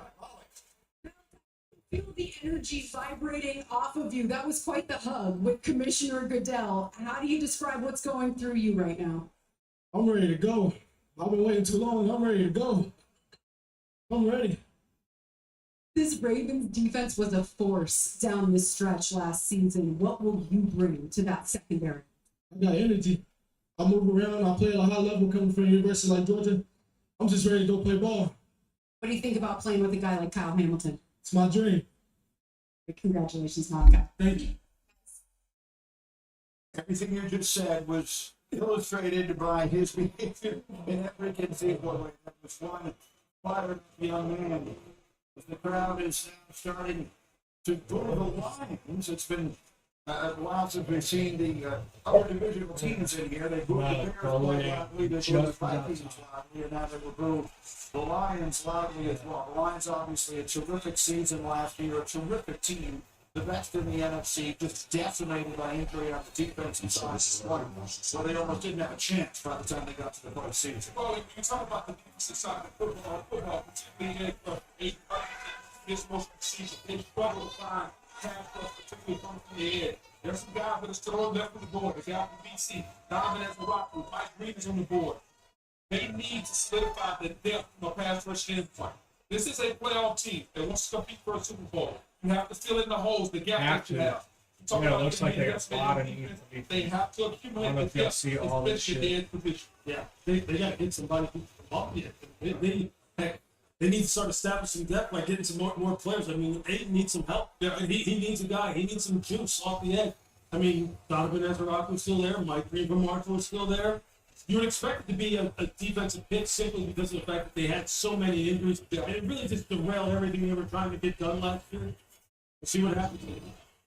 There were two teams that didn't have multiple players with 5 sacks last season. Aiden Hutchinson led the team in sacks. Come on, guys. In 5 games last year. So now what direction do we look at as the commissioner makes his way to the stage? How about that go with what Lou was saying? I think Carson Schlechter, there's another name. We're going to hear it some one time. You're not going to have the abject cable to Carson Schlechter from UCLA. All this kid does is make impactful plays in the tackle machine. Here's the commish with the selection. With the 28th pick in the 2025 NFL Draft, the Detroit Lions select Tyleik Williams, defensive tackle, Ohio State. So not a dominant run defender at 374 pounds, who also compressed the pocket for the national chance at 11.5 sacks in his college career. The first thing you notice, Brady, he's built like a nose tackle at 6'2", 334 pounds, but he has athleticism like a free technique. I got an opportunity to train him on the field in Tampa. He's got elite movement for a guy that's 330 pounds. The ability to change direction. You talk about him playing the run. He plays the run fiercely at Ohio State. His ability to flip his hips and get upfield. He's got the versatility to play the three technique position. He can play the 1 or the 3. I think if he slims down a little bit, he could be the quintessential three technique. No doubt. I'm sitting here looking at my notes. He primarily aligned as the three tech, and I said the second thing I put was excellent flex, body control, and balance and center of gravity, fluidness of movement for someone with that body, and it's so thick and so sturdy, able to hold double teams, doesn't get turned, doesn't get overturned. Hey, they're probably figuring this. We don't like somebody on the outside on the edge. What's the quickest way to get to the quarterback? We're just going to collapse that pocket inside out. There are 4 picks remaining in tonight's first round. As of now, they belong to Washington, then Buffalo, then Kansas City, then Philadelphia. Well, Shedeur Sanders, hear his name called tonight. According to our draft day predictor, there was only a 3% chance he'd be available by the time we got here. He is Mel's 5th.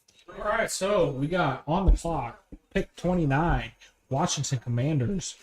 Apparently, according to ESPN, they need an edge rusher, a safety, a corner, a wide receiver, and a running back. So, let's see who they will pick. Jay, stop.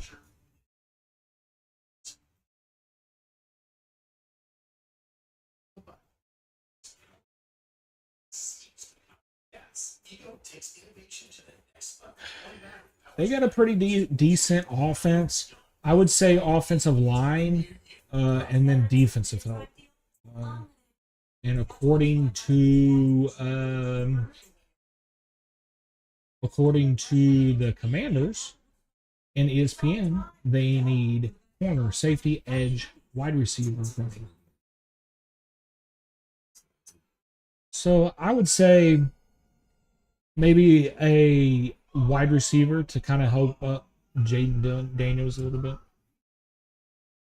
Defense, so I would go defense first round, maybe wide receiver second or third round, just to kind of, make sure you get,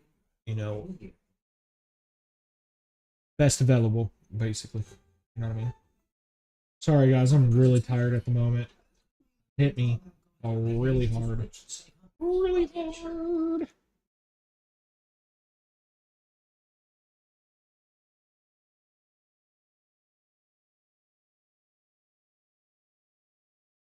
Say know your name. Just getting mixed up with the other guy. What's his name? What's your name?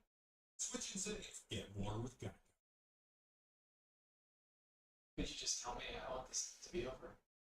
We need the value of the numbers. Like buying something cheap, but 6 times as false. All right.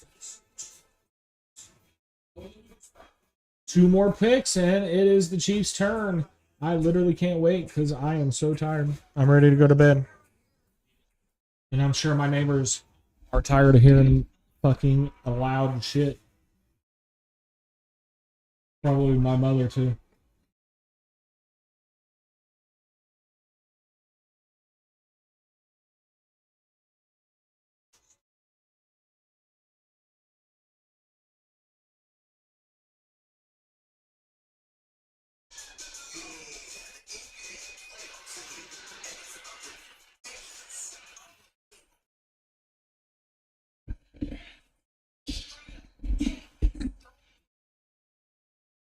So what do you think they're going to do? I think they're going to have to do defense.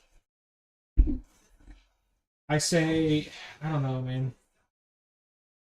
To me, personally, defense first, and then maybe try to find a receiver in the second or third round. I know that's really hard to do, but...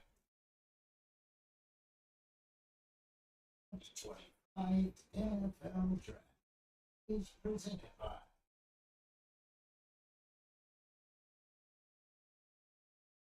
the NFL.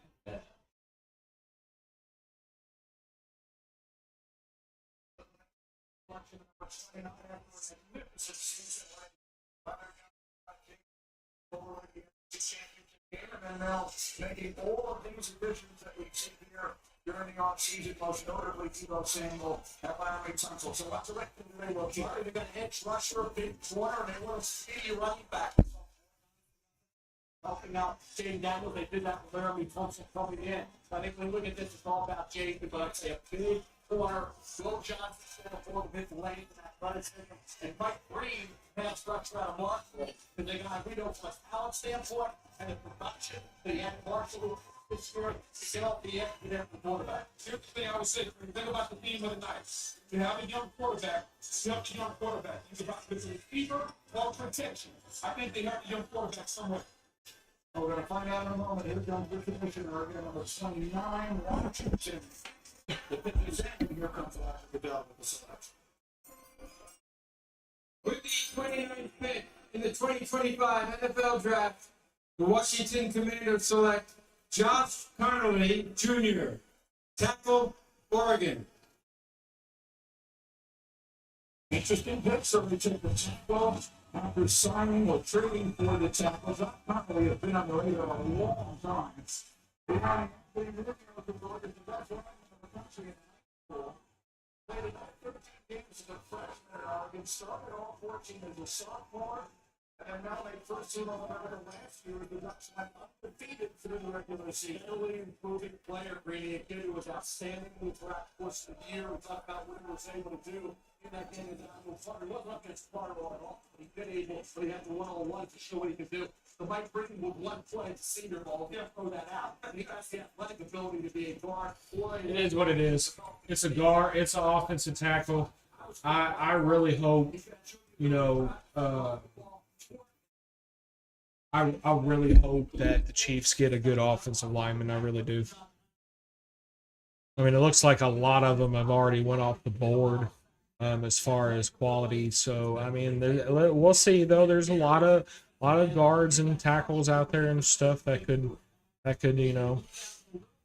possibly become a great player. So,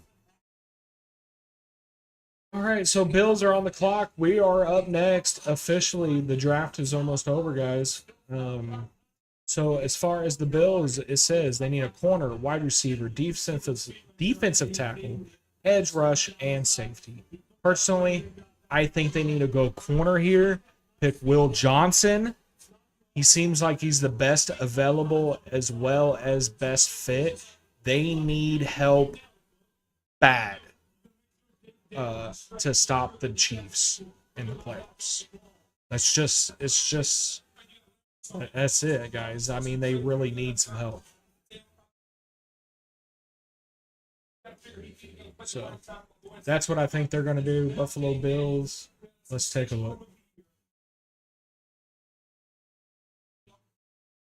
All right. So they need some line help too, for sure. They got 2 guys suspended here. One on the tackle and one on the left end. As far as cornerbacks, they're pretty thin as well, guys. I think they need to go corner or some type of edge rush here. So let's see what they pick. Bills are on the clock. 4 minutes left. Round 1, pick 30. The Chiefs are up next. 6 seasons span without making a Super Bowl appearance of any team in the league. So it's a bit of damning with faint praise. They've been very, very good. They need something to put them over the top. What is it, Mel? They need cover guys on the back end. You got Will Johnson. They need cover guys on the back end. I'm pretty sure they're going to pick Will Johnson. See Will Johnson there at this point. Last time they surprised a lot of people. Maxwell Harrison ran great, had a really good junior game, 2024 campaign. So he got hurt this year with his shoulder, had 5 picks 2 years ago. It's not a little you like Trey Amos. Absolutely. Trey Amos and Zarian Thomas from Florida State. Both of these guys. I mean, they have those long, tough, man-to-man guys.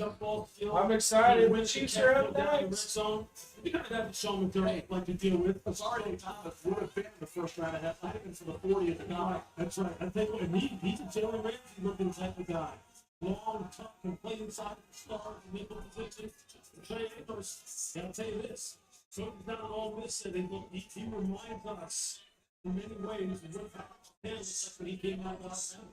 He has that same kind of mentality, that same kind of toughness and intent for ball game, all of it. But it's a good player on the board. If you talk about fit, though, all those guys, I get it from a fit standpoint. If the medical checks out, Will Johnson fits better than Sean McDermott when they want to have vision of the ball. So you're talking about, you're talking about shoe height, like the team, That's from a total standpoint. Ball skills, the key is diagnosed with the ball and get the 6 like he did in Michigan. I think he sits better maybe than a Trey Camo.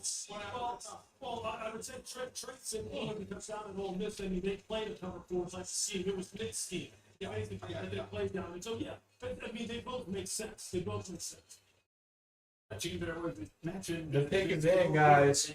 We're just waiting on the greatest NFL multiple times in the last few years. Last year was supposed to be the commissioner to come out here. Players on defense reset their. Come on, man. It's 10:30 at night. That's all people gotta go. The AFC Championship game. against Mahomes in Kansas City and just couldn't quite get it done. There it is. Let's see which direction they go. Everyone here is expecting defense Defense. not drop down and that Bills offense. Take a step towards San Francisco or Santa Clara next year. Different way to close the gap. You talk about the gap between Mahomes and Josh Allen in the minuscule. So how do you close? You got to be able to close the defensive side of the ball where they can turn the football over and give Josh Allen one more possession, give him one more crack at the football. And we can see the commissioner making his way to the podium with a very special visitor to announce the pick. The NFL is stepping up to have an even greater impact as a wish maker for Make-A-Wish. For the second time tonight, we have the opportunity to grant a wish for a deserving young man to announce the first pick for his favorite team. Tommy.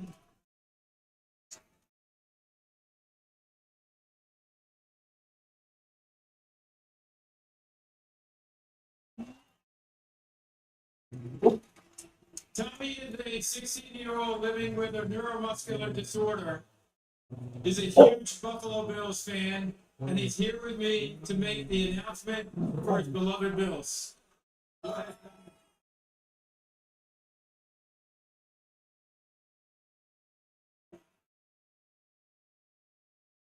Let's go Buffalo!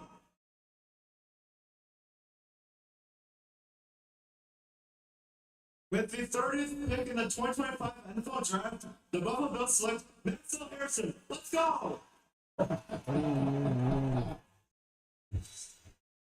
Let's go indeed. Cornerback out of Kentucky who ran the fastest 40 at the combine. So it starts there. He's here. He's a huge personality. 2-year starter, 6 interceptions. 3 of them came back for touchdown. When he was healthy. And 2023, he was. So the fastest, they just said the fastest combine, okay, for a corner. They need that, okay, because we got one of the fastest wide receivers that have ever ran the combine, okay? So they're going to match him with our wide receiver. This is a great pick by Buffalo. I think it's all just because of the Chiefs, why these teams are doing this kind of stuff, and why they need to, put so much emphasis on defense because of Mahomes, man. It's just that simple. And I know there's so many Mahomes haters. Okay? This is a great fit for the Buffalo Bills. They need something to help them cover our receivers. And it's just simple as that. So, all right, guys. The Chiefs are up. They are the pick. Oh, no. They need to really get some cover guys to make the play ball in the secondary. The Chiefs just traded their number 1 pick to the Eagles. They just literally just swapped spots for an extra pick. That is crazy. That is crazy. Who are the Eagles going to get?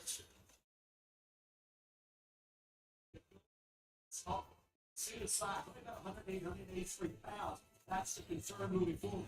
But you watch here. Look, They need offensive line help, huh? defense last year did a really good job as a rookie with the New York Giants. They just paid for the ball. I don't know who the Eagles are going to pick, to be honest. Are they going to go after a defensive back or?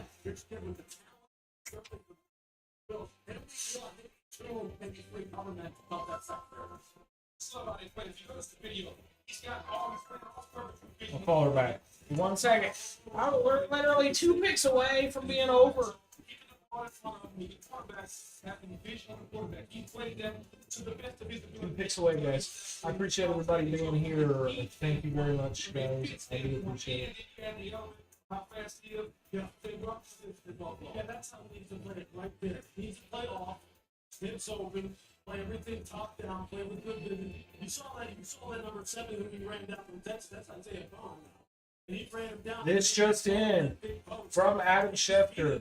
Eagles trade the number 32 and number 164 overall pick. That's again, that's what we're looking for here late in the first round. making its way over to Molly McGrath, Verizon Business, brings us down to the stage where Molly has Max Hairston. Molly. Max, you told me that you were going to practice that handshake with Roger Goodell in the mirror. How do you think you did? I think I did good. You almost lifted me up on it. I think I did good. Absolutely love your energy. You are known as the high character leader at Kentucky. What is Buffalo getting in you? Man, Buffalo, they being the ultimate competitor, the ultimate teammate, and it being somebody that's going to get Josh down the ball back. Let's get the word! All right, congratulations. Before we go, let's see the inside of that jacket. Yeah, yeah.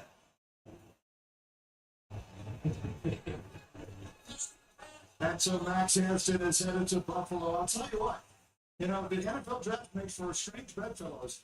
Kansas City and Philadelphia met in the Super Bowl just a few months ago. Now they've swapped picks here.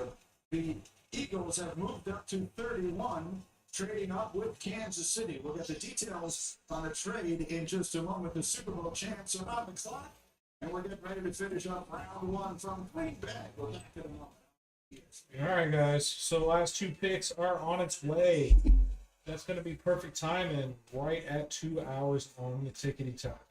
So I think we've been live streaming for a total of 4 hours today. So it's crazy.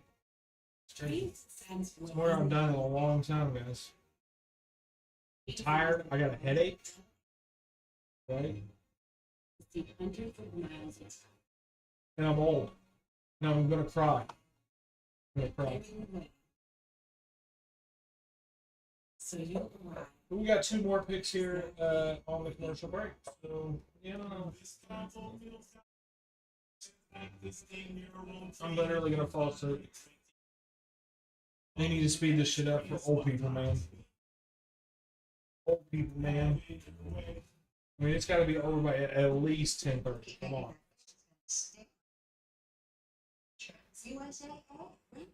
Roger. Roger.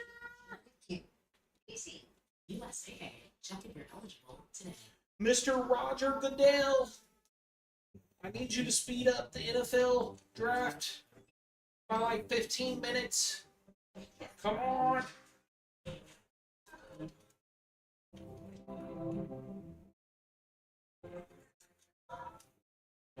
Can't believe the Chiefs did this to me.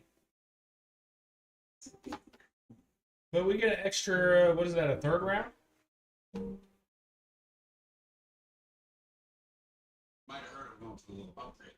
So that's 3 third rounds this year. Ain't free. Okay. See you, Veach. See what you're doing. I see what you're doing, Veach.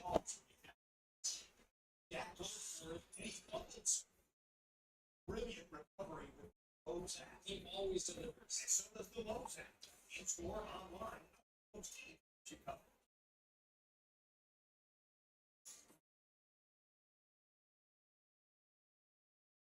The original and the new alcohol free citrus roll fragrance. You've said all. Macy's, the fragrance destination.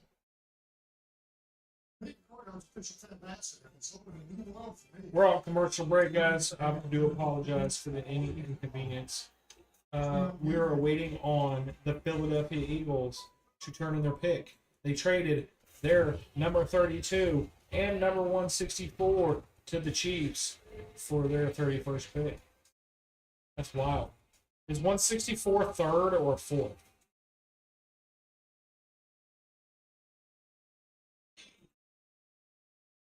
lived in Italy. My wedding was traveling to Germany, France. That's when I started doing my passport. So we're just waiting on them.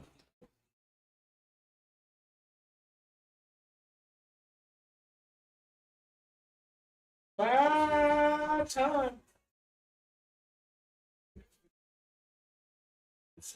See, Philadelphia giving up a fifth rounder this year to move up one spot. Okay, a fifth rounder. They should do very quickly. You know, again, we've had the two quarterbacks selected tonight. It seemed almost impossible to imagine that we'll see another. So That will be tomorrow's storyline as for the Eagles pick. Here comes the commissioner.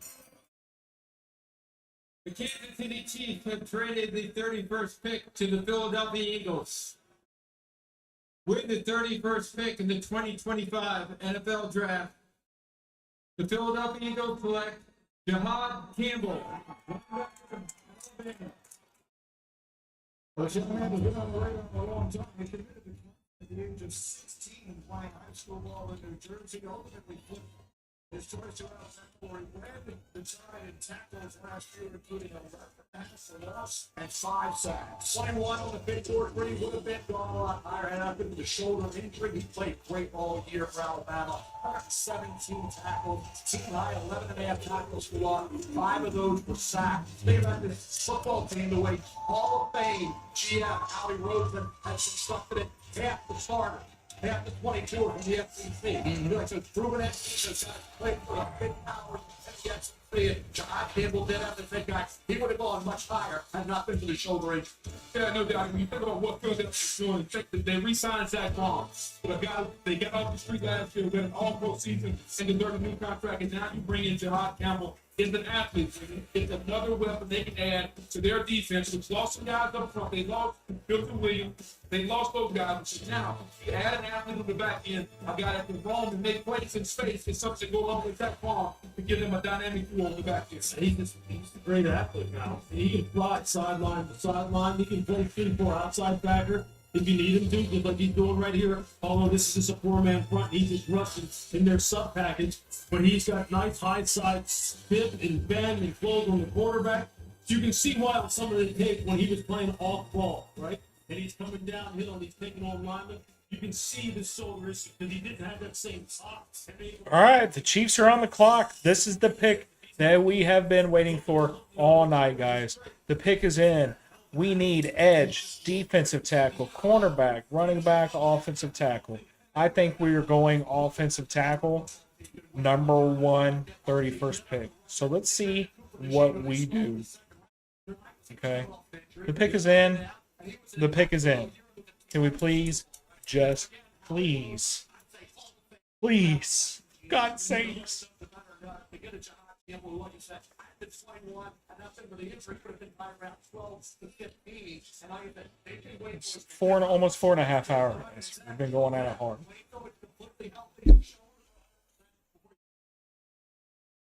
You mentioned Howie Roseman. That was the Eagles' NFL high 11th trade involving the first round pick since he took over in December of 2015. And he is standing right now. And I say he, Jahad Campbell, is standing right. If you think the rest of business takes us down to the stage. Molly. Jahad, the defending Super Bowl champs just traded up for you. How will you repay their belief in you? I'm gonna give them 110%. Everything I got of me. You know, the rich just got rich. You told me that this week felt like an out-of-body experience. What is it like standing up here as the newest member of the Philadelphia Eagles? Best team in the nation. I mean, what can I say? There we go. You already know. Molly, he already knows. It's a great moment. Again, a young man who suffered those injuries, so he might have to wait until tomorrow night. And here's his name called again in a trade with Kansas City. Shefty, what can you tell us? Well, the Eagles tried trading up earlier in the draft to go get Jahad Campbell, and the trade fell through, but they were able to persevere and trade up one spot. A lot of people might ask, why would you trade up one spot? Well, I think it's to block another team from potentially coming up, especially when it only costs you a 5th-round draft pick and you've got 20 picks in the next 2 rounds to use as ammunition. I don't think the Chiefs were going to pick this guy. Could have gone from 12 to 15. He did have surgery on one of his shoulders. He's going to need surgery on But, another shoulder. hey, we get an extra pick out of it, so He's got a knee I'm not complaining too much. But the talent is undeniable, Brady. Now, no question about it. That feels a little bit like a steal, and that feels a little bit like why, as you mentioned, Howie Roseman is a legend of the profession, and so you see. All right, guys, this is the moment we've all been waiting for. Is it going to be worth the wait? First round, they're accustomed to doing that. They've won a bunch of Super Bowls in recent seasons. Mel, what does this team need? I look at a kid who got about injuries, right? Jahad Campbell, how about Josh Simmons at Ohio State? Left tackle was playing great football until he had a knee injury October 12th against Oregon. Could have been a top 5 to 10 pick. Left tackle for Patrick Mahomes. Another team like it, I played on Johnson. He's ready for the start. Great. If we had to wait a couple more weeks or a month and a half. If you look at, again, I'll finish it up. Here's the thing I said about the Chiefs. The only time Patrick Mahomes has lost a Super Bowl is when he wins the tech. You got to make sure the kid's protected. There has to be some form of protection for him. No, Has to be. Just piggyback off of Josh Simmons. When he was healthy, at the end of last year, in the first quarter of this season, he's the best tackle in the draft. There's nothing he can't do. He's just coming off the tail 10 minutes. Here's the commissioner. Let's go. The moment we have all been waiting for. With the 32nd pick in the 2025 NFL Draft, the Kansas City Chiefs select Josh Simmons, tackle, Ohio State. Deshaun Cunningham from San Diego began his career at San Diego State, started every game at right tackle in 2022, transferred to the Buckeyes, and left tackle, started every game in 23, and then this year the injury. It's a shame because, as we talked about, he would have been a top 10 pick, and he cleaned up the penalty. Yeah, he was a penalty-prone offensive tackle, both at right tackle and left tackle. San Diego State. We don't need that. Ohio State, right? First year there with the Buckeyes. This year, he was off to the races. He missed 9 games where he'd been up against some really good hits. So it solidified him. Maybe he's a top 5. But he missed those games when he got hurt. Now attending the injury against Oregon. The guys, when he was playing out there until mid-October, he was outstanding. I mean, last year, week 13 against Michigan. I mean, flex, bend, punch, redirect, anchor, full reaching, cutoff. He can do just about anything you want him to do. There was you were nitpicking to find something negative to say about his play. If he is healthy, and they have one of the best defenders in the NFL, Rick Burkholder, down there in Kansas City, he will be a bookend tackle. This guy's take, there's no question. You should have to be healthy. Here's the thing I've had that in. It takes about a year before you feel like that you're back. I told him to tell us, right? And so I know he's squatting and he's ahead of schedule. It's going to be about a year before he feels like normal again. And if they're willing to wait. All right, guys. That's all. I appreciate it. I am totally out of it, so I do apologize, everybody. But this is who the Chiefs picked. The 32nd overall pick is an offensive tackle, which I thought we were going to do. He's very penalty prone. He was injured all year last year, so that's kind of a red flag. Both of those, but I have faith in Veach and Andy Reid, and I think they can turn this guy around. So, anyways, guys, I do appreciate everybody for being here. Thank you very much. Yeah, just thank you guys. I just appreciate it very much, and without you guys, I wouldn't be here for sure. So, anyways, guys.